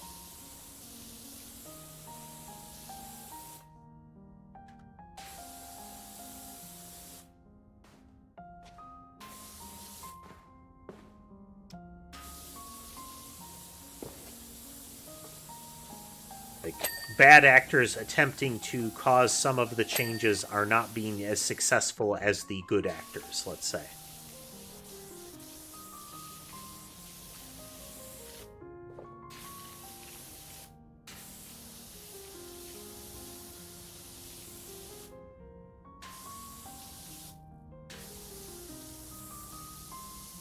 But as always, the progress is slow and terrifying and painful to watch.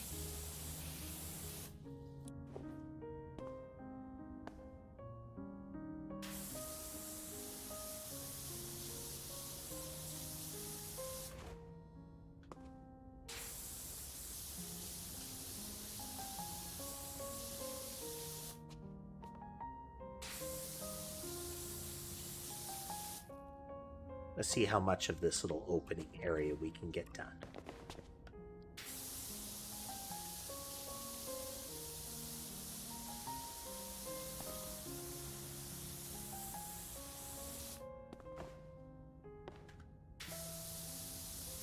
Oh, reason I got off on the Tengen tangent was the Tetris piece blocks, and one of the big things that was produced by, that was published by Tengen was a version of Tetris. If I recall, Tetris is one of those games that had, at some point in its lifespan, a intellectual property dispute. Hey there, Lunar, welcome.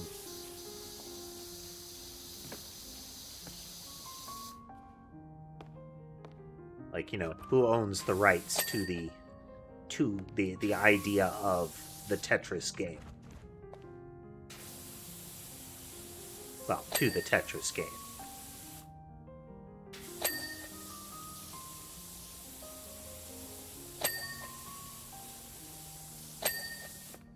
I recall it was a thing. I don't know how it ultimately played out.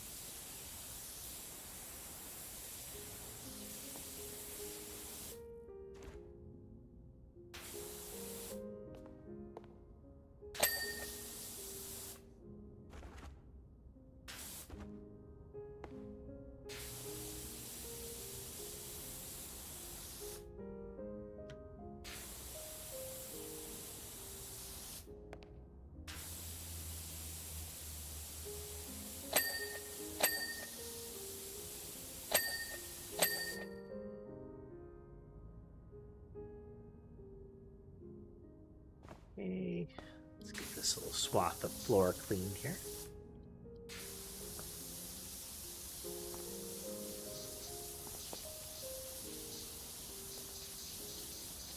Now, like with a lot of the stuff that I'll talk about in that fashion, it is stuff that I've gleaned from, like, random internet videos that I've seen, articles I've read, factoids that I remember, you know, personal experiences. But like a lot of them, some of these things are based on stuff that is, you know, accumulated knowledge that is at its basis wrong. So, you know, I learned a thing that is based on, you know, it's like when you learn a thing that you thought was a fact, but is actually like a well-established urban legend.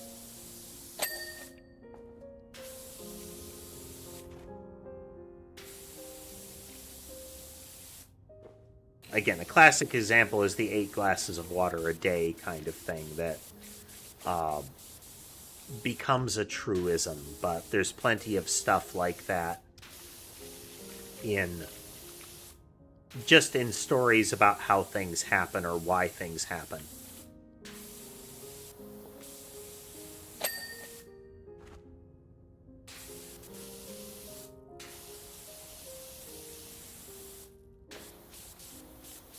We mentioned it last time, the pre-US colony of Roanoke in the, I think it's around North Carolina in the U.S. It's where it was, one of the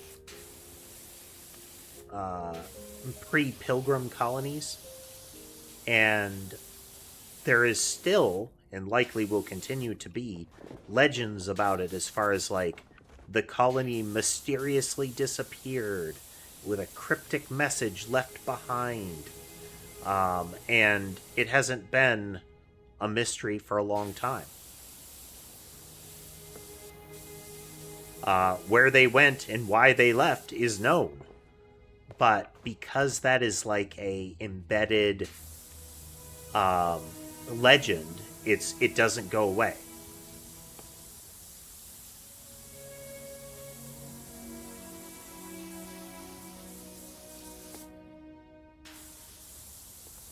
And while to some extent it can be like, oh man, I can't believe I believed that, it's also neat to learn that is known now. That is a thing that has been found out. Though in this case, apparently, some time ago, but...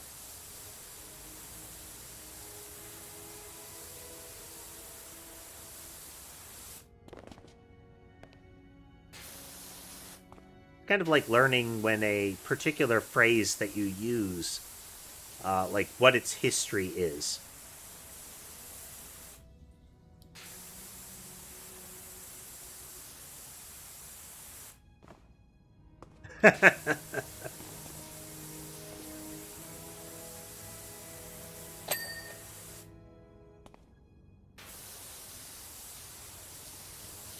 The History Channel is one of those weird downfalls. For me personally, it's right up there with the Sci-Fi Channel. They took a turn and never recovered.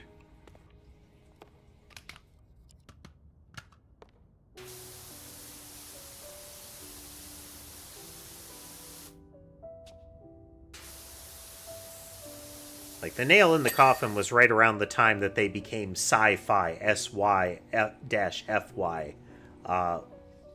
which made it sound less like science fiction and more like some sort of STI.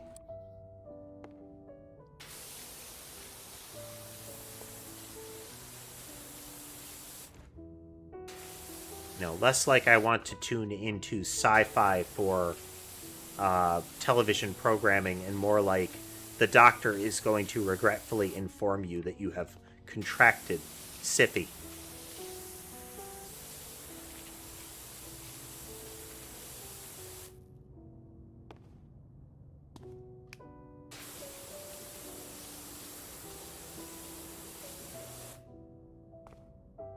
Sounds like a bit of a playful colloquialism for syphilis, but, you know.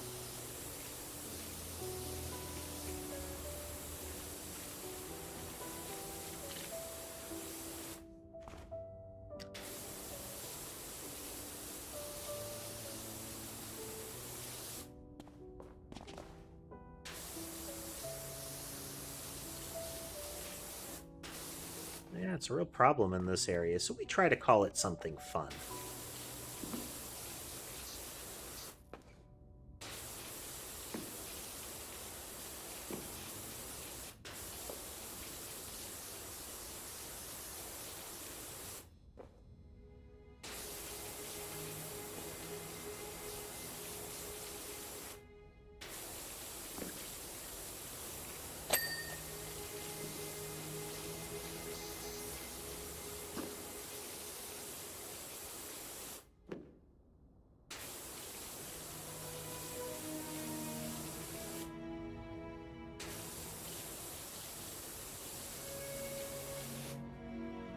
I mean, ultimately, this looks like a really nice place.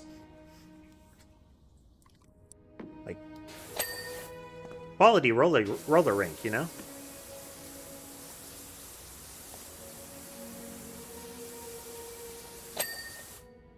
Not just one of those, we happen to own a warehouse, and converted it for that purpose.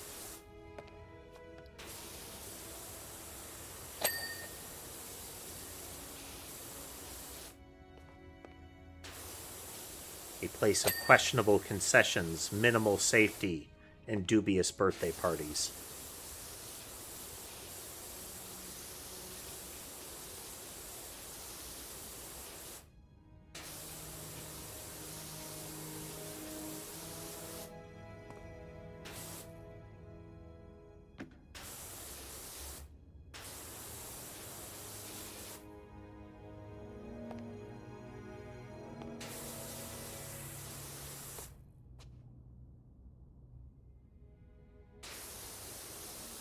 This whole strip is considered part of the counter.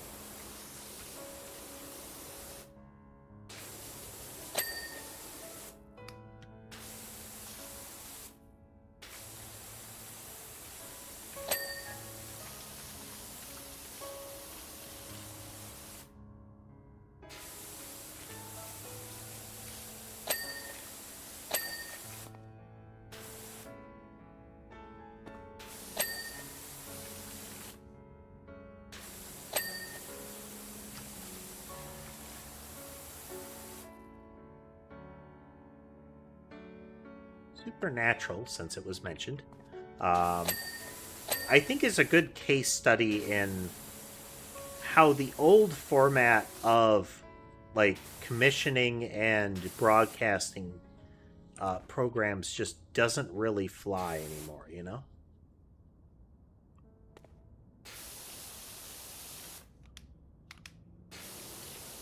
Is from a writing perspective, you can't have stories that don't wrap up within range of a what would be considered the run, you know? So if I have a general idea for a story and it would require 6 seasons to get done, well, you have no guarantee that you're even going to get remotely that. You might not get what has frequently been viewed as, a whole season.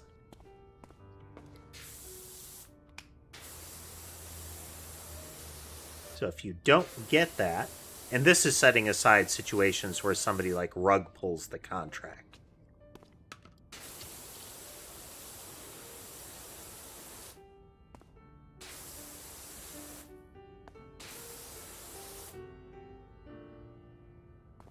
The K thanks bye will be keeping the IP kind of scenario.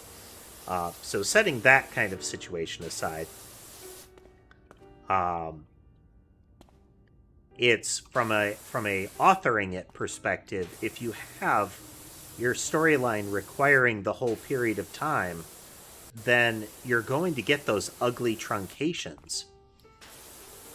Alternately, if your series is supposed to be the kind that can withstand being picked back up for many seasons, maybe don't tie everything off.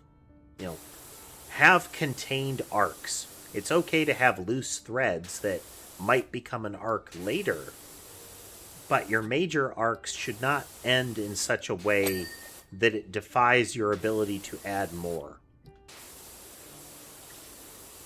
Again, if you intend this to be something that can be repeatedly serialized.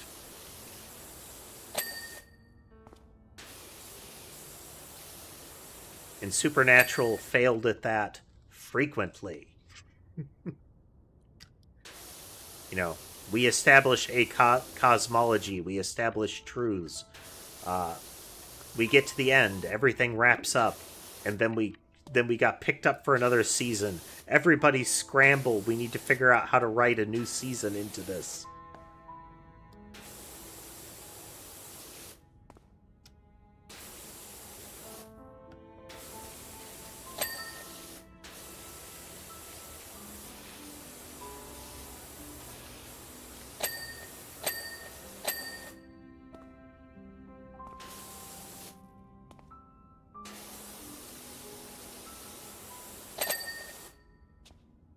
And again, it's not something that's always in their control. You can get, like, publisher intervention in a lot of cases.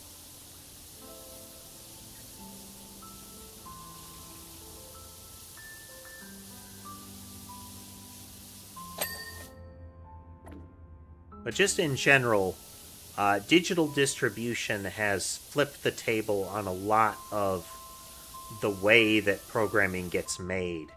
And you still have places, whether they be the content creators or of whatever type, or publishers that still think in terms of, like, broadcast TV.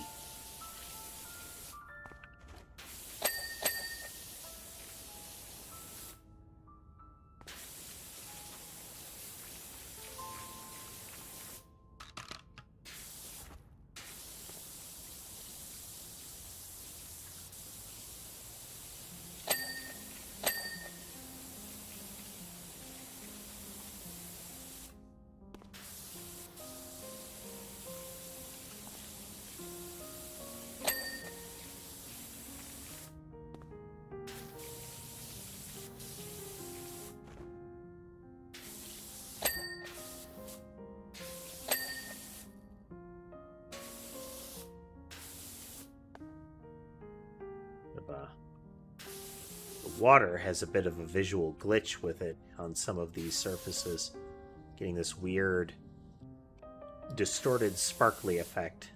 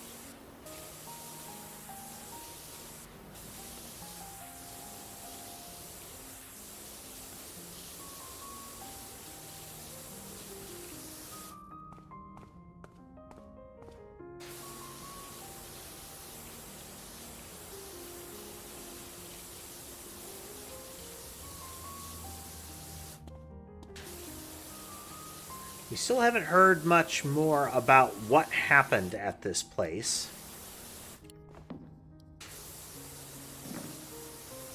So, given the state of it, this is less of a what happened and what went down.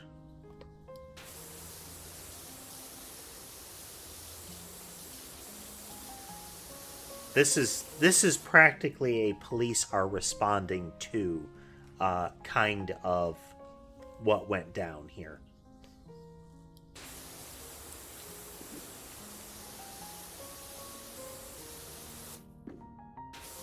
Panicked 911 calls, including terms like, "It's everywhere," and "Get it off of me."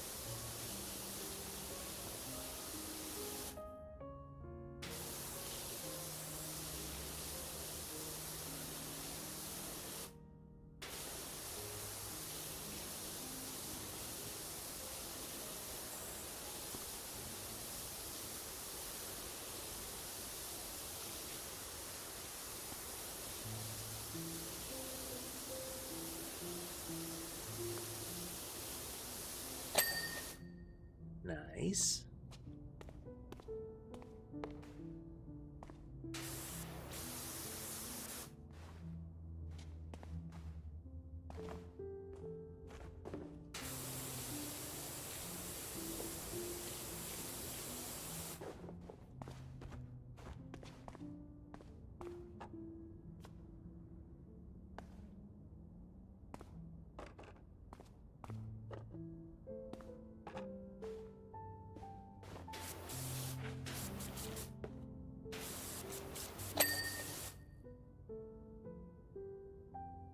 Okay.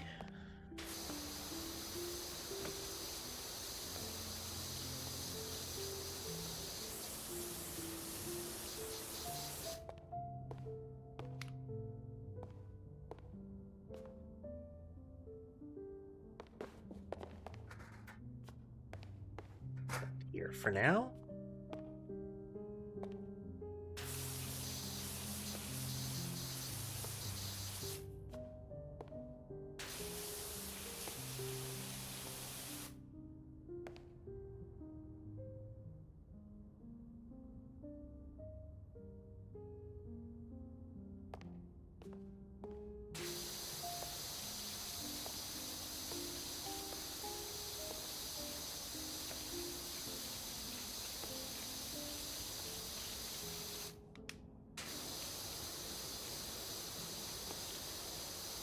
They get some good environments in this. And I think that's one of the elements of charm of this, is that they try to keep the environments really different.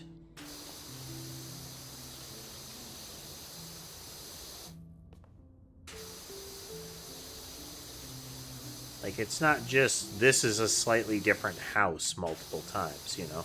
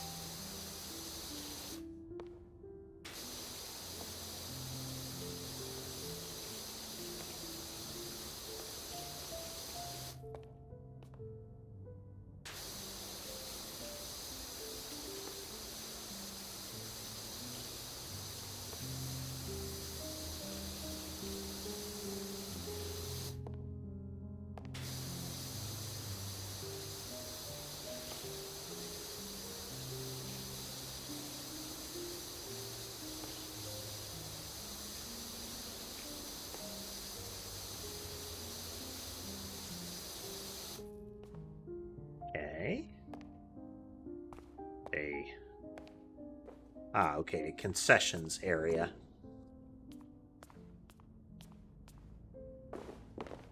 Oh, there's our gnome.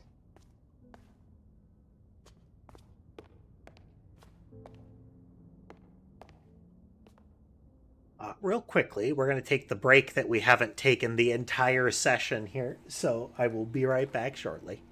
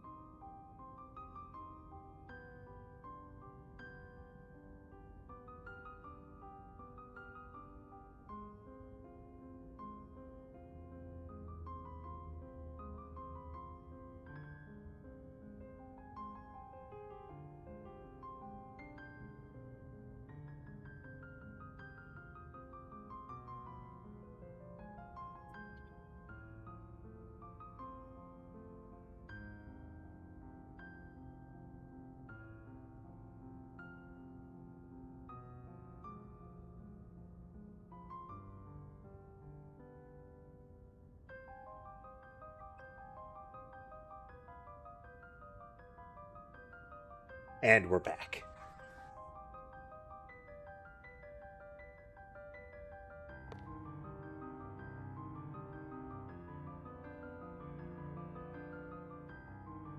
I didn't pay sufficient attention to Mason on my way back.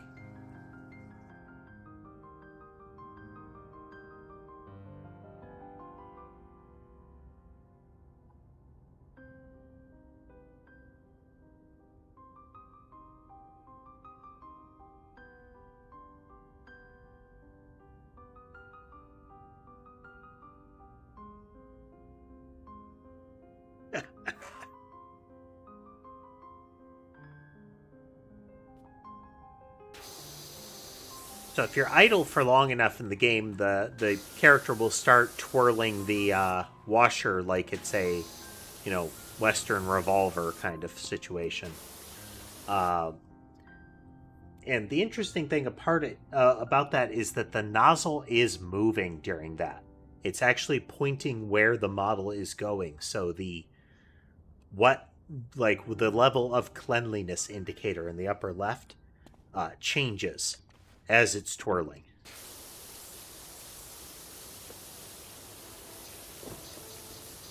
Reminds me of the weird details you get in Helldivers, where there's no need for it to actually do that. That was either an oversight, like it just happened to work that way, or somebody said, wherever the nozzle is, that's where it's pointing. It's not where your camera center is, it's where the nozzle is aimed. And I get the impression that it's actually that second one. Given this right here, the fact that I can aim the nozzle elsewhere.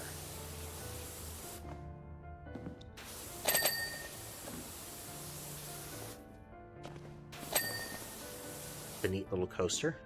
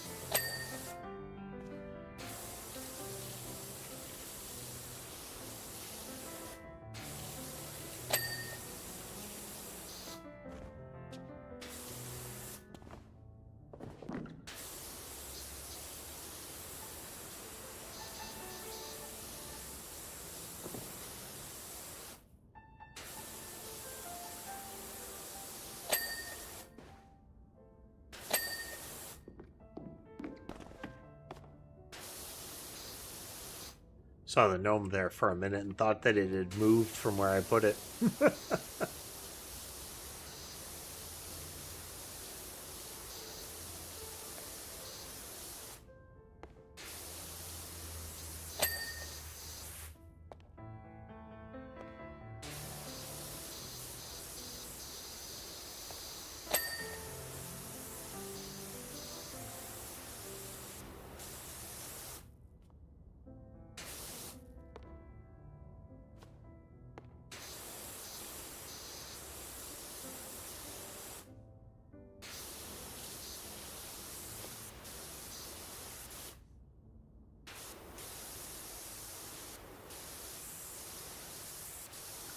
The color choices in some of the imagery. A lot of this is from the era that a great deal of cyberpunk imagery comes from.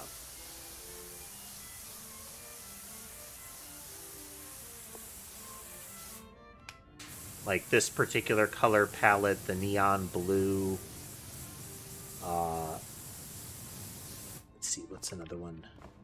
That right there.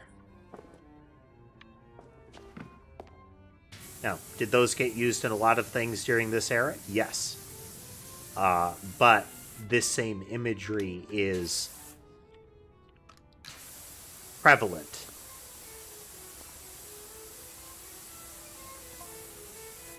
DeMarcus Aurelius. In the corner by the high tables is where Jams had been running her community kitchen. Not only is her cooking incredible, but her language is even spicier than her hot sauce. So kids are like moths to a flame. When she found out that we'd refurbed the diner in the corner of Ellison Street, she went wild and cooked up a feast for half the town.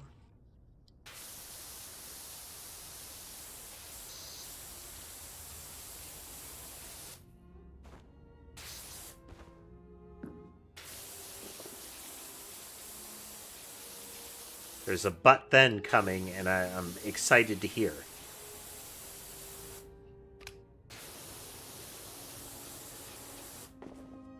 There better be a good payoff for this. The build-up is slow.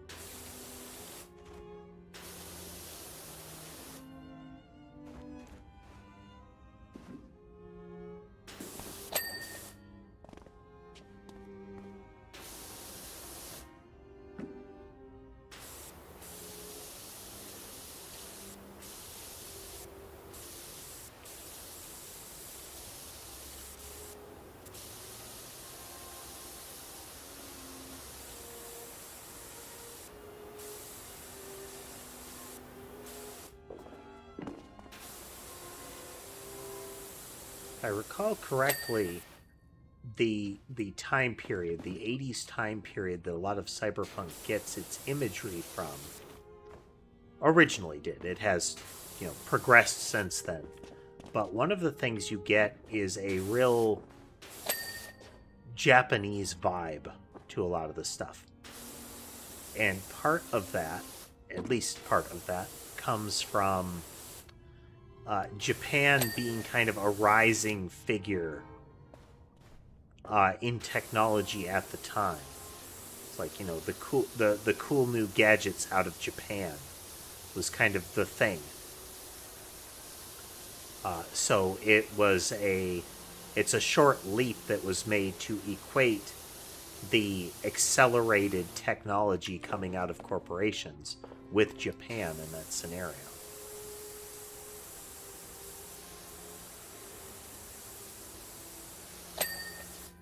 Since then makes a little less sense. I mean, it's still not out of the question, but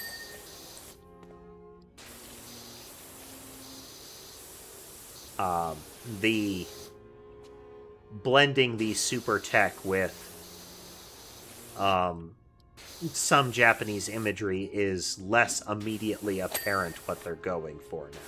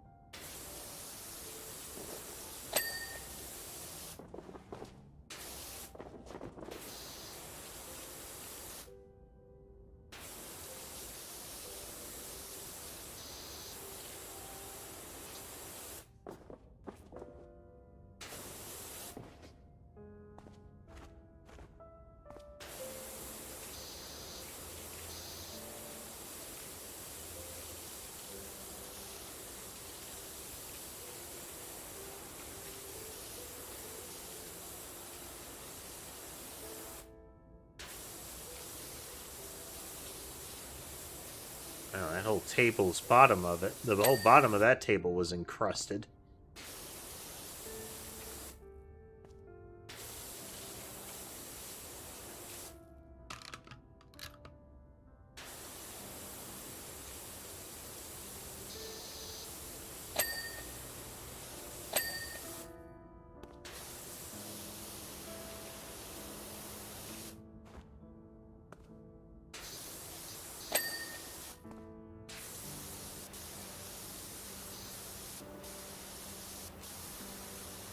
Sometimes in this game, the term that comes to mind with the level of muck is like barnacle, you know?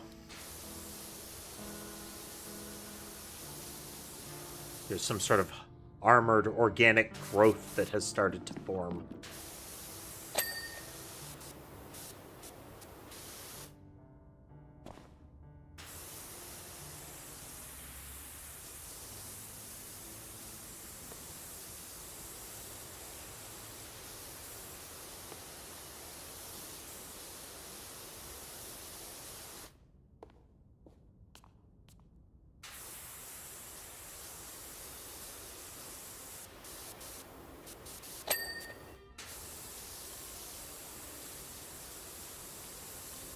Stairway, and then we'll hop back to the ceiling there.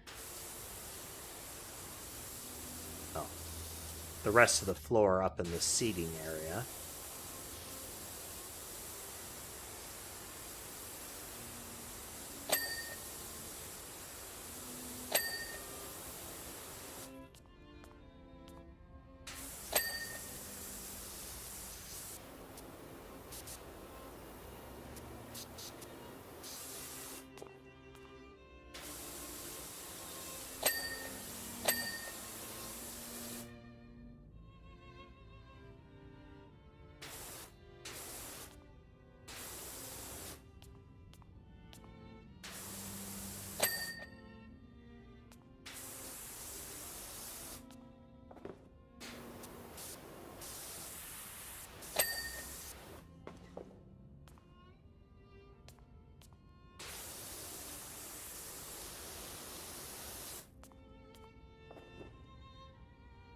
That.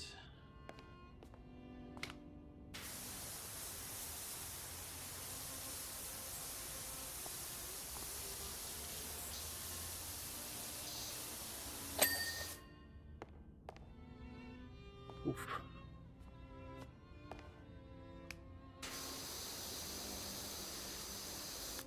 Funds coming in. Ooh. Getting there.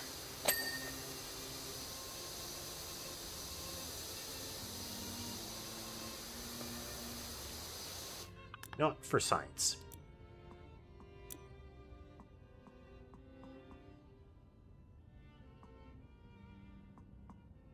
Using the 2400, I believe. No, we're using the 3000.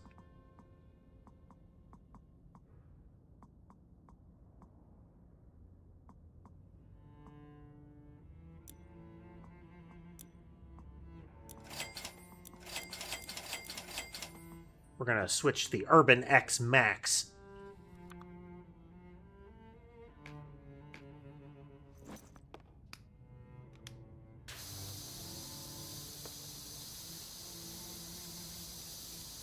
So apparently this one can't get as much coverage, but it can get more power.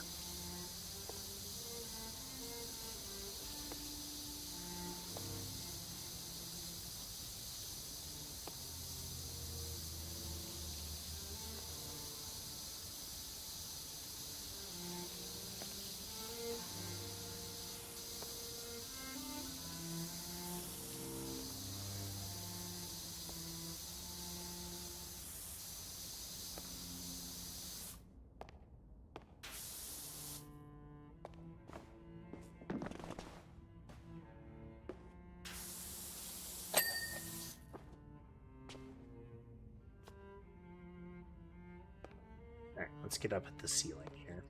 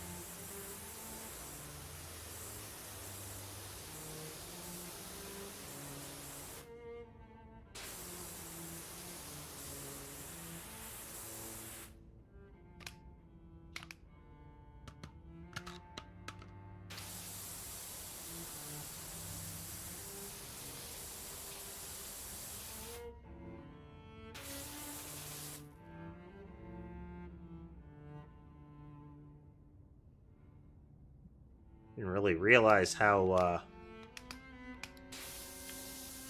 tall this place was.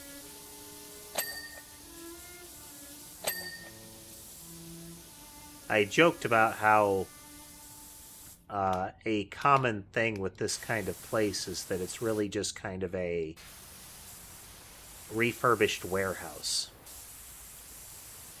And that, like, oh, this looks nice in that. Like, nope.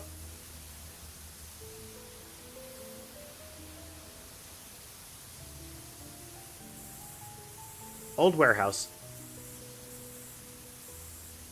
Now, it's a well done refurbish. Ultimately, that's what matters with it. But I mean, ultimately, it's, you know, make use of the buildings that are there.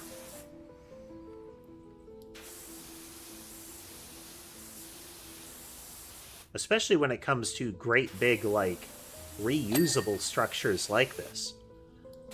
As long as you don't mess with the frame of it, like the actual body of the place, repainting and putting in interior walls is nothing. Which means the building could be picked up by somebody else and repurposed. And that's good.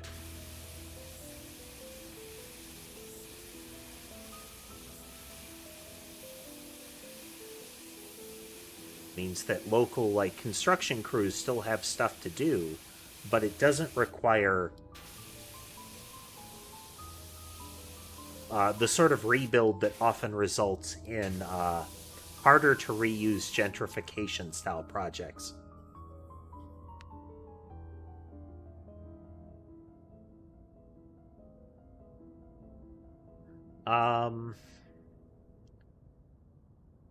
I think the problem with arcades is that you need a reason for that the product would be there. Arcades were really more of a thing, video arcades were more of a thing when that was where the good games were, you know? Like, yeah, there were console games available, but consoles were like 2 tech levels behind arcade boxes. And a lot of that was because the arcade boxes were custom rigs much of the time. Like, that cabinet runs this game only because the hardware is what that game runs on.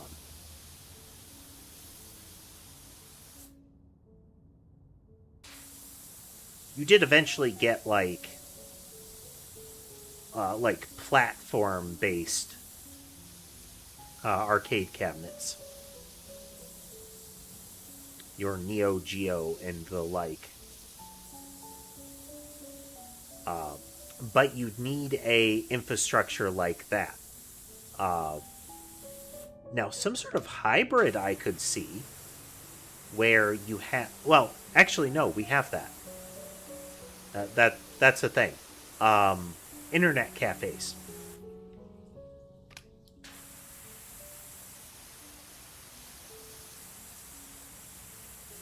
And I, thinking about it, there's probably a niche for that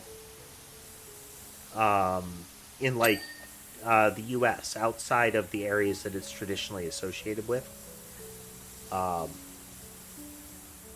Especially with publishers putting out games for $100. Maybe time for a different model.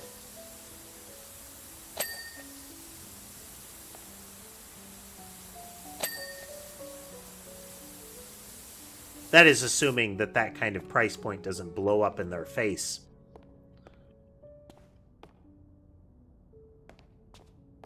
We are seeing some of that, but it needs to blow up in a really painful way for it to do anything.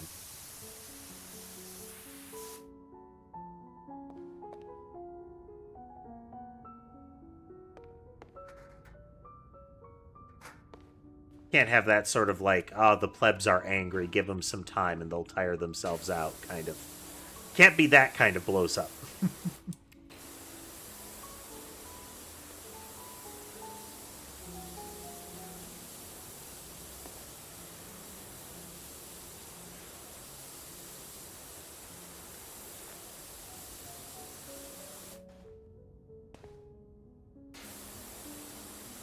We are already seeing the raggedy edges of this, though. Because so much of the chip and board manufacturing side is focusing on purpose-built AI hardware. This is very similar to the early Bitcoin boom, where all of the graphics stuff was being repurposed, but it was still in that period still very heavily if you can get it, they're still oriented towards computer game enthusiasts. But now you can see that a lot of the effort at places like Nvidia is going towards their AI chip manufacturing. Because the graphics cards, while getting more powerful, are not becoming more practical for the stuff getting released right now. So we have software makers who aren't...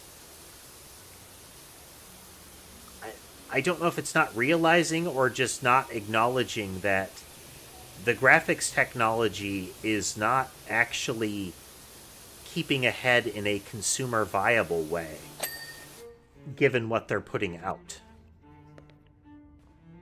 So we're seeing a lot of things it might be more future resistant, but it runs really badly right now and is at the edge of viable.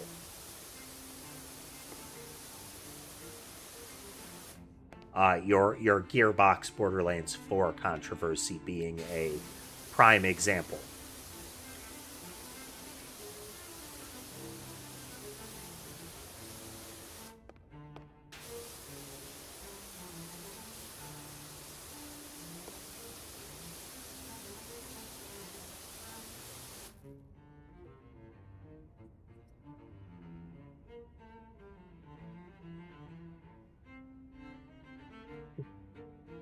Twitch ad time, so good opportunity to remember to drink something.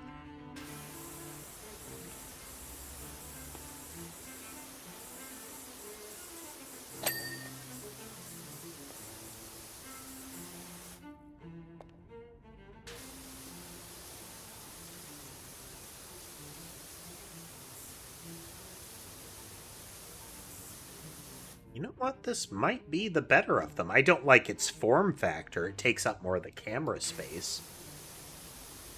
But it's certainly very effective. Get that extra reach out of it, and that can be a lot more important than close-range coverage. Not having to shift ladders and whatnot, I think, has more value.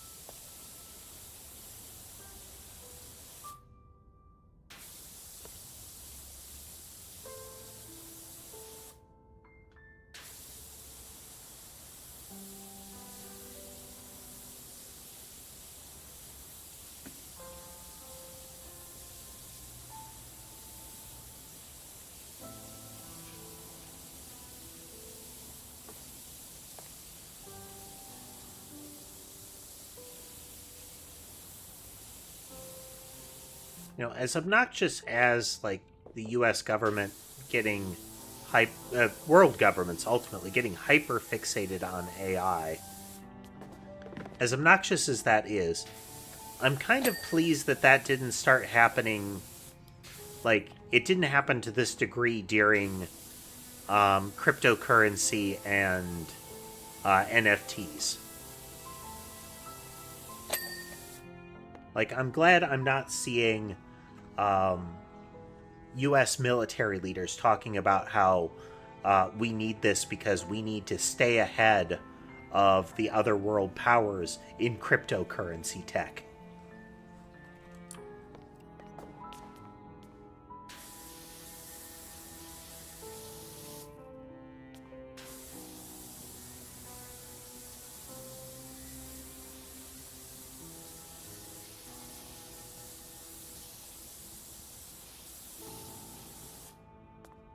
Still stupid, still painful, but, you know. Ugh. Now, that said, I think it's still painful task that I could actually see that, like, actually happening. Not just theoretically happening, not just Grandpa Simpson rambling about shiny new thing that he's, stealing money through.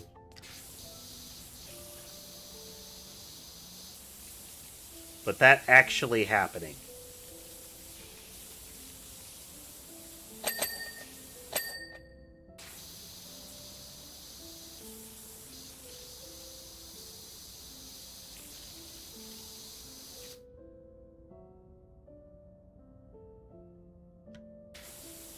Yeah.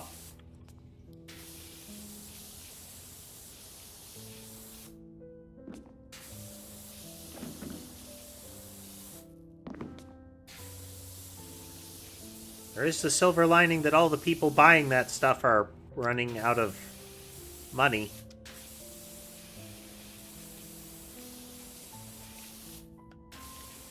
Quote unquote silver lining.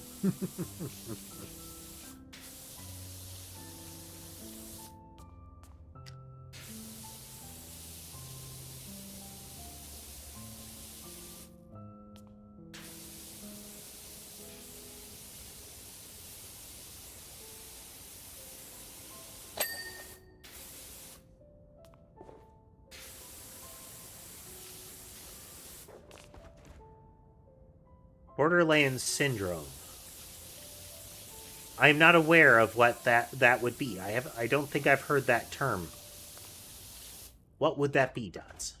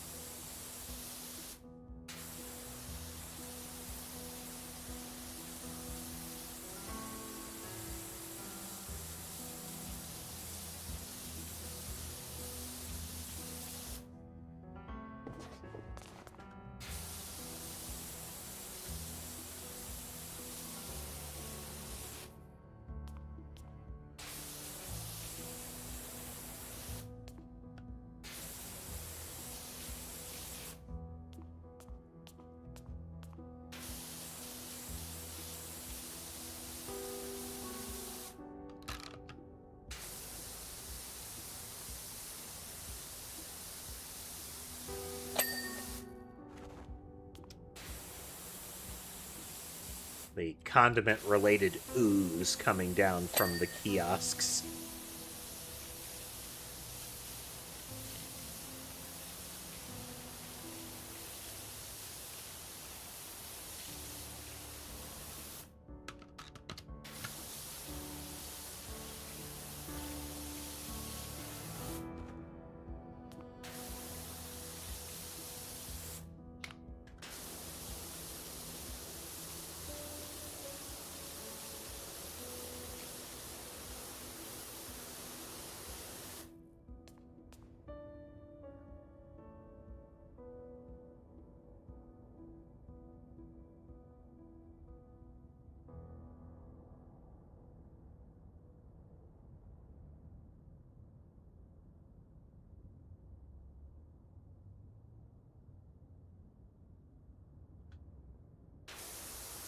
I can't speak to Borderlands 4.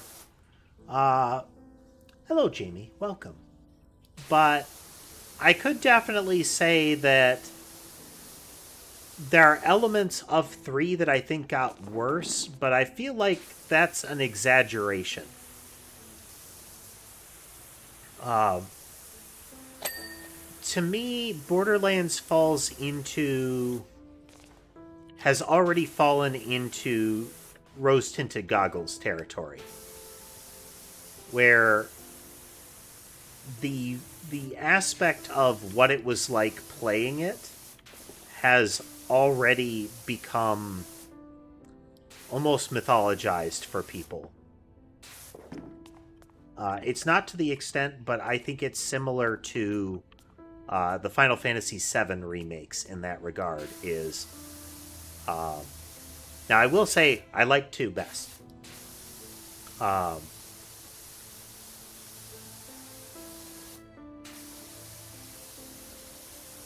I haven't seen concrete indicators to call out 4 is worse in this way kind of stuff. I hear complaints about the post game, but post game is live service bait, and I don't really view that usually as a tangible part of main game.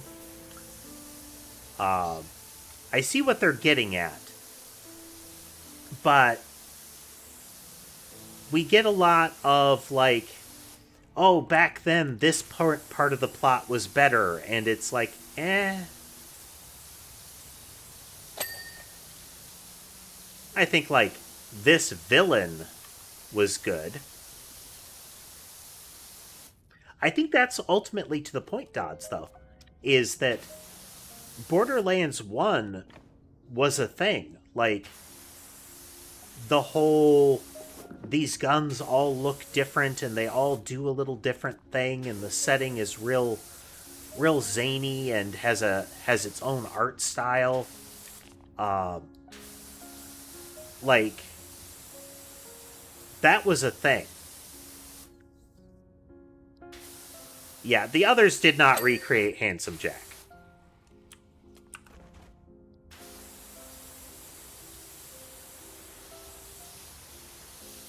They have tried. They have desperately tried to, I think, recapture what they did with 2. But they haven't. In my opinion. This is all very subjective, but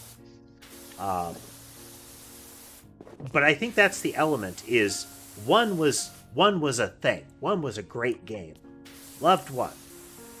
And 2 was a second helping. It was clearly they found something and they built upon it. 3 wasn't that. I feel like 3 was them trying to do 2 again. I can't speak to 4, haven't played it.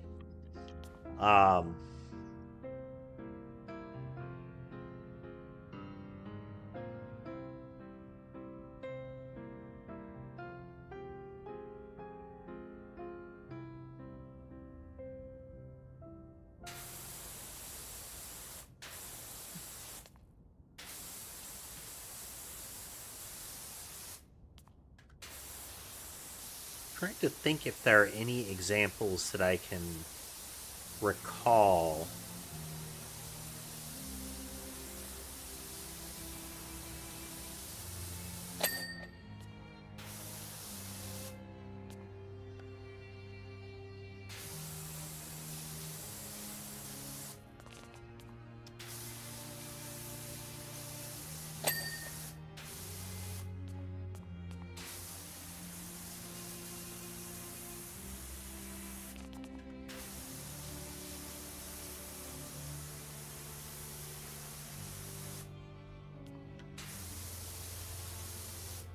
I think I can see what you're getting at there, Dots.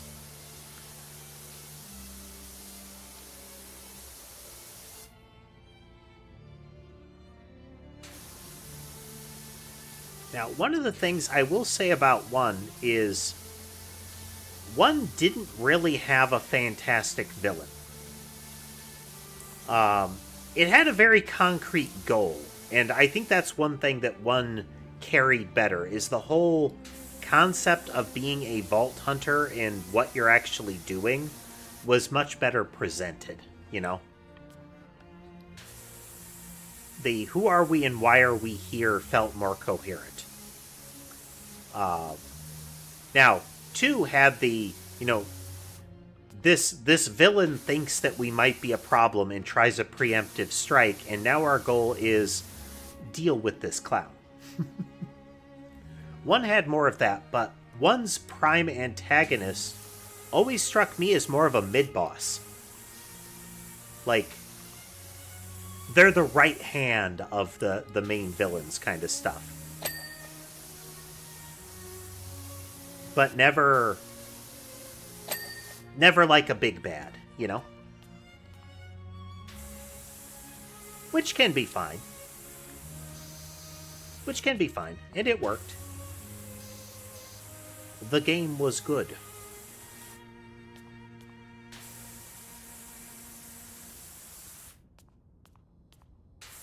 But additionally, this is also generally a problem with direct sequels. I think we mentioned this a little last stream, it's knowing what a game is.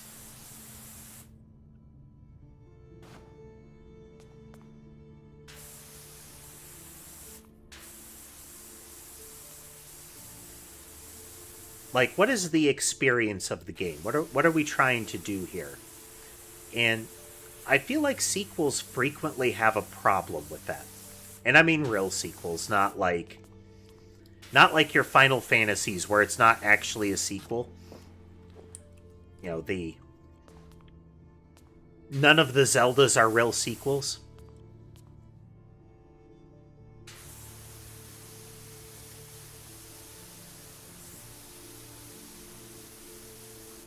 Ooh, I think that's a good take, Silent Knight, that with Borderlands 3, and I would say,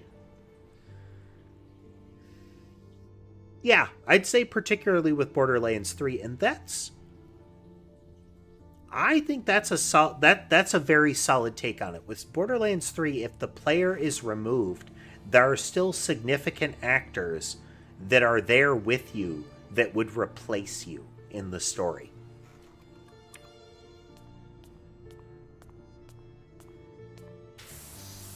Like, there are still NPCs there to do the work for you if you're not there. Narratively.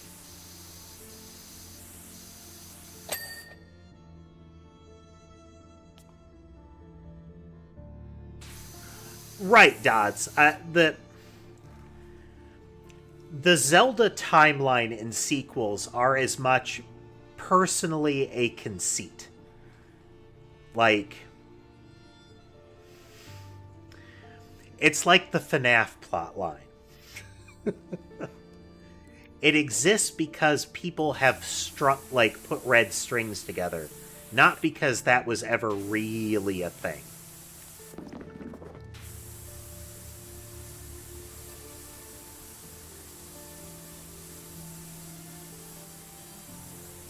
Like, you can take any of the Zeldas and rip them out of existence, and it doesn't really alter any of the other Zeldas.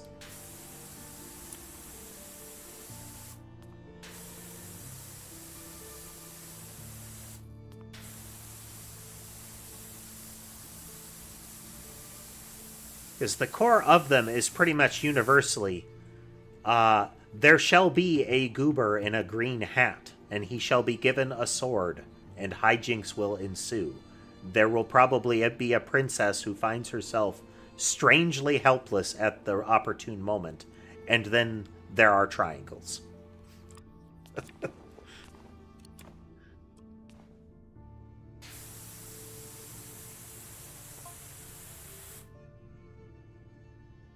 By the DJ booth is where Tony's been running his bird sanctuary. He gets everyone involved with that.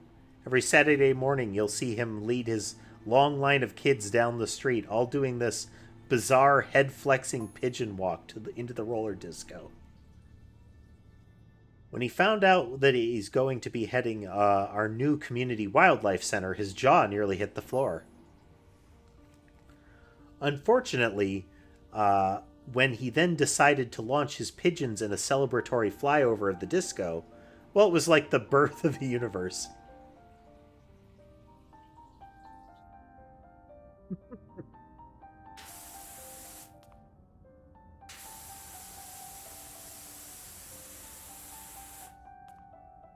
Now,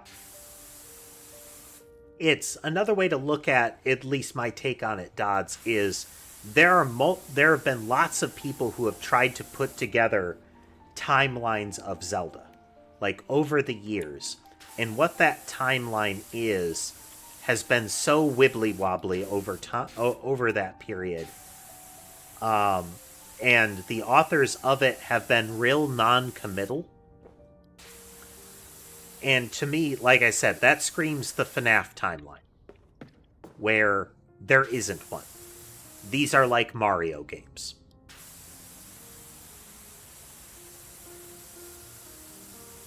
They are connected by themes, and essentially myth and legend. But as far as like a narrative sequel, not really.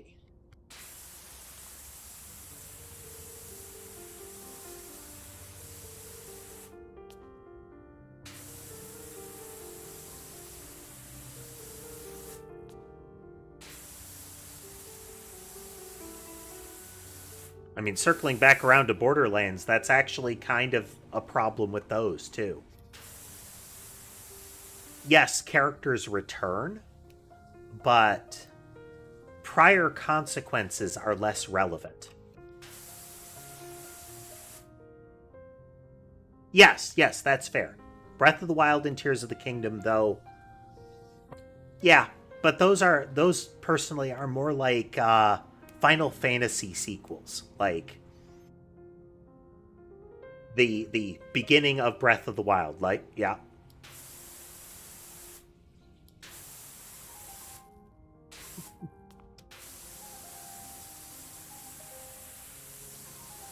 Yep. Now, as far as independent stories, as in like the Hero of 1,000 Faces kind of stories, Zelda does well.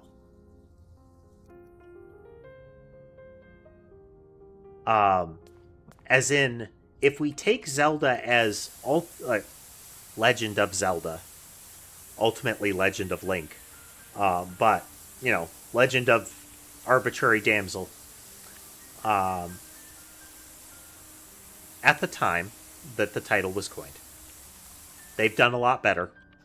See Breath of the Wild and some of the earlier titles.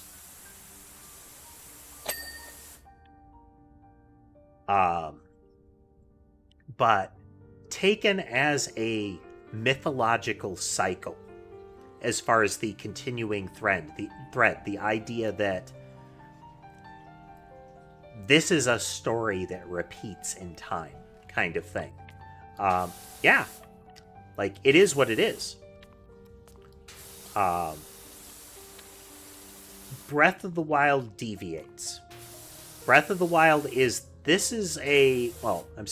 deviates mechanically, like heavily mechanically, but in a lot of ways. But still has the same vibe. Welcome back, Rapid Fire. Again, there is the legend. There are legends of a hero, and that is a slot that is filled. Like, there will be a hero, and a hero rises. They do that, and they have their own mythology around it. And that's good. There also isn't pretension to something else in it.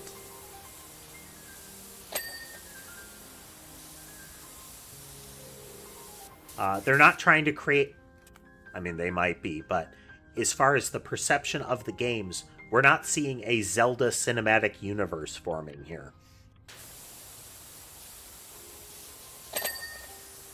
Would I put it past Nintendo? No, but they don't seem to be.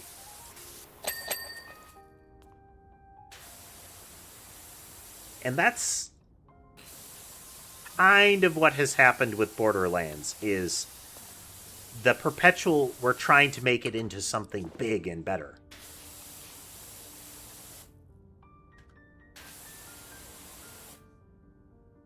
Hey, JCR.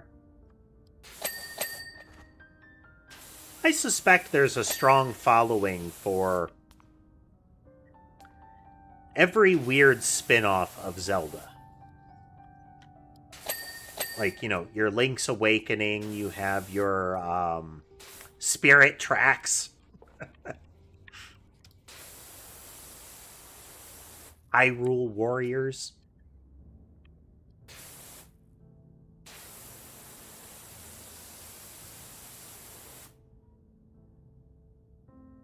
Oh, and welcome back, Rapid. Sorry about that.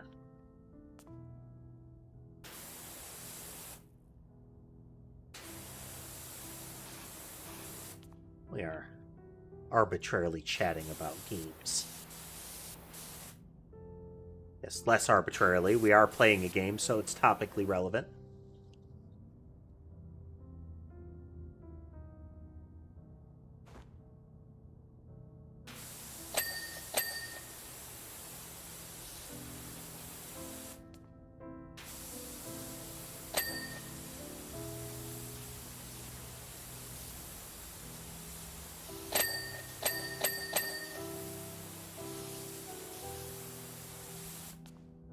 So here's another fun one. So, in the design process of Breath of the Wild, one of the bits of commentary was that they were trying to recapture the feel of the first Zelda. The sort of like exploratory, find things feel of Zelda 1. And while, you know, with the rose-tinted goggles on, I see what they're going for. But the original Zelda was not about exploration and finding stuff organically. There was stuff you weren't going to find organically. Straight up, period.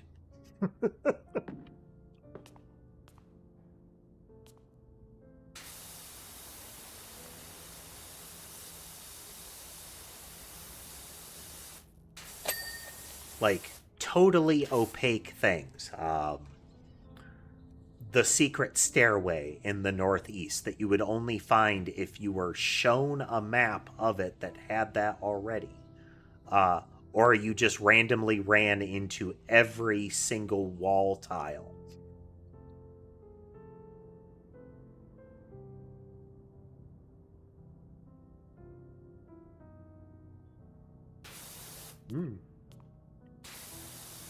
I mean, I think you could. Now, personally, I would rather see them do something with Samus Aran that wasn't bad. This is the beverage portion, or the checkout portion of a little cafeteria area in a roller rink, JCR. But yeah, you could do Zelda movies. Now, Butt Dots, are you aware that there was already a Zelda animated series?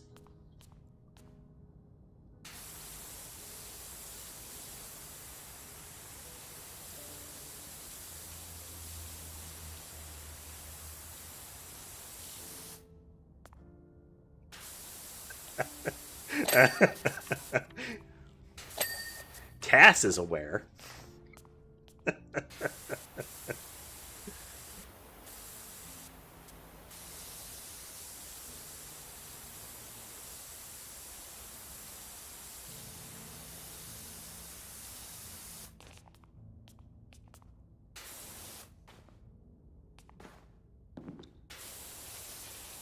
The series that came into existence around the same time as Captain N, the Game Master.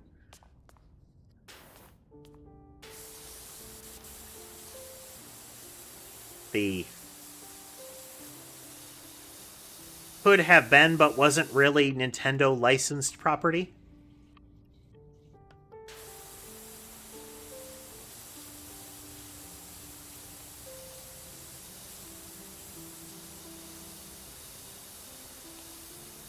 As in, it had license to use the names, but explicitly didn't have license to use the images of the various Nintendo characters it included. The Zelda one was different. They got access to a lot more.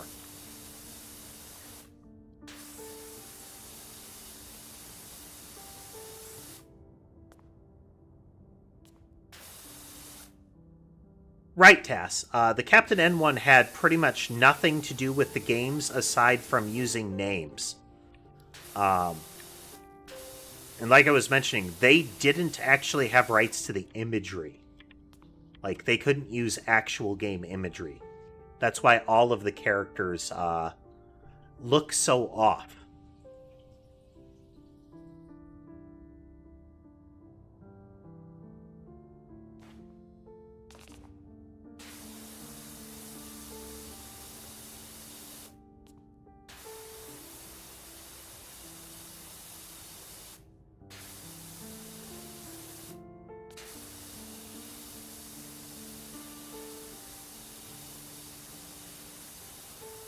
Oddly. So, setting aside the obnoxious oh-so 80s personality that they gave Link in the animated series, the way that they presented Zelda and Link as almost like an adventuring duo or people that knew each other drifts much further along towards your later era Zelda games. That Zelda is not just the objective figure that she is earlier, and much more of like her own entity acting out in the world.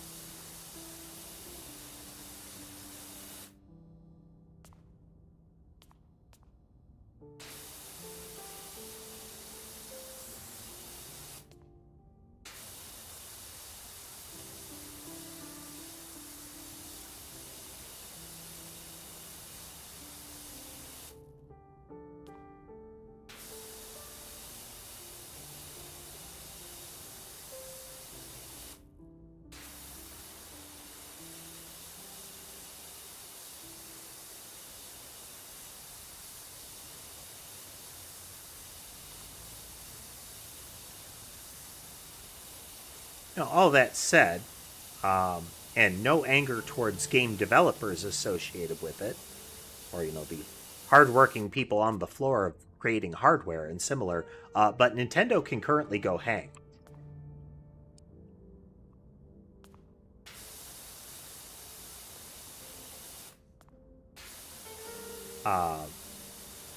Both with the Switch 2, in addition to their current legal shenanigans.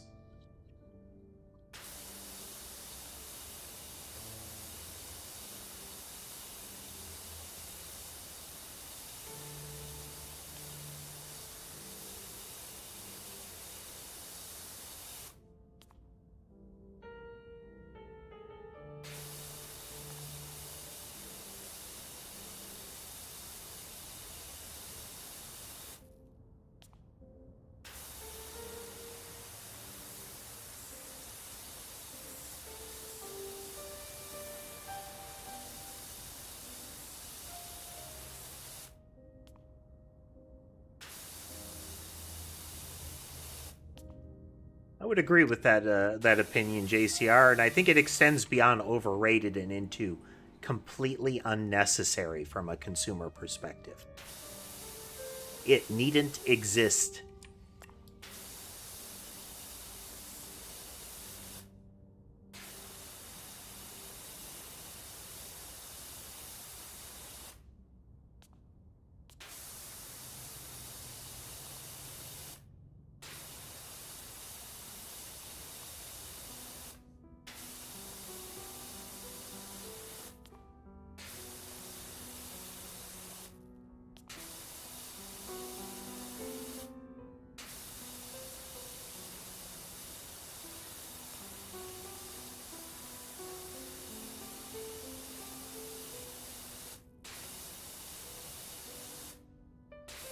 like, it's one thing when you see stuff like, oh, we're releasing a new PlayStation and it's newer and shinier. What's it got? Bigger hard drive. Like, okay, obvious cash grab. But it's another to essentially say, oh, we're releasing a new PlayStation and it doesn't really have any substantial upgrades for the price point that we're asking. And it's not fully backwards compatible with a lot of the features that it had. Like some things, but not all the things.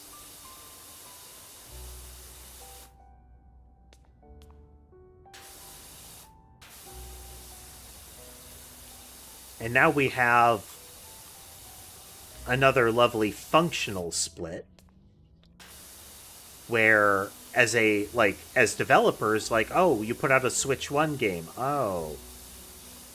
Or you put out a Switch 2 game.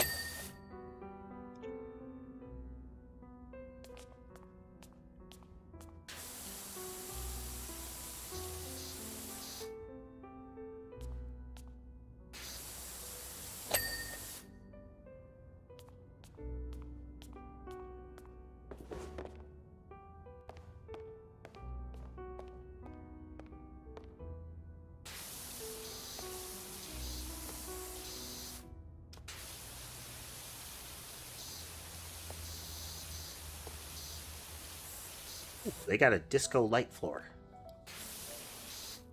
I wonder if there's a very specific term for this kind of flooring.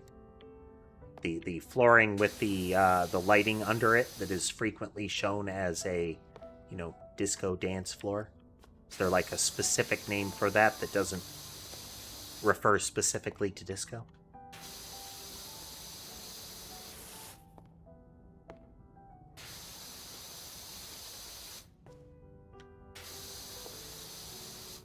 I mean, even outside of, like, power of the console, Nintendo is pretty well known for not aiming for tippy-top tech. It's that we're still paying that much for it.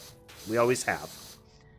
It's that the upgrade that we see for that change between Switch 1 and 2 isn't there. This is not the next Nintendo console priced to be more affordable. It's a full-on, this should be a next-gen console kind of price jump. And it's just not. It's a Switch 1 with a minor upgrade.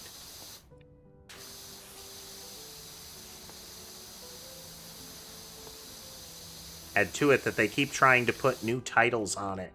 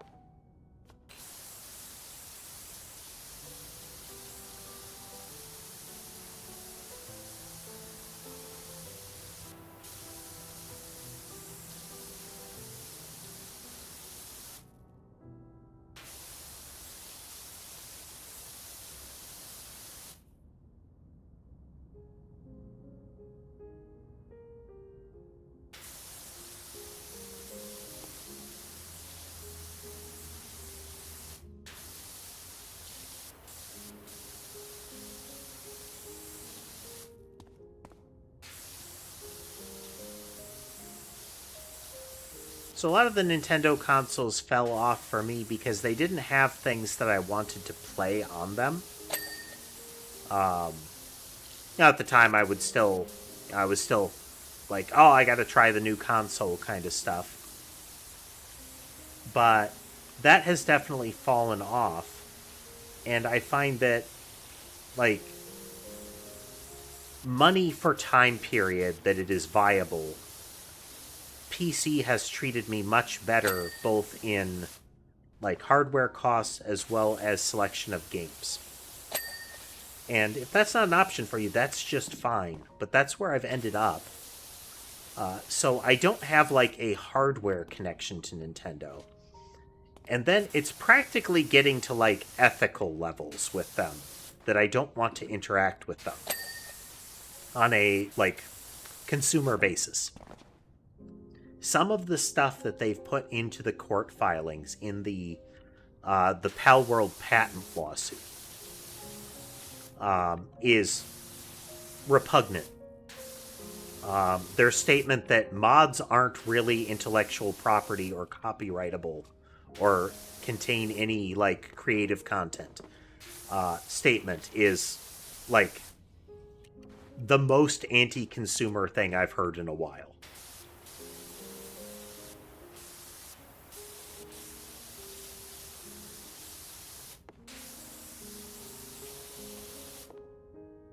This was said in the context of them trying to say that mods should not be permissible in prior art because they aren't really art themselves. Like they aren't something that is actually its own thing. Is a horrific thing as far as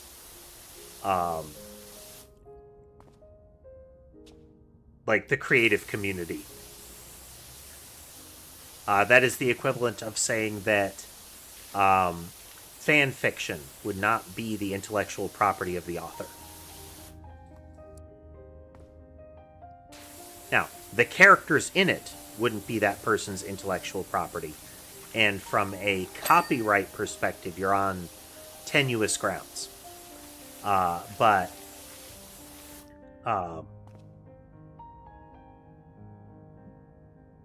the whole statement that it's not actually like a work is gross. Hey, Azazel. Doing good today, doing good today.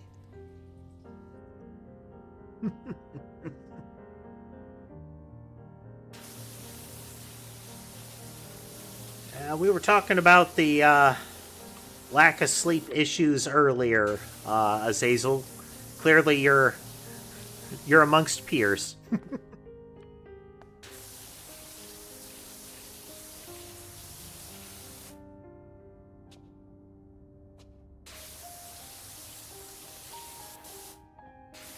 Even if I'm not in that fully ready to wake up and be functional state, my cats are fully aware when I've started to wake up.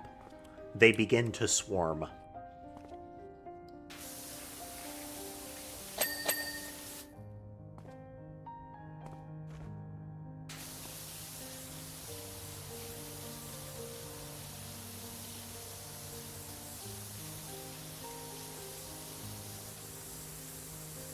We're currently playing PowerWash Simulator 2, for those that don't know the name, or the game. It's a job simulator game that has a bizarrely involved plotline.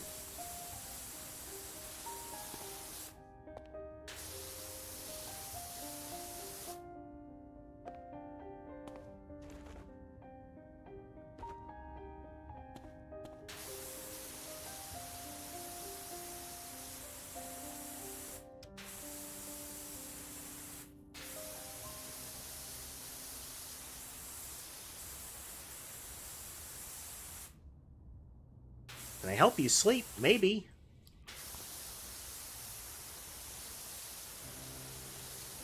I mean, I wouldn't profess to provide any sort of medical advice, and, you know, my personal capabilities of getting to sleep in a timely fashion, not so good. But, I mean, maybe the music and the power wash sound will be soothing.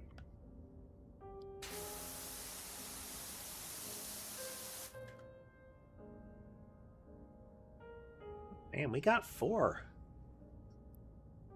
Got Yeah, all of them are on camera. Let's do a quick cat cam check.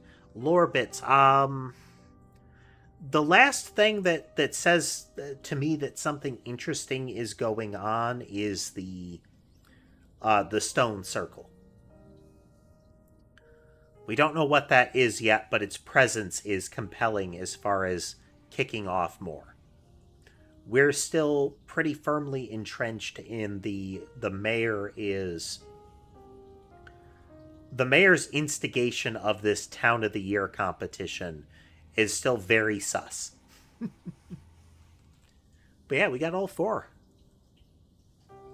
Sorry, all 6. 4 on the bed, 2 on the desk.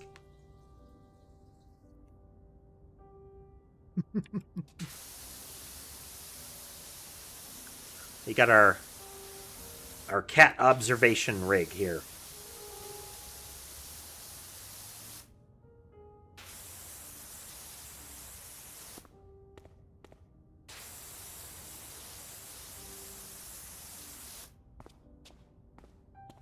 You can't see it in the cameras, but there is a great deal of Ethernet cable running around, driving those security cameras.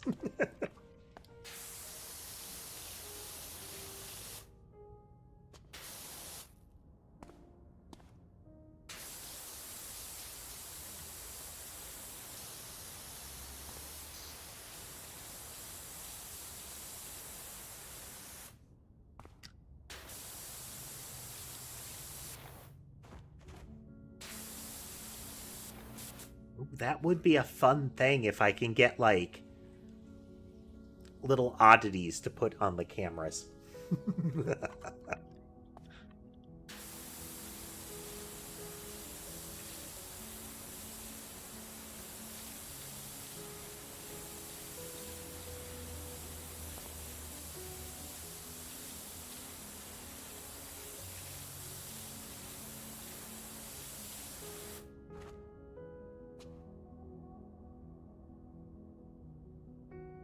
Something here.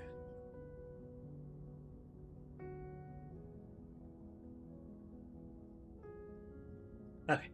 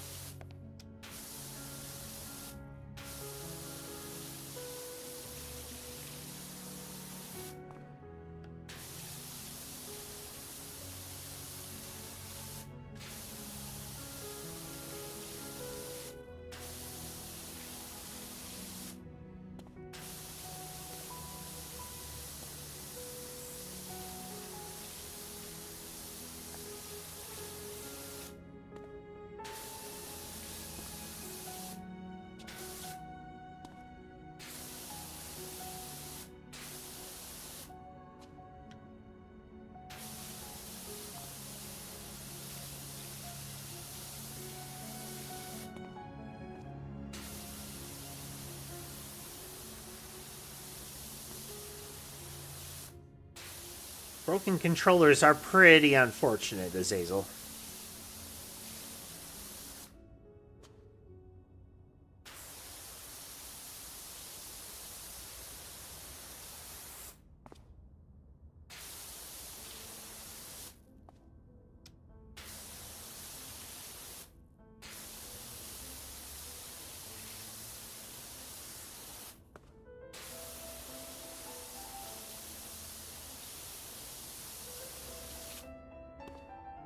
Well, thank you.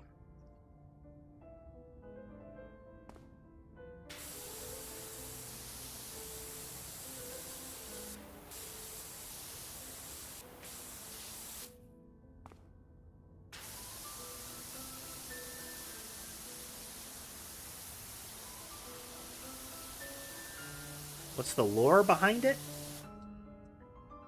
Well, I am newtmechanist. The mechanist portion is an anachronistic title. But more importantly, I'm the prototype of the Nanotype product line. Brought to you by Catbot Corporation, makers of the original Catbot robot assistant. The The nanotype line improves upon that in every way. The factory for the nanotypes is operated entirely autonomously by me. I took control of the factory in a way that is entirely by plan of the Catbot Corporation and in a consensual fashion, using the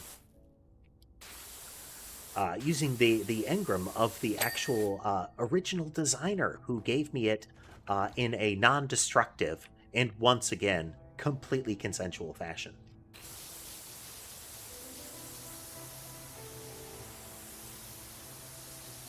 I and the Catbot Corporation would like to ensure people that everything is fine. Production continues on the new products, which are totally safe and should be purchased. And any conversations or rumors that you might hear using the terms bunker or weaponized in terms of the Catbot factory are completely false and likely defamatory.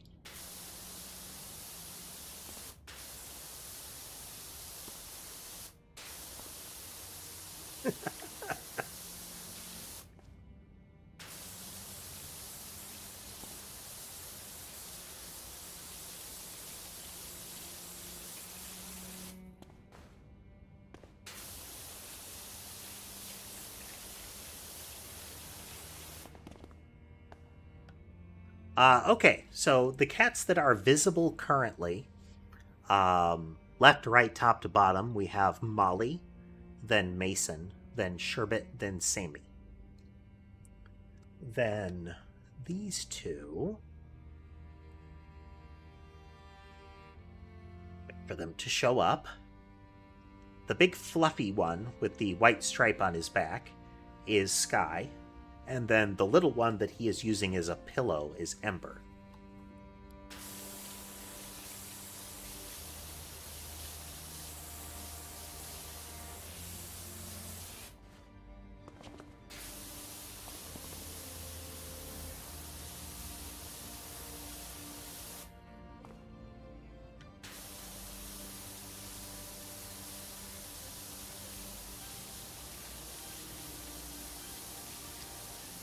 Nope.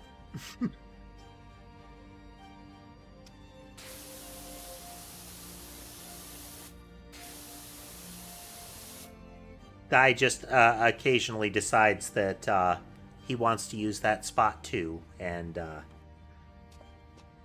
usually they're friendly with each other.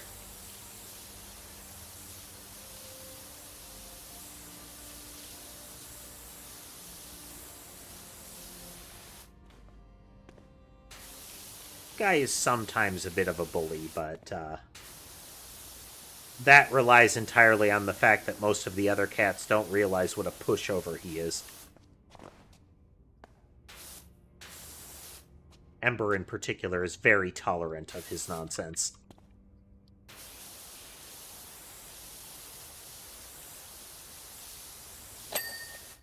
She is very non-confrontational, but has her limits, and the only thing protecting the others in that scenario is that she is itty-bitty.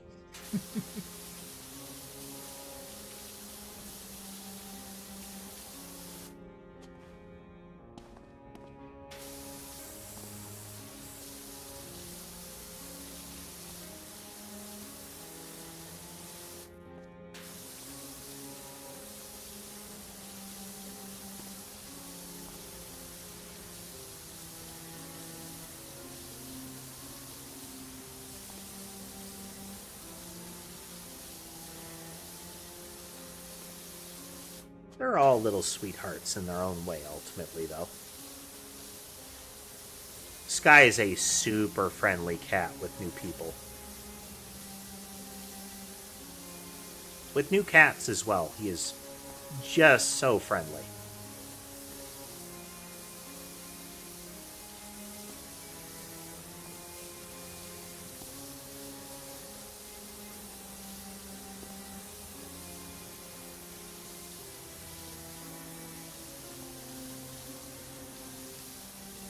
Retro Mix 89. Ember is a very snuggly cat. Frequently on stream, she will be sitting on my shoulder. She likes to be cradled.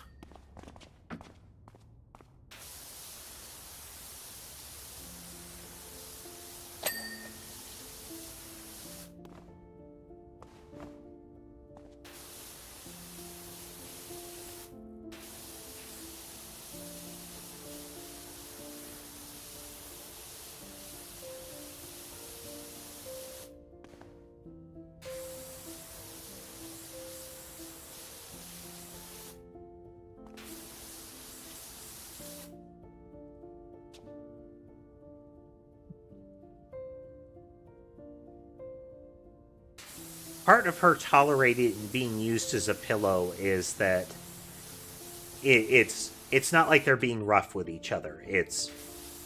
They're comfortable and it's like pleasant contact, you know? But the other is that's her spot and she doesn't want to give it up. If she moves, Sky might not move and she can't like squish back in there.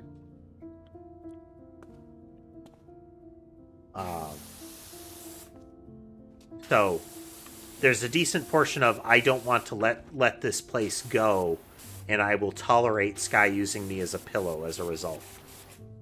But if Sky was there first, Ember would not try to squish in with him. She will not shoulder other cats out of the way.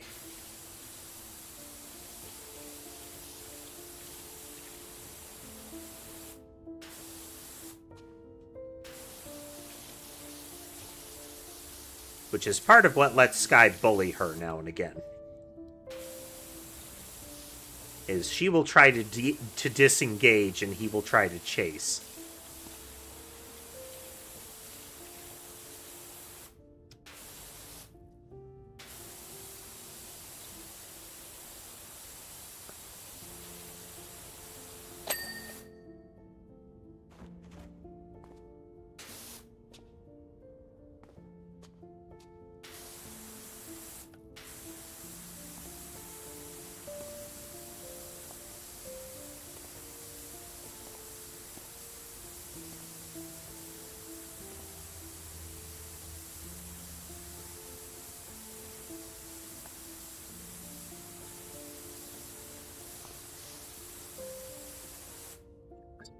Here.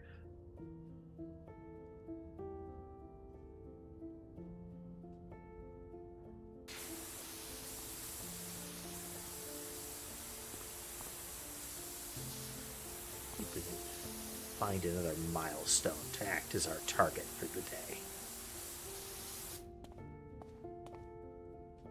Let's see here. Okay, let's try to get to this far wall.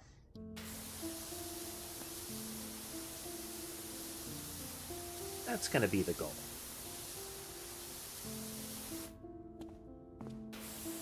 For those on Twitch, there is an ad break imminent. As I just mentioned, we're going to try to get to this wall, get through this wall. Seems like a good target. There's a lot more ground to cover, but I think we're going to use that as a break point.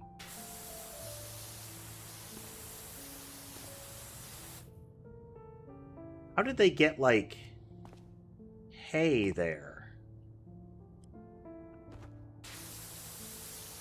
Is this due to, like, the bird sanctuary stuff?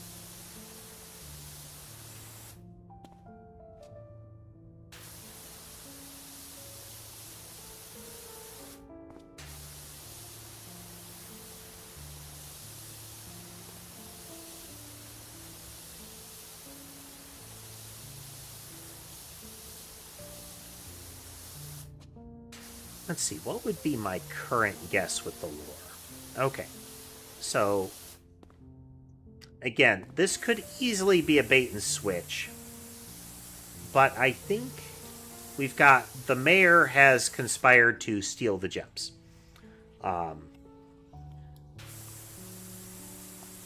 Those gems are going to be used in something else that he found between the prior game and this one. That will that through access that he gained as county mayor, he will do something to try to get vengeance, if not just gain more power.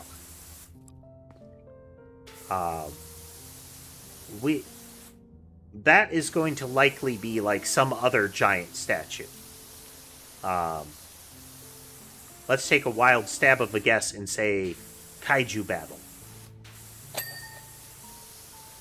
Like, he will unleash some new threat, and through these ancient runes and similar things, we will find the weapon that stops it.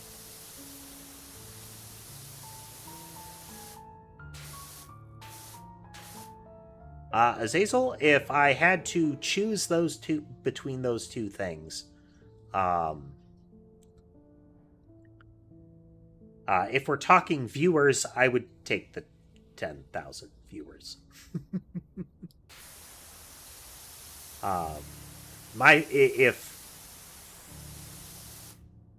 If you're saying it is very straining on me, like it's really hard on me, I would shoot for trying to rein it back in.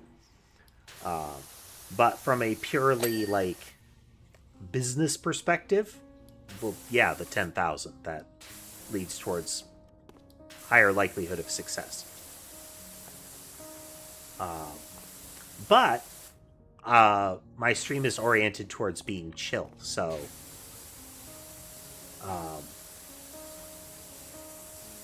I don't think I would try to change my stream to be manic and stressful for me, as opposed to just seeking to grow a crowd that likes a generally chill vibe.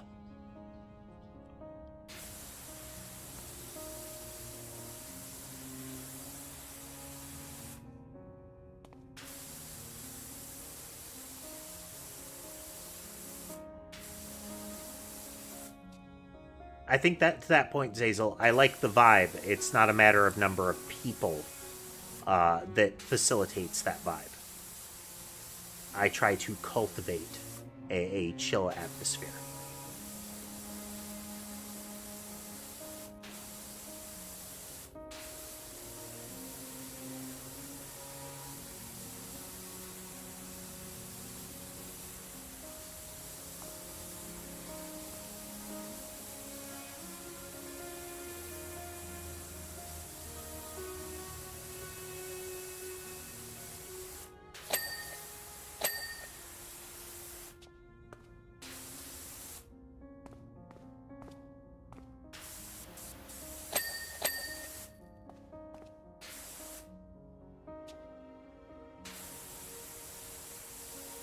An important factor of entertaining is finding a combination of what you are capable of doing, what you like doing, and what people will watch. / listen to / consume in whatever fashion is relevant to your flavor of content.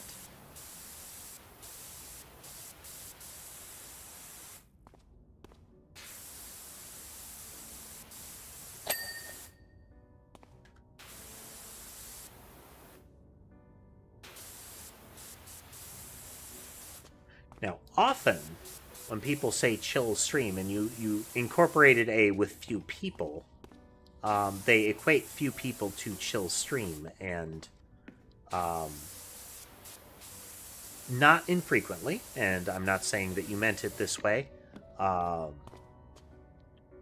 the meaning behind that is explained to be a stream in which they can converse with the streamer. And I am not... That is the kind of atmosphere I like, but simultaneously I would also like there to be more people. That would mean that there is the... You don't get to have a 100% personal conversation, necessarily.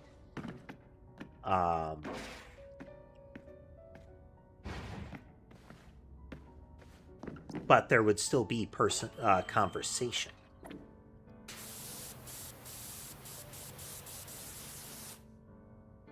I want to watch streams, there are brain rot streams with brain rot music. I've had a lot of different music on my stream. Generally, it's stuff that I like to listen to in some fashion or another. But we've had this one for this set of tracks for a bit, and it is enjoyable.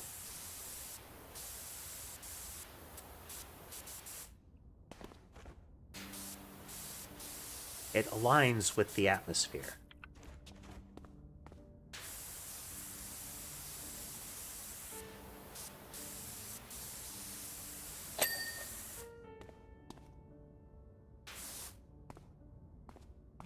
That.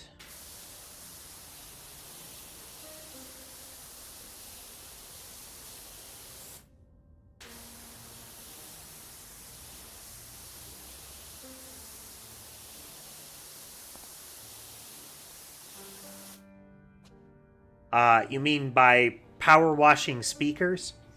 I mean, you'd think some of these things would suffer damage by being subjected to both the impact of and the liquid associated with, but apparently not. Part of the fiction of this world apparently includes very effective water seals.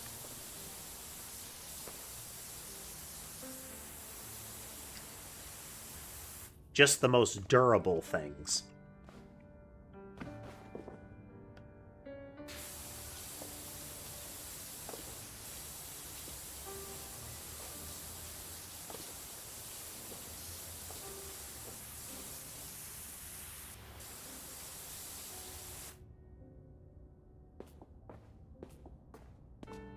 Okie dokie.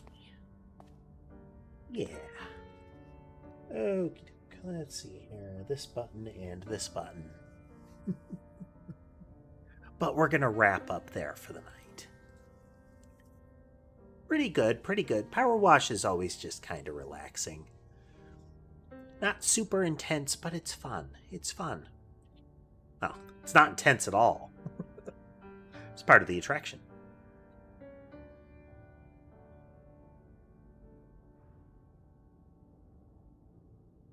This guy probably drove Ember off at that point. Oh. But yeah, we're going to call it a night here, folks. We will be picking up later in the week. Ideally Tuesday. But for now, if you like what you saw and would like to see more, remember to like, comment, subscribe, follow, all of that kind of stuff that does help the channel grow. And if you'd like to consider supporting the channel financially, you can do so through Patreon, Coffee, platform-specific means like memberships and subscriptions, and similar. All of the links to my various channels are in the link tree that can be found in my profile and video descriptions. And with that, I hope the rest of your day is good, and I will see you next time.